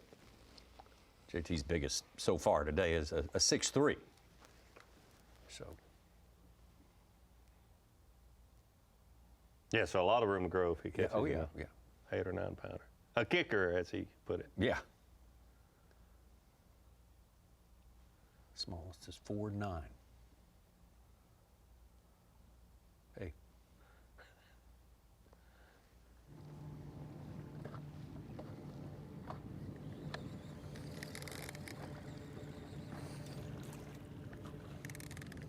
Let's keep on moving.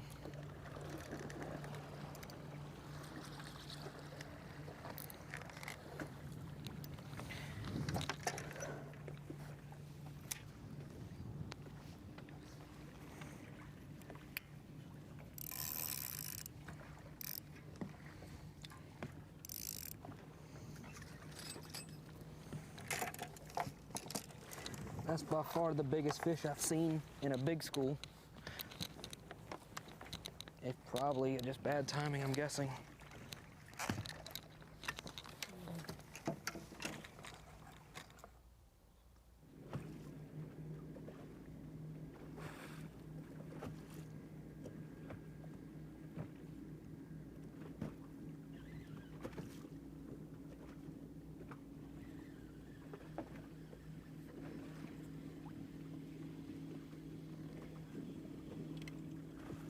Within 4 minutes, Brian New caught a 7.3 and then an 8.4.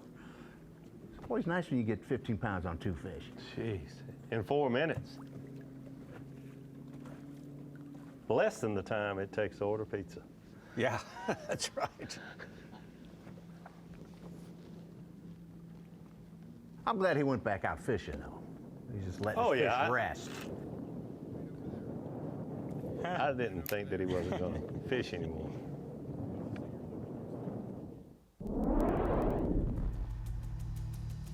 We've had Rick Clun in studio complaining about a guy just, you know, messing with his tackle for 10 seconds too long, you know? Yeah. I mean, sit right here and just, you could tell it just drives him nuts. Or stopping to talk to the camera. So big.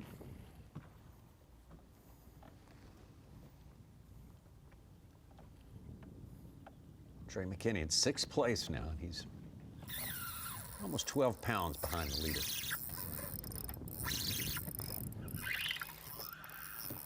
There's a ton of timber.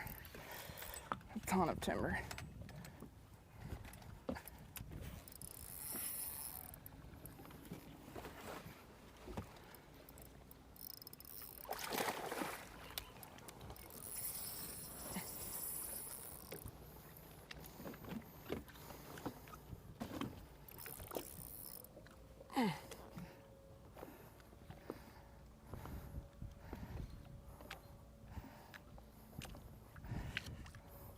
Stop that.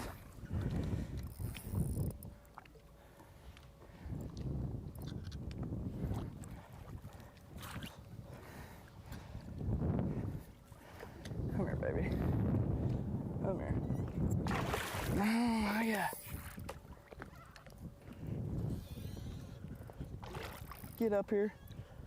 I need you, Matt. Okay. All right. All right. Barely hooked.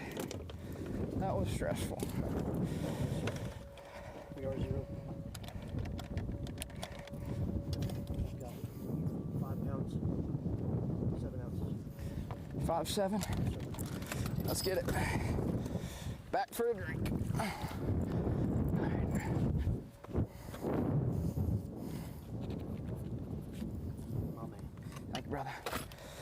there. Gosh, getting stressed. Good upgrade there for Trey McKinney for sure.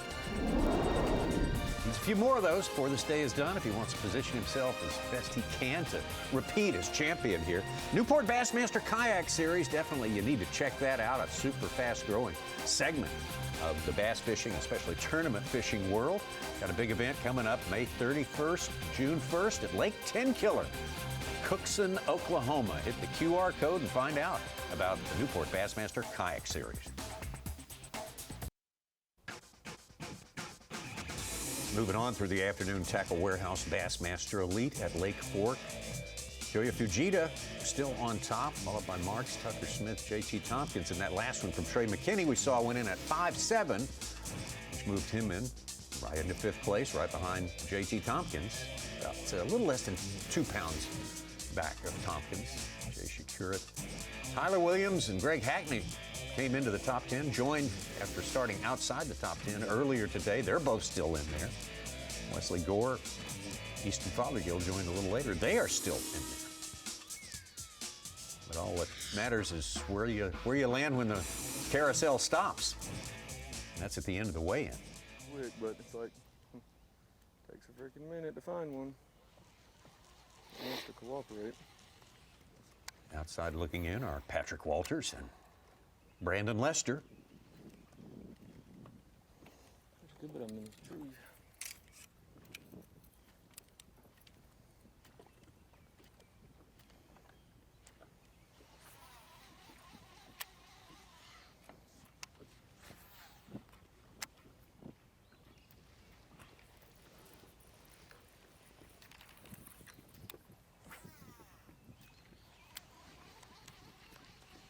That pesky Wesley Gore isn't quitting. A 6'3".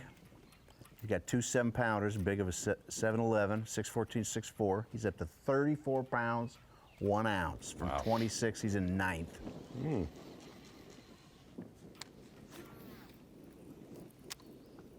Second biggest bag of the event after Tucker Smith's 34.5. Biggest of today, right? Yes, sir. One of 8 bags over 30 pounds today, matching yesterday. And we're not done. No. Pesky Wesley Gore, is that what you called him, Such? I don't know, did I? I know it wasn't personal. Not a bait right here. He just stays inside that top 10. Yeah, he's sticking around, keep culling. He had 100 last year here.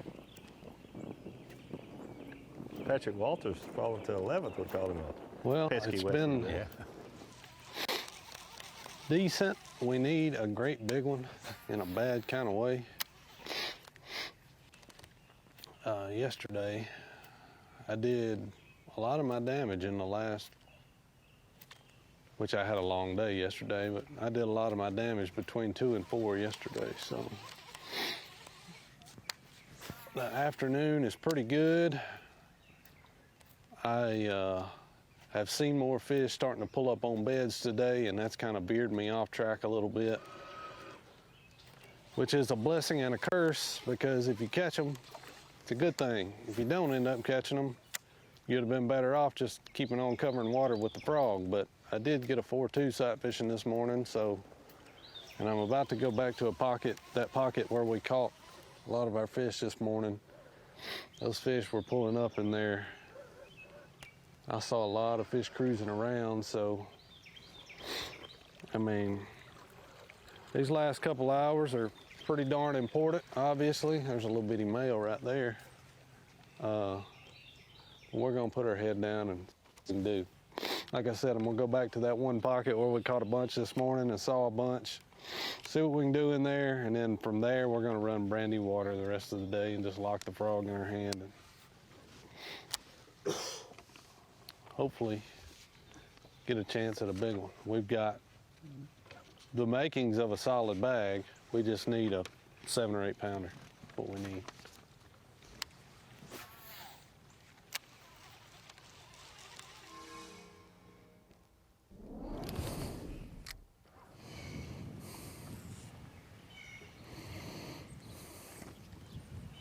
Buddy Gross been out here since 2020. Won an event his first year. The Elites won a couple of years later at the Harris chain.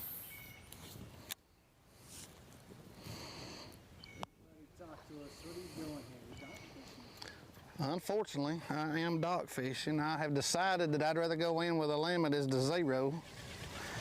Cannot believe that it's been this kind of day because I have an absolute feeling that they're wrecking them. And I completely missed it. If I had been smart, I'd probably just idle till I found something. If I didn't, this is 0. But I didn't do it. I'm here. I'm dock fishing. I'm trying to gain points this time. I mean, I'm trying to salvage the week, to be honest with you. We made us a check, but now I was really wanting to try to upgrade and get to the top 10. It just ain't gonna happen. I mean, not unless the Lord wants us to catch like 3 15-pounders or something here in a minute. But, you know, it's been a great week, even though I'm bombing today. I mean, it's been long overdue. The people at B.A.S., the anglers, family, friends, everybody, the support that I got when I did good, I had more text just from doing good than I had my last time I won one. That's pretty cool.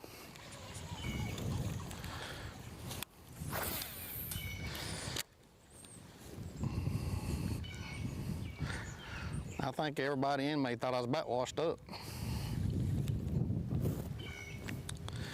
But maybe this is a glimpse of what's to come. That's the good news.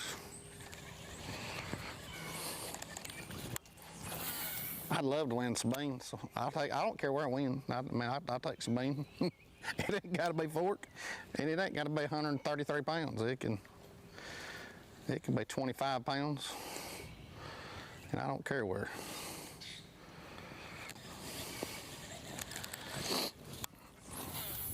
I don't mind doing this. I just wish we could catch a good one or two.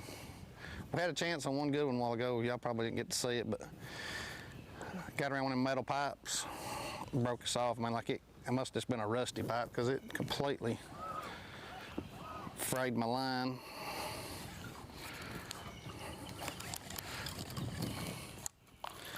And then we threw it under there at the same dock and caught another little one. And it got wrapped around something, I'm talking little, like an 8-incher, and it had it all rusted. I mean, all jacked up too. It would have broke too if I'd have had anything any size. But again, just trying to salvage what's left of this day.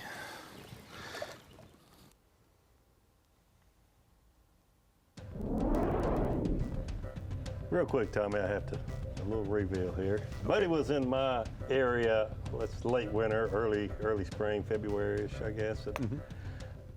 Good guy, and him and some of his friends fishing a tournament at Lake Murray. And Natalie and I decided we were going to meet him and go out to eat at a local restaurant. And their homemade gravy is really good. Buddy Gross had never eaten rice and gravy. What? I would have lost that bet. Had never eaten. I would have and lost called that me bet a too. lot of names for eating such. What? Yes. What in the world? He kind of just seems like a rice and gravy kind of guy to me, gosh, and I mean, he said that's nasty. He'd never tried it. What in the world? That was like the staple on Sundays at my house. Absolutely, No doubt about it. absolutely. I heard him and his cameraman and his judge they were all piling on yesterday saying rice and gravy was no good. They don't know what they're talking about. No, they don't. I'm 100% with you on that. Gosh, that was the only way we ate rice when I was a kid. Exactly.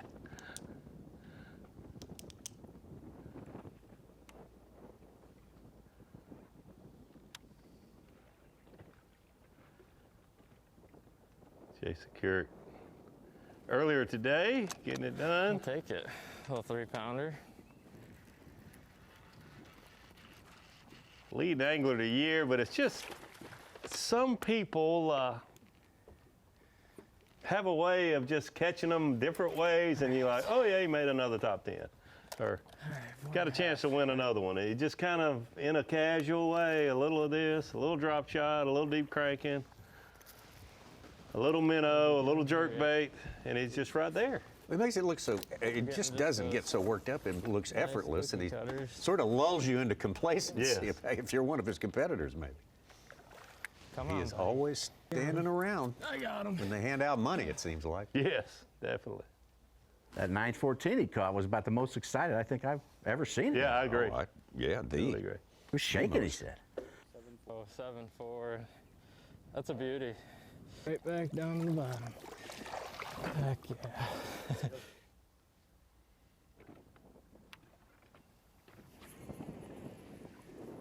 And I don't know if you guys remember, but he caught that 9.4. I hate cranking, but I'm starting to like it. He did say that. He did. And then today when he got hooked a little, he was like, I hate cranking. Back and forth. Boy, that reminds me of Aaron Martin saying, I hate the drop shot, but it's so effective. Yeah. As he cashes $100,000 checks.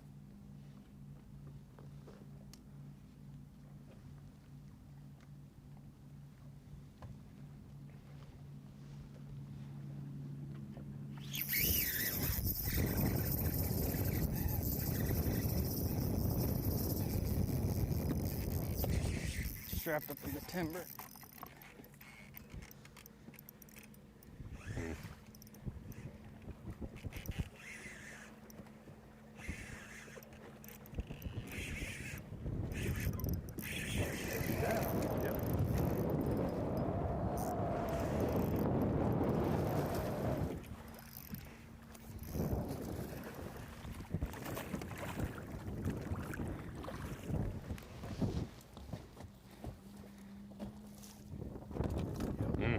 Smallest one, 5'10". Yeah. It's going to be close. I don't think it's quite there. Looks pretty skinny. Yeah. Oh no, we'll see. Hopefully it's close to 6. You ready? Yeah. I was letting her breathe for a second.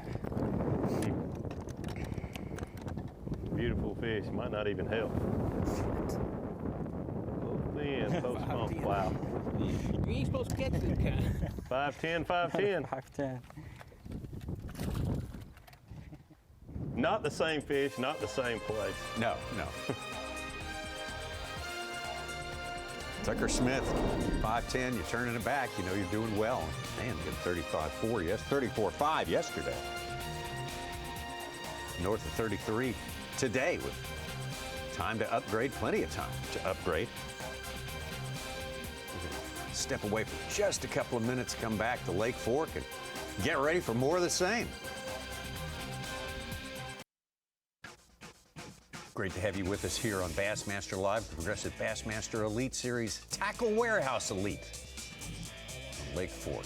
The live coverage is sponsored by Toyota.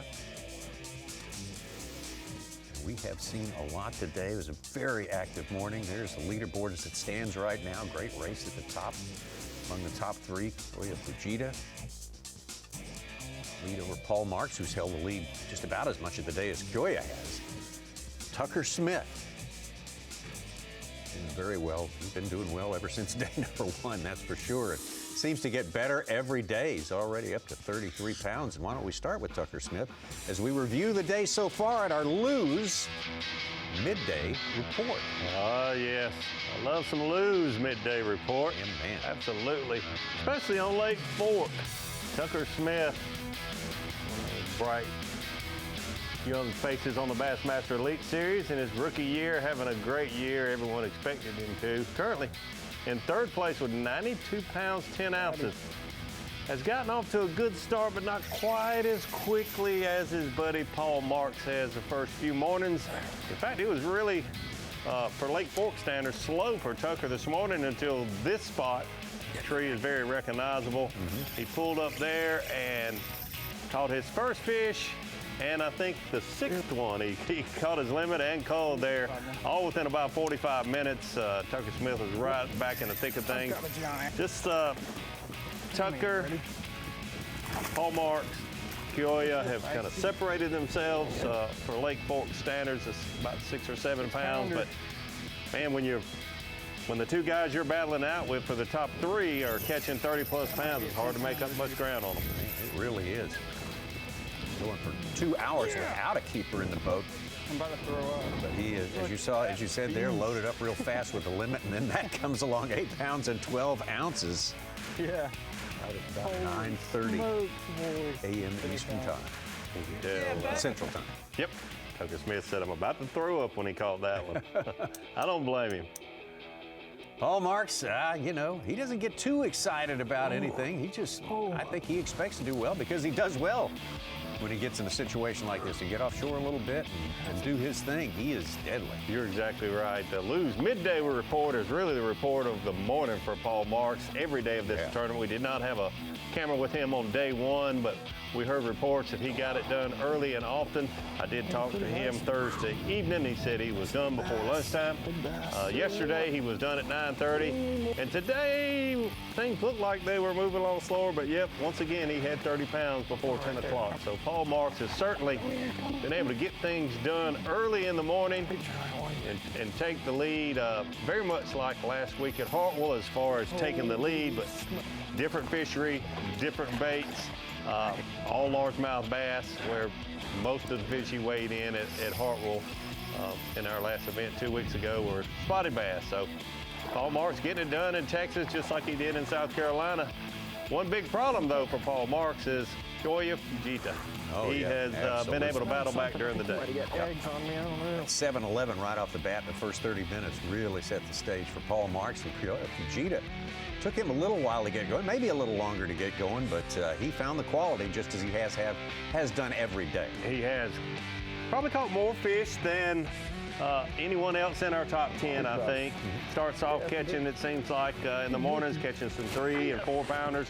But then gradually, although he says he likes the clouds better than the sun, but today, as the sun got up higher and higher in the sky, Kyoya, the quality of fish, the size of the fish got better and better. Unofficially, well, pretty close to official. Until the weigh-in board is signed by Lisa Talmadge. 96 pounds, 8 ounces. That 8-pounder. That's 7. 8-7 it turned out to be for Kyoya. Gave him the lead once again with 96 pounds, 8 ounces. Well on his way to knocking on that 130-pound 4-day winning weight that I guess that was the highest weight anyone predicted is possibly it would go up to 130 pounds. Added a 6-pounder there in the last hour. Could gain another little upgrade. Seth Fighter, one of those anglers, probably needs to find something a little more size. He's had no trouble catching them today. He's a 10? Done something a little bit different. You got that's the size that eats your frog. Reptile friend. I see it again. I see it again.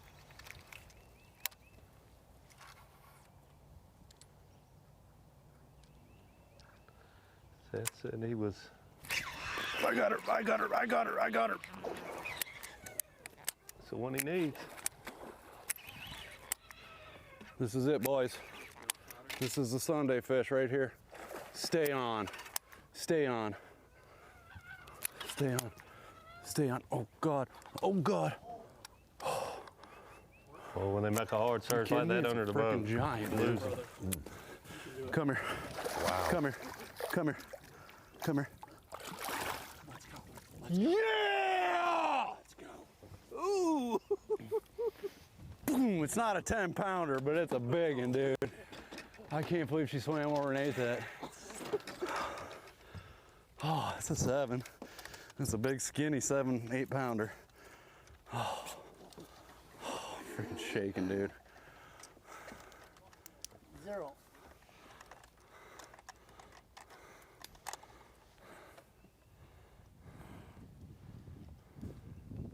$6.13. Really? That's it? $6.13. I guess. I mean, she's so skinny. Yeah. 613, did he say? 613. Yes. It's pretty close to a 7-pounder. 613, dude. It looks over 7. Try her again. Doesn't cost any extra to try again. Let me know when you got it ready. 0. Okay.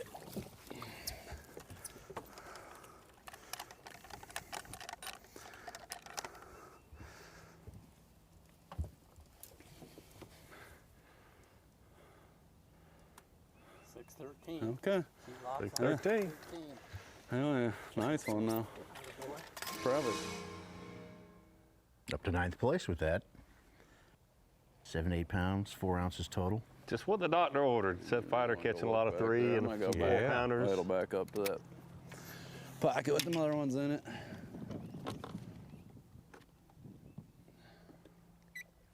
Yeah, otherwise his biggest fish is a 4 1/4. Big upgrade. The other 3 in the 3s. That was more than the 3 pound call. Yeah. A little idle. Yeah. Yeah.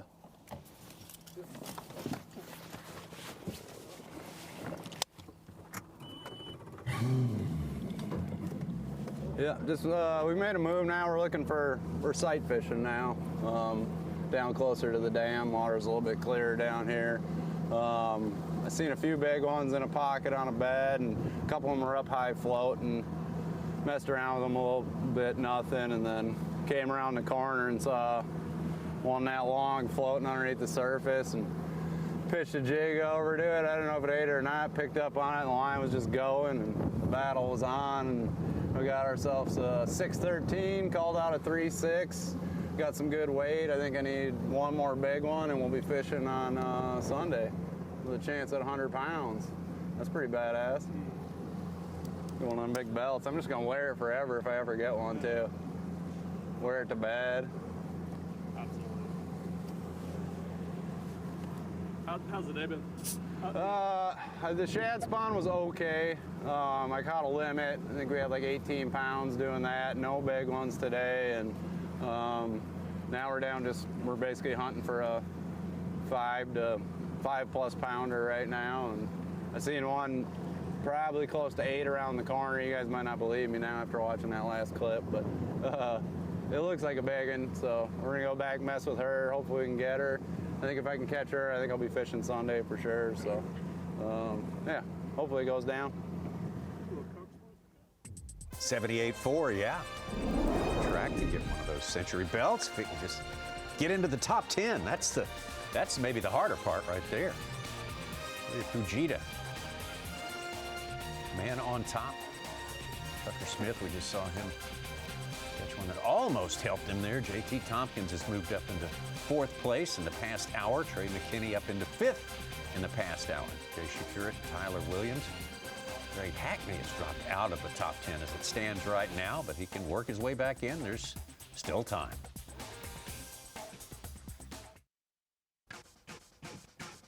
Well, we got the weigh-in coming up. 3:30 p.m. Eastern Time. Also at 3:30 p.m. Eastern Time on the Bassmaster official YouTube channel, youtube.com. Behind the Tanks, Moultrie behind the tanks, and our man on the inside there, Pat and his crew, always getting at the info, the unofficial story, you might say in some ways, of what's gone on out there on the lake this day. I'd like to hear some of those tales from today.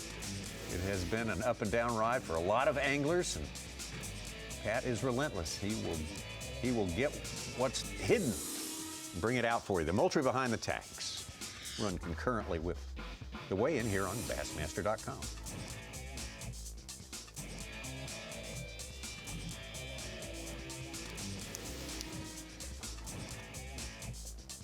Beautiful day, perfect day. It's a tiny threat of some pop-up showers, but I don't think there's much to worry about. And there's our buddy there. Hey, Kyle Jesse. Kyle, great to see you. Great job again at the halftime show today. And yeah, we got Paul Marks and Kyoya Fujita tied at the top. Paul Marks spent a lot of time on top today. Now, correct me if I'm wrong. We have had a rookie win twice in a season. That just happened a couple of years ago. We have never had a rookie on the Elite Series win back-to-back, right? That's right. That would be quite the accomplishment from Paul Marks. Obviously, what he's doing every morning is so impressive. You know, that same spot producing for him the last 2 days happens quick. You know, today, during the middle part of the day, we saw him catch some 4 or 5 pounders. But, you know, when you need a 6 pounder to cull, obviously that makes things a little challenging. We saw him order the pizza, you know, which looks crazy, you know, when he's in second place. But, I mean, the afternoons have been a struggle for him to cull up. I mean, when you're catching the weights that he's catching, you know, catching that 6+ pounder later in the day has been difficult, even as much time as he's had, you know, the previous 2 days to get to look around with such a good start in the morning. So Kyle, I have to kind of stay along that line a little bit. That's where my thoughts were. You being a sports fan, I know you're a big fan of other sports other than just bass fishing. And I get it. I certainly understand he has caught most of his weight early in the morning, but it was just since he ordered the pizza, I think it was Brian New caught a 7 and an 8, you know, caught 15 pounds in 4 minutes, which proves, even though you haven't been catching them in the afternoon, there are big fish to be caught in the afternoon. As a cat, let's say just a fan, just an average fan looking at any sport you can imagine, what would you think if you saw a star of that sport a little bit after, you know, it's just a little after halftime, third quarter-ish, ordering pizza? What would you think? Yeah, you know, it's really not my place to be critical of it, but I'm right there with you. It was certainly bizarre to see because at the time that it happened, you know, he was in the lead. Didn't seem to bother, you know, maybe too many people then, but then Kyoya just sitting right behind him, just, you know, less than a pound at that time. You know, we were talking in the media trailer that it's not unlikely that, you know, he would cull up. He had like a 314 in the live well. Kyoya did, that is. So you knew the odds of him being able to cull up was pretty good, you know, considering we've seen him do that just about every single day, being able to upgrade, find those, you know, better than average size fish late in the day. But certainly a little strange. You kind of understand it from the standpoint of, you know, how early he's been catching them. But, you know, the secondary thought of that is, you know, when we were on the halftime show, we watched him catch, you know, as crazy as it sounds, almost another 20-pound limit, you know, that wouldn't help him. So there's kind of a in-between there. You know, you don't want to necessarily burn through those fish, but obviously when he gets back to weigh-in today, he'll realize, and he already realizes, that he's going to have that 30-plus pounds again, you know, to really have a great chance to win, which is just crazy coming out of my mouth even saying that. But at this point in the tournament, that's where we're at. Yeah, real quick for the record, Kyle, I know you wouldn't be critical, and I'm not trying to be critical, but as a competitor, it's very odd for me to see someone do that long way from the end, or, you know, not a 30-pound lead, not a 25-pound lead, you know. So anyway. I do have something for you, Kyle. No, you're exactly right. A positive note, though. When we think about those guys, Seth Fighter just caught a 613, makes a big move into the top 10. He might be fishing tomorrow. We thought earlier this morning Patrick Walters, Greg Hackney, over 75, 77 pounds, maybe would be safe in the top 10. Are you seeing any of those guys, in your opinion, this last hour of the day, Hackney, Walters, New, Lester, Christie, that could slide in and pass Wesley Gore to make the championship day? Ronnie, I think it's certainly possible. I mean, you know, those guys that you just mentioned obviously have had great tournaments this far, but when you see the amount of 30-pound bags, it is so strange to see a guy like Greg Hackney, Brian New, some of those guys outside of the top 10 right now that have over 30 pounds. It's hard to imagine, you know, Hackney. We had Chase Sansom was out there on the water covering him, and, you know, he kind of let up on his deal that he was doing. And I don't even know that let up's the right word. I think that bite that he was on early in the morning just kind of faded off. So I don't know. It's hard to say. Obviously, Wesley Gore, such a big day today. It would really be a shame if you were him and you caught 33 pounds and then you still didn't make the top 10. So it's going to be an interesting thing to keep an eye on for sure. Kyle, thank you very much. I know we got the family fest going on out there, all the other festivities. I know everybody's having fun with that, and I appreciate everything you do. And we look forward to the halftime show again tomorrow and talking to you tomorrow afternoon. Kyle Jesse out there. Great job on site, as usual. You said there's Family Fest, there's Critter Fest, there's all kinds of fests. I like being a part of the Catch Fest that we're seeing this week at Lake Fork. That's the main attraction for our purposes. That's the one we signed up for. Yeah, for sure. Action is the main attraction, as they say on commercials, right? Well, they should say that about the monster trucks. Action is the main attraction.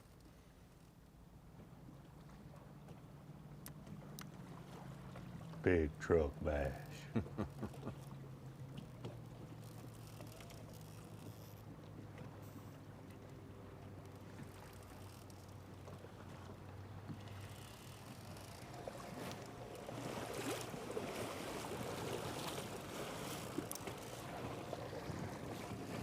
I didn't think it was possible if somebody pointed it out. He's pretty close to maybe having, he will need, if he doesn't catch another fish today, 36 pounds to tie the all-time record of 132 pounds, 8 ounces. Wow. 36 pounds. That's it as it stands now. That's a big day. Yes, right now. That's a big day, but if he can get that number down to 33, 34, yeah. Big if. Got the 414 is his small right now.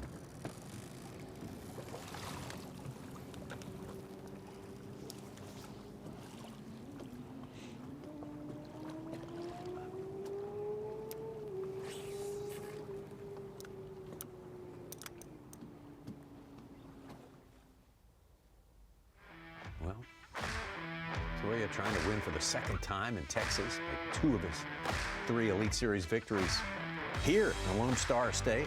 He's made a good case that he's the man. I mean, today has been terrific, just like yesterday and the day before. Certainly has. That's why he is the Marathon Peak Performance. And it's a tough one to call because there's, if you've got over 30 pounds, how can you not be the Marathon Peak Performer? Well, it's because Kyoya has the lead with a total weight of 96 pounds, 8 ounces. 31 pounds, 8 ounces. And his first big one was at 744. He caught several 3 or 4 pounders before that. But then when you see there mid-morning to about noon, he did the same thing yesterday. You see that 613, 87, a 60. Lots of time still to fish, and you can see those weights have just gotten bigger and bigger. Unlike Paul Marks, where he catches most of his big fish before 9:30, Kyoya Marathon Peak Performance, he's getting it done after 9:30. Tommy, he had 3 6s and 2 8s yesterday. We said it earlier, an 8 1/4, he breaks 100 today. Yeah. So there's still time that he could break 100 today easy. Absolutely, no question about it. History might be going down during our broadcast today, day 3.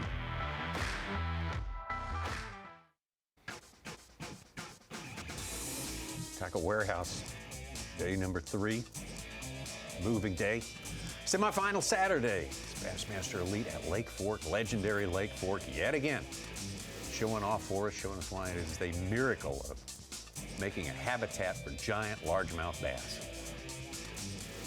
Kyoya Fujita on top. Paul Marks spent a lot of time on top of the leaderboard today as well. Tucker Smith started very slow, no fish in the first couple of hours, but made up for it. And I look at that leaderboard and it still blows my mind. Like, to have people over 90 pounds by 8:45, 9 o'clock on day 3 of a tournament. Like, there's only other place in the world that I've ever seen, and that's Mr. P's down the road. It's like special places, That one's about the size of Lake Fork, too. It's real small. Yeah, even smaller, but you can imagine. It is just crazy how per square foot, how many 6+ 7+ pounders there are per square foot on this place.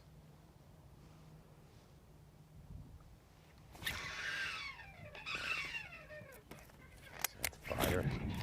Look out. Hold on. I got her, dude. I got her, dude. I got her. Oh, no. Oh. No.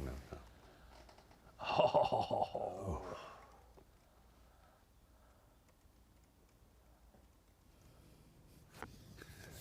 Oh. Oh. Bottom jaw. I hate the bottom jaw.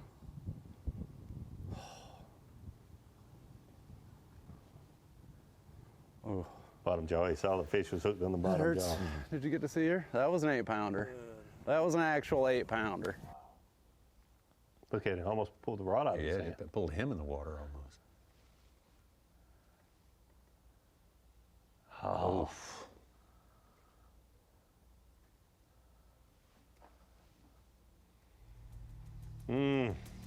The only one we've seen pull like that was Jay Shakira's 914. Yeah. That trying to take the rod out of your hand.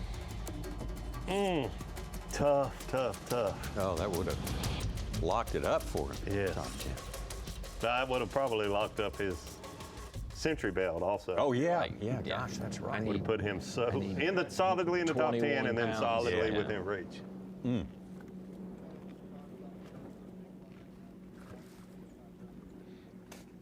Yeah. All right.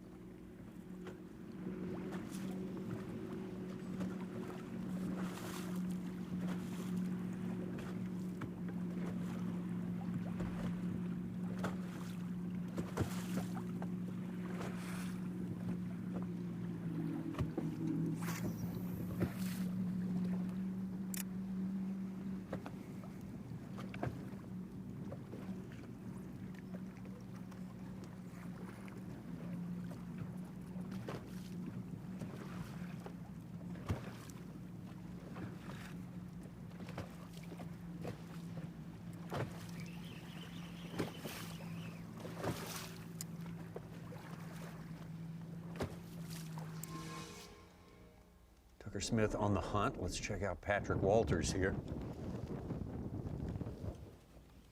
Missed him. Patrick now in 12th place.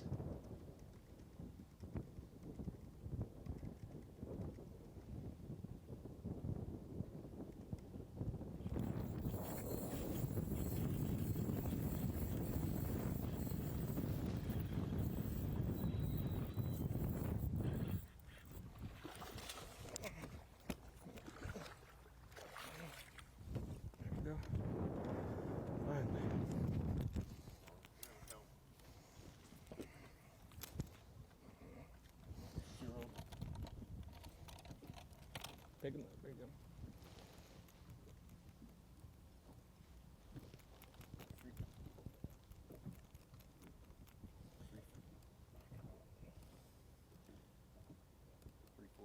All right.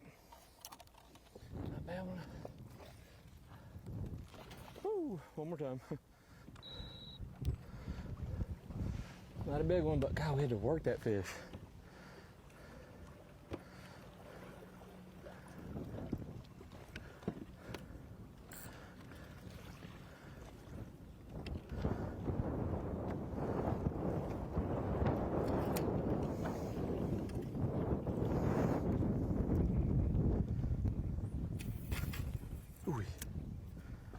Nothing over 5 pounds for Walters today. You can sense the urgency in his movement moving and his fast. body's language, all that stuff. You can tell he knows he's flirting with making or not making the top 10. Right there on the edge there. 12th place. What a good 6-pounder would do for him at this point. Earlier today, he started with a couple of 4-pounders. Mix it up, doing a lot of different things. Exactly. Minnow, but then saw him a little top water, a little maverick jerk baiting. Caught a lot of fish, a lot of fish. He's caught more bass than several of our guys that have 30 pounds. Yeah, oh yeah. He just needs a big one or two. There we go. Come out, got a snow for dinner. Easton Fathergill at it again. Culls with a 5.3. Second biggest bag of the day, 33.2. He's up to 6th place with 81 pounds, 9 ounces. What a stretch Easton Fathergill's having.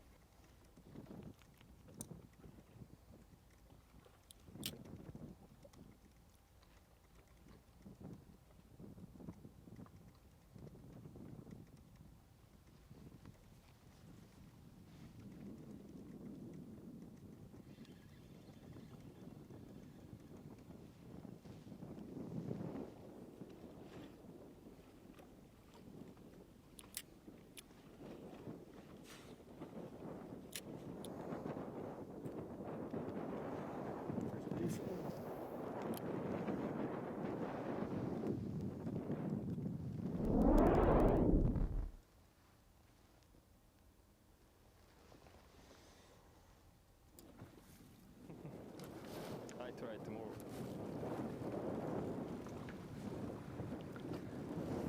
They're getting some of that 15-mile-an-hour wind that we were promised. Yeah. Forecast. Getting a little windier every day out here.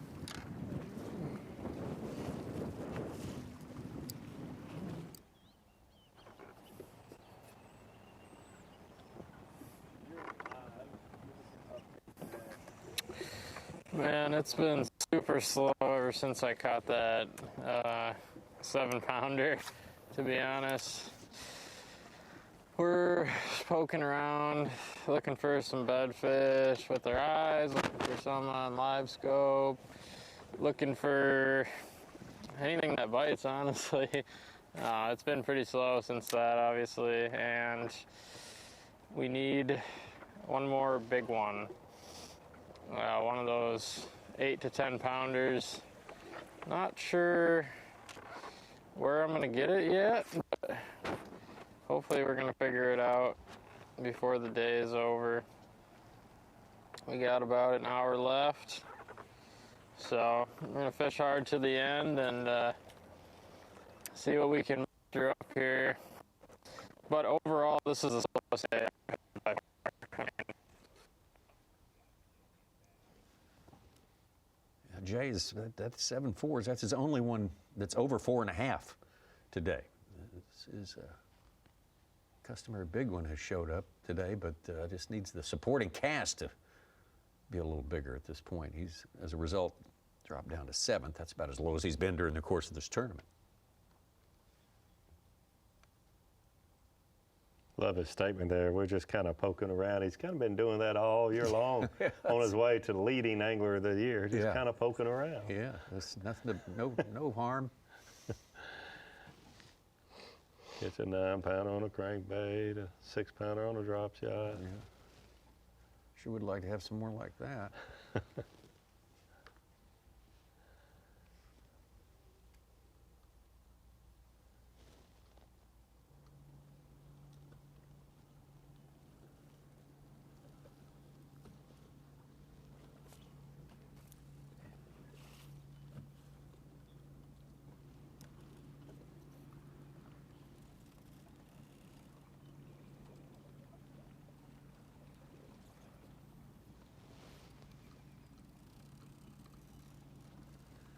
One thing, well, two things, I guess, off the top of my head that stand out about Kyoya when we've been with him. And the water seems to be a little stained where he fishes, and he's not been around other anglers. Yeah. And it's a small lake. We've talked about that all week. Tucker's hooked up. Small one, I guess. Yep. Yep. But the good thing is, there's like 100 down there.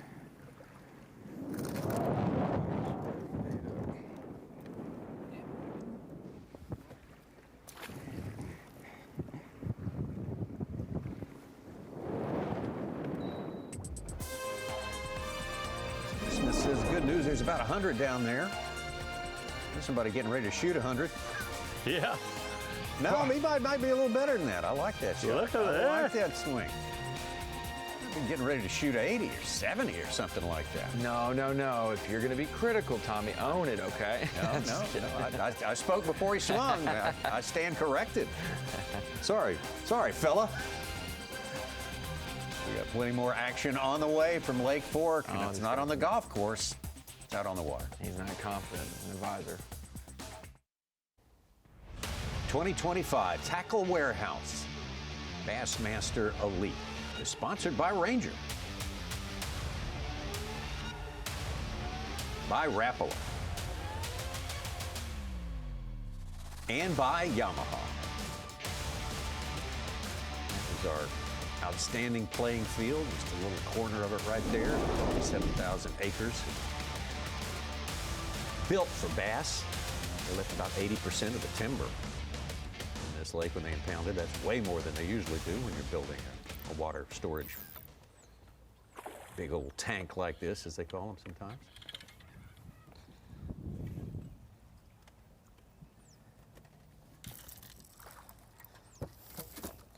Heck yeah.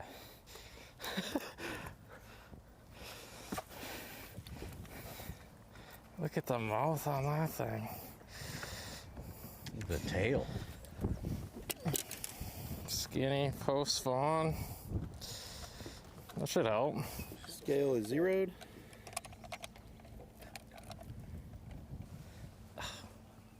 What? 314. Yeah, he's a little too skinny. He got a giant head, but nothing else there. Nice. No, helps a little anyways. Got like a 5-pound head. Oh yeah. I thought for sure it was gonna be a 5-pounder when it bit it. I was like, dang, we've caught 10 fish today. We're slaying them.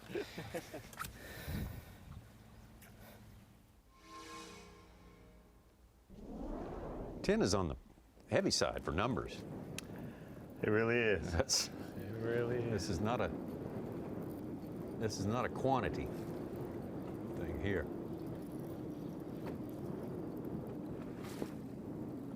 I think the slot is the reason for that. Yeah. You just have so many good, solid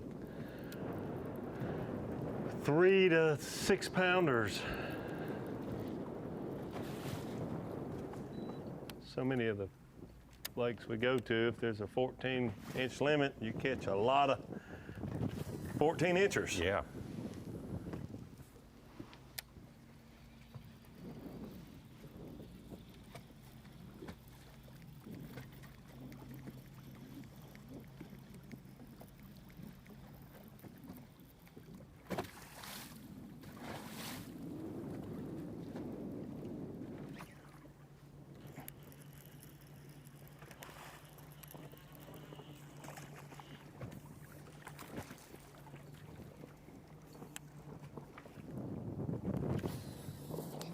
Ooh.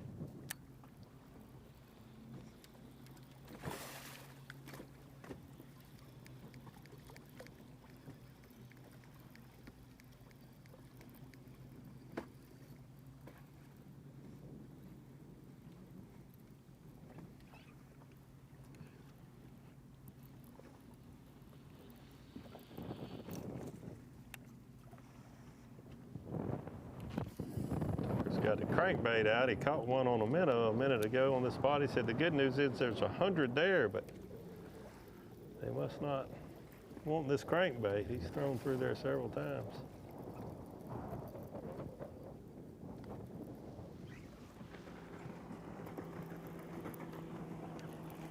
Or maybe they do.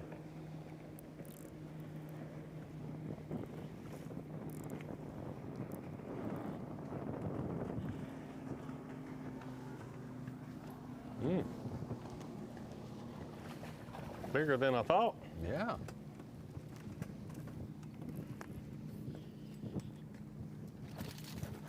Oh. Boy. Part of it.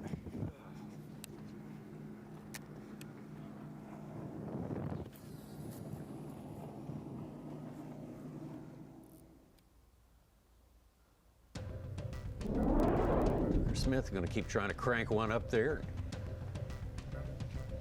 5-pounder jumped off. He said, very calmly, part of it. That's right. He is maybe a Birmingham kid, Coosa River kid, but he is well accustomed to the Tennessee River ledge fishing. Oh, yeah. Big crankbait, lose one. Next cast. One out there's 100 of them down there.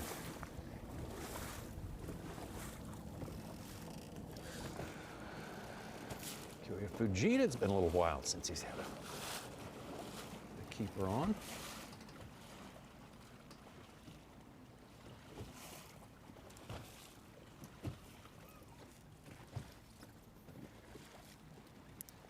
First time we've seen another boat around him. I think this might just be, well, might be another one of our guys. I can't tell for sure. I didn't think so, but now maybe it is. I can only see an angler, but I guess there's a white shirt in there somewhere. It could be a photographer sitting down and the camera boat driver on the trolling motor. Big and big and big. Oh boy. Well, stuck in the tree. Stuck in a tree. Stuck tree.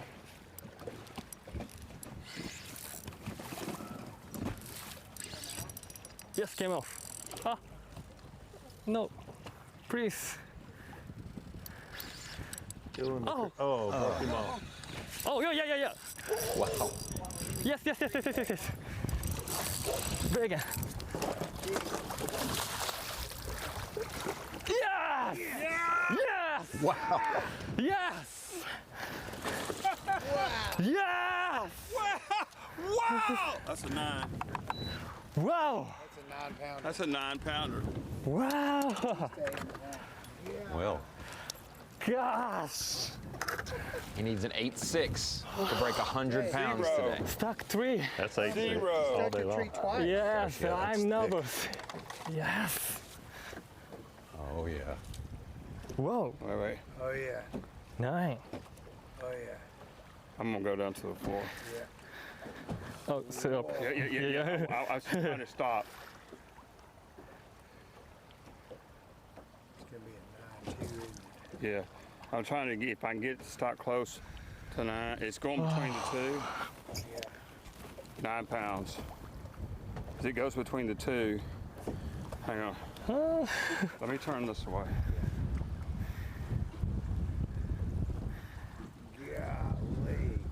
Gosh. Unbelievable, dude. Oh, well, yeah. I'm trying to get to stop. 9 pounds. 9 pounds? 9 okay. pounds. Okay, Even. 9 pounds. Even. Yes.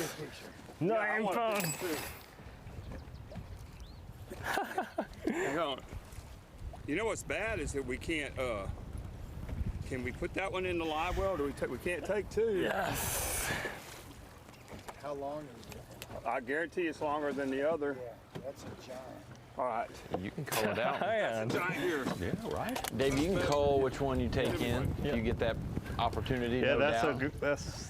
That's a good dilemma to have. Let's say, which over 24 do I take in? Oh, no. Oh, he's not even 24 inches. Wow. Wow. Fat. 9 pounder. 9 pounder. 9 even. Oh, thank you. A history-making fish right there. That last time it stopped. See Long you. enough for me to call that 9 See you. pounds. Went over 100 pounds. Oh, 9 pounds. Pound Sentry belt, dude. Sentry belt. Yeah. Yeah. 3 days? Yeah, 3 days. 3 days. Century belt in 3 days. 100 pounds, 10 ounces. Wow.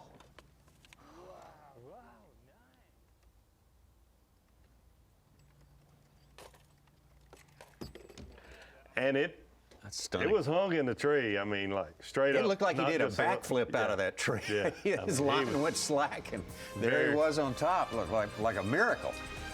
What a miraculous performance today. 2 days and 7/8 of a day. 1 hour left of fishing before check-in, and 100 pound. We got 5 digits up there on the screen.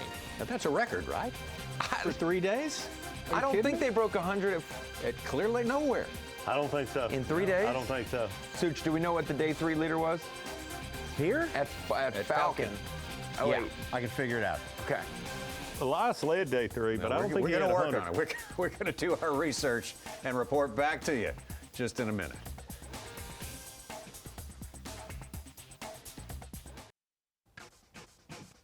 We are going into the stratosphere here on Lake Fork on day number 3. This was moments ago. Tournament leader, Kyoya Fujita, sitting at 96 plus pounds on day 3 now. Just came off. It's hooked up. Thought he came off. No. He's hung in a tree. Please. Oh. Oh, yeah. Yes.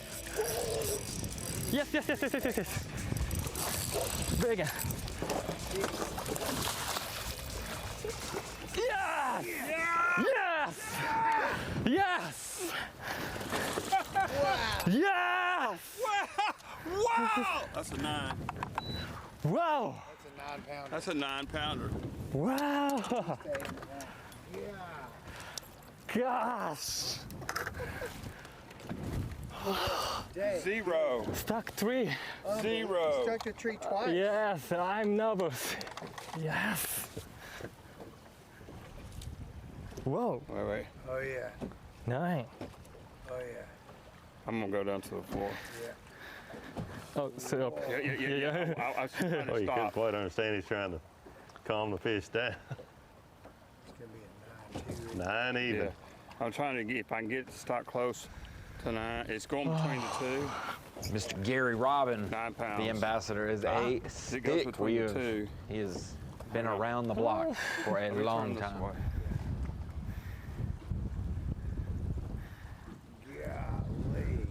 Gosh. Unbelievable, dude. Oh, well, yeah. Yeah. Oh, yeah. I'm trying to get to stop. 9 pounds. 9 pounds? 9 okay. pounds. Okay, Even. 9 pounds, even. Even. Yes. Yeah, I 9 want a pounds. picture, too. Hang on. You know what's bad is that we can't, can we put that one in the live well? Or we can't take two? Yes. How long? Beautiful fish. I guarantee it's longer than the other. Yeah, that's a giant. All right. Giant. That's a giant here. Let's measure him. This is what's surprising here also. No kidding. Yes. 23 inches long. No. Oh no. Short. Fat. Short. Fat. Short back. Fat. Short bite. 9 pounds. Proud of that. 9 pounder. 9 even. Oh, thank you. It kept stopping at 9 that last time it stopped. See Long you. enough for me to call that 9 See you. pounds. Yeah, Ronnie, these ambassadors, judges, whatever you might want to call them here on this catch, weigh, and release event, they take it very serious, and we appreciate that. And when you know a marshal's name, they've been here.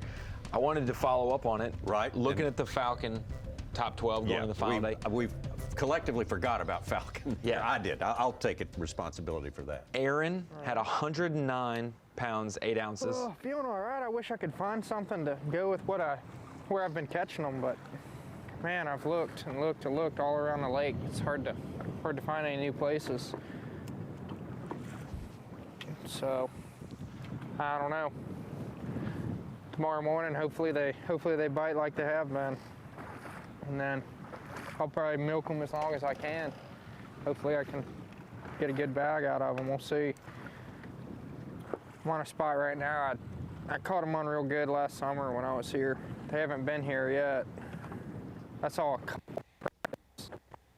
I think they should be out here any day now. Actually got one following me right now. Pretty large.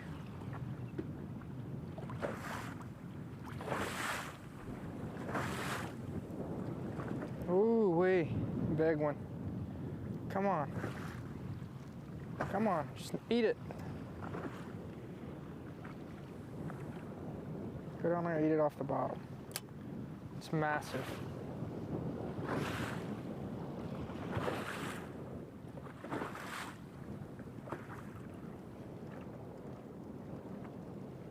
It's like that long.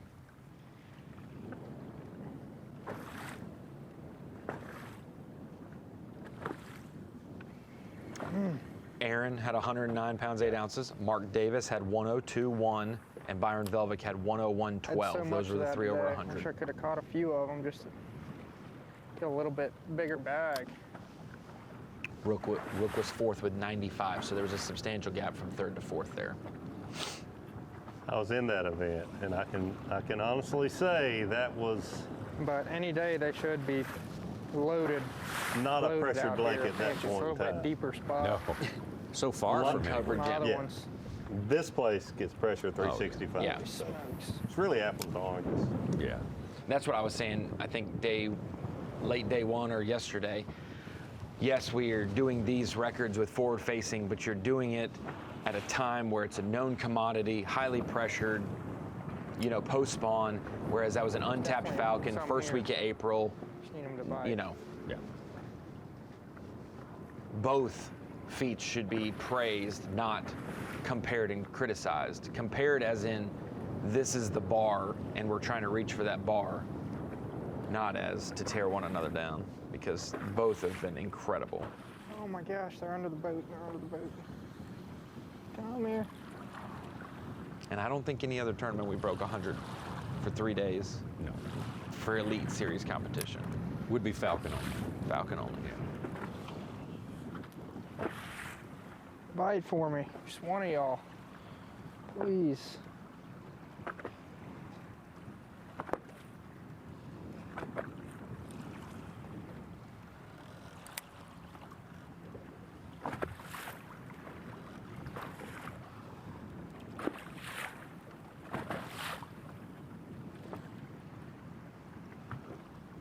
I remember that. Oh my gosh. Guess it was Scroggins that was in 10th place. He caught the giant bag the last 44, day. yeah. I remember looking at, because he was like, tell me what I got. Here. And I looked in the live well, and he had 2 10s on one There's a side, big school right roughly. over there. But they were 10s, and 3 7s on the other side. It was wicked to look. Oh my God. 44.4. It's the second biggest ever, right? Yeah. Yeah. Yeah, it was like unbelievable to look in the live well and see those 5 fish. Land in them.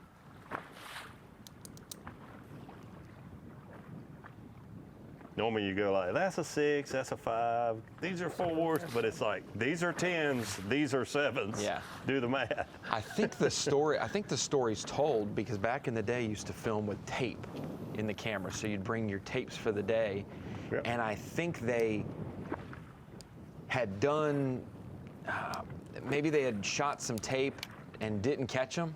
They switched tapes, caught Super all hard of to his hit. fish right there, Super windy out and they here. took off and all the tapes Swimming fell. around. So they had no other tapes except the one in the camera, which was the one with the 44 pounds from Terry. That's what I've been told from Jay. And Well, that's the story you heard. All I know is that stringer was caught over in Mexico, and while the tapes were being run back over to the U.S. side, I'm just making. He did catch them in Mexico, and there's a lot of stories about things going back and forth across the border. I'll show you a photo. We just received it from the cameraman in Kyoya Fujita's boat, Jake Latondra's. See if we can dial that. Oh yeah, very nice. Beautiful picture. Man. Yep. That is great picture. But you're right, Ronnie. To your point, they were tape runners back in those days, where when you got something good, you had to take it back by boat. We try to show it to people at the weigh-in. Back in the dark, old days. Yes, most appropriate. Oh yeah. Right now.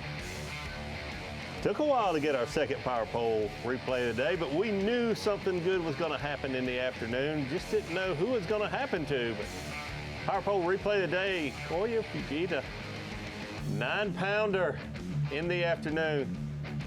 Not quite this big yesterday, but it's same story, different day as yesterday. Kyoya loses the lead, falls down into 3rd place or so, keeps going steady. Those fish get bigger and bigger. A 9-pounder. Kyoya Fujita, power pole replay of the day. Incredible. Beautiful fish. Needed an 8.6 to break 100. He's still got a 5.6 in there. He keep going. Yeah, he's still got. He's not stopping. He's got 30 minutes fishing time left also. So consider that too. And who else might get closer to that mark? It's going to take something pretty large to get up there for any of our other guys. But what a day and what a way to cap it off for a guy who's not even done yet. Kyoya Fujita.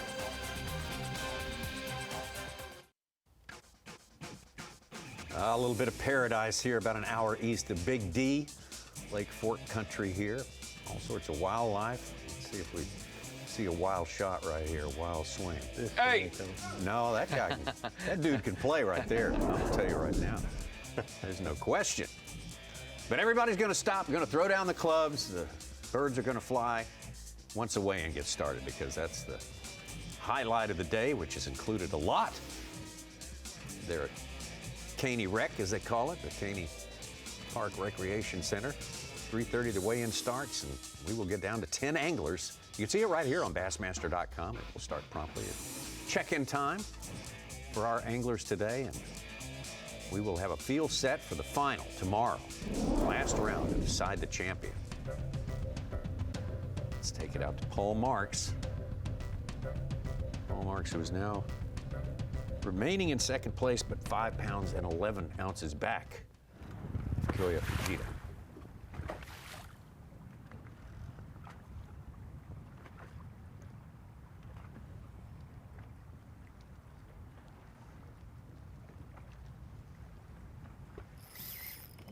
This might be her. A big one. Like it. It really did on the scratch. Stay on there. It might be a catfish too. I'm not Real sure. big.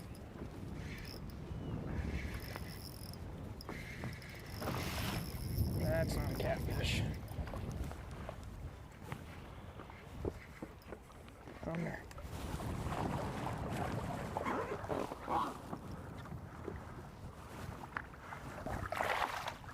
Oh, that'll help a little bit. Oh, they're here. We're close.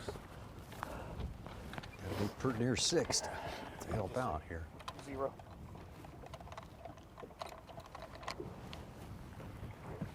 Oh, yeah. Gonna help, yeah. Almost a pound. 10. 6'10". 3/4 pound cold. Big help. Yes. I'm just happy they're here. I'm gonna let him go back here so he doesn't swim into the school and scare him off. All right, buddy.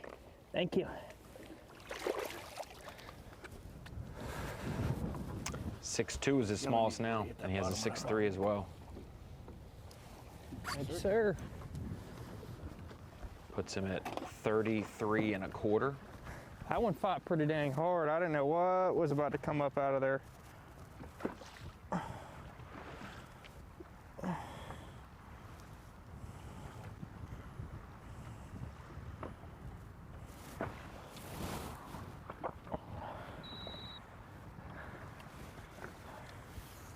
I'm so pleased to see them down there on this spot. Oh. What's that bring me to? There's like 50 of them.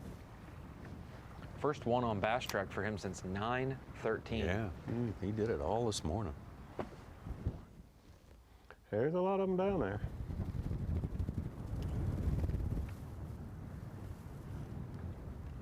Bait's dropping right.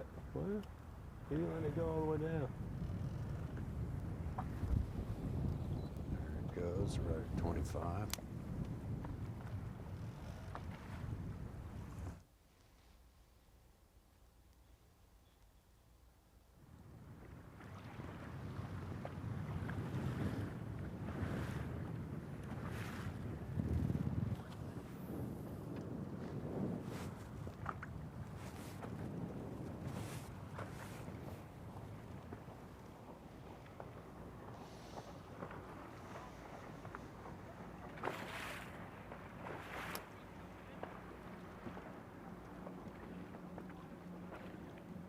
Mm.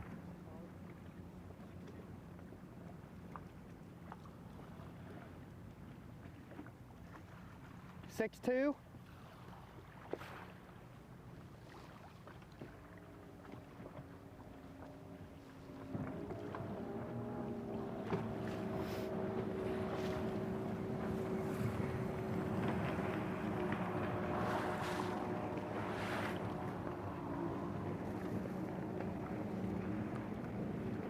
So he actually got to that 30-pound mark quicker today than he did yesterday. No, he said 30 by 8:45. Yesterday was 9:15 today. Okay. Yeah, he was way behind. Yeah.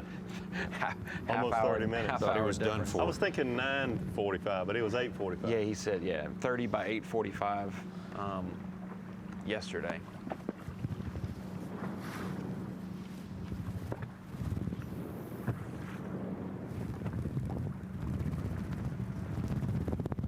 Meanwhile, Fujita had 31-34, and now today is 35-10. So Fujita's day 2 and day 3 are higher than any of Trey McKinney's single highest days last year.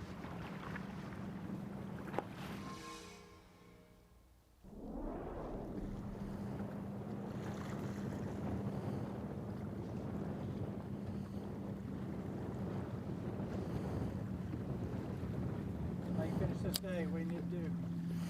Just need one bite. I'm just looking for one giant, and I'm kind of just, I don't have enough time to really get on a great school, so I'm going to isolated targets I marked in practice that had some giants on them. So what I'm going to do for the last 15 minutes is just check a few little sticks and stumps and trees. And we got a school over here that I might go swing by, but I just don't know if that 9+ is going to be in it that I need. So that's what we're going to do. All you need to find is the right one that's just kind of fresh and big, and then you're kind of golden. Makes a bad day, not a bad day, of course, this was a very good day. It'll just make an okay day look like a smash fest really easily. So that's what we're gonna do. That's what we're gonna shoot for, and spend the rest of the day hog hunting. You know, that's what we've been trying to do all day, but it just hasn't panned out for us, you know, for that great big giant that we've been looking for all week. So I'm trying to shake off all these little ones right now. There's a big one in the bottom of JT's last keeper came a good while ago too, 10-18 this morning. Sorry, And he said he did not have a fish that's what we're gonna do the rest of the day. So much better day this morning.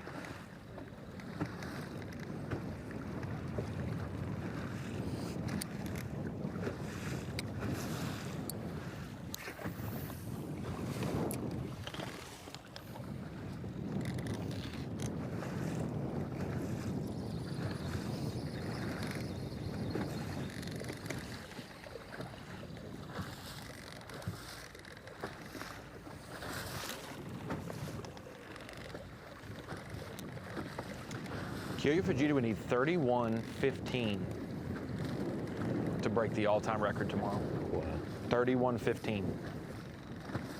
You got to think possible, doable. 2 of the 3 days he did that this week. 31.15 would get him it would get him 132.9. Wouldn't that be something? See a record fall. Kyoya Fujita. Giant afternoon here, especially the last hour has been fantastic. Wesley's only 23 pounds behind. He's got this. Okay.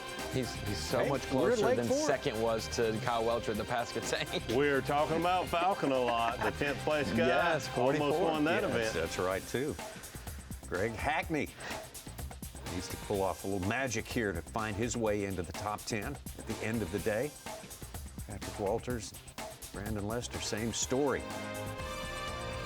Oh, it's going to come down to it. The weigh-in, we remind you, is going to happen starting at 3:30, 2:30 local time. McKinney Rec, Recreation Park. Not a bad one. It's been a joy to watch all of this the last 3 days. I'm sure tomorrow will be more of the same, but knowing the time of year, a lot of different things going on, a lot of fish on the bank, some pre-spawn, post-spawn.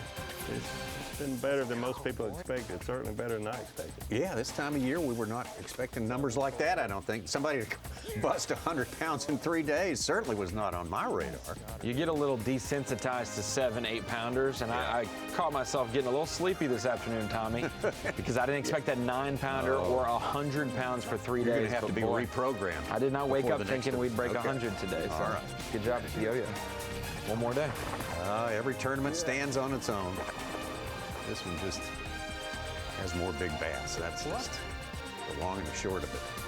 Giants, including that 9-pounder by Fujita. Tomorrow, we'll start at the same time on FS1 at 8 a.m. Eastern Time. We will break for an hour after that and be back for the final 3 hours on the Fox Network for you. Sunday afternoon, tomorrow afternoon, taking you all the way up to weigh-in time, or near weigh-in time, here at Lake Fork. Thank you so much for being with us today on Bassmaster Live, and we will see you in the land of the Giants tomorrow.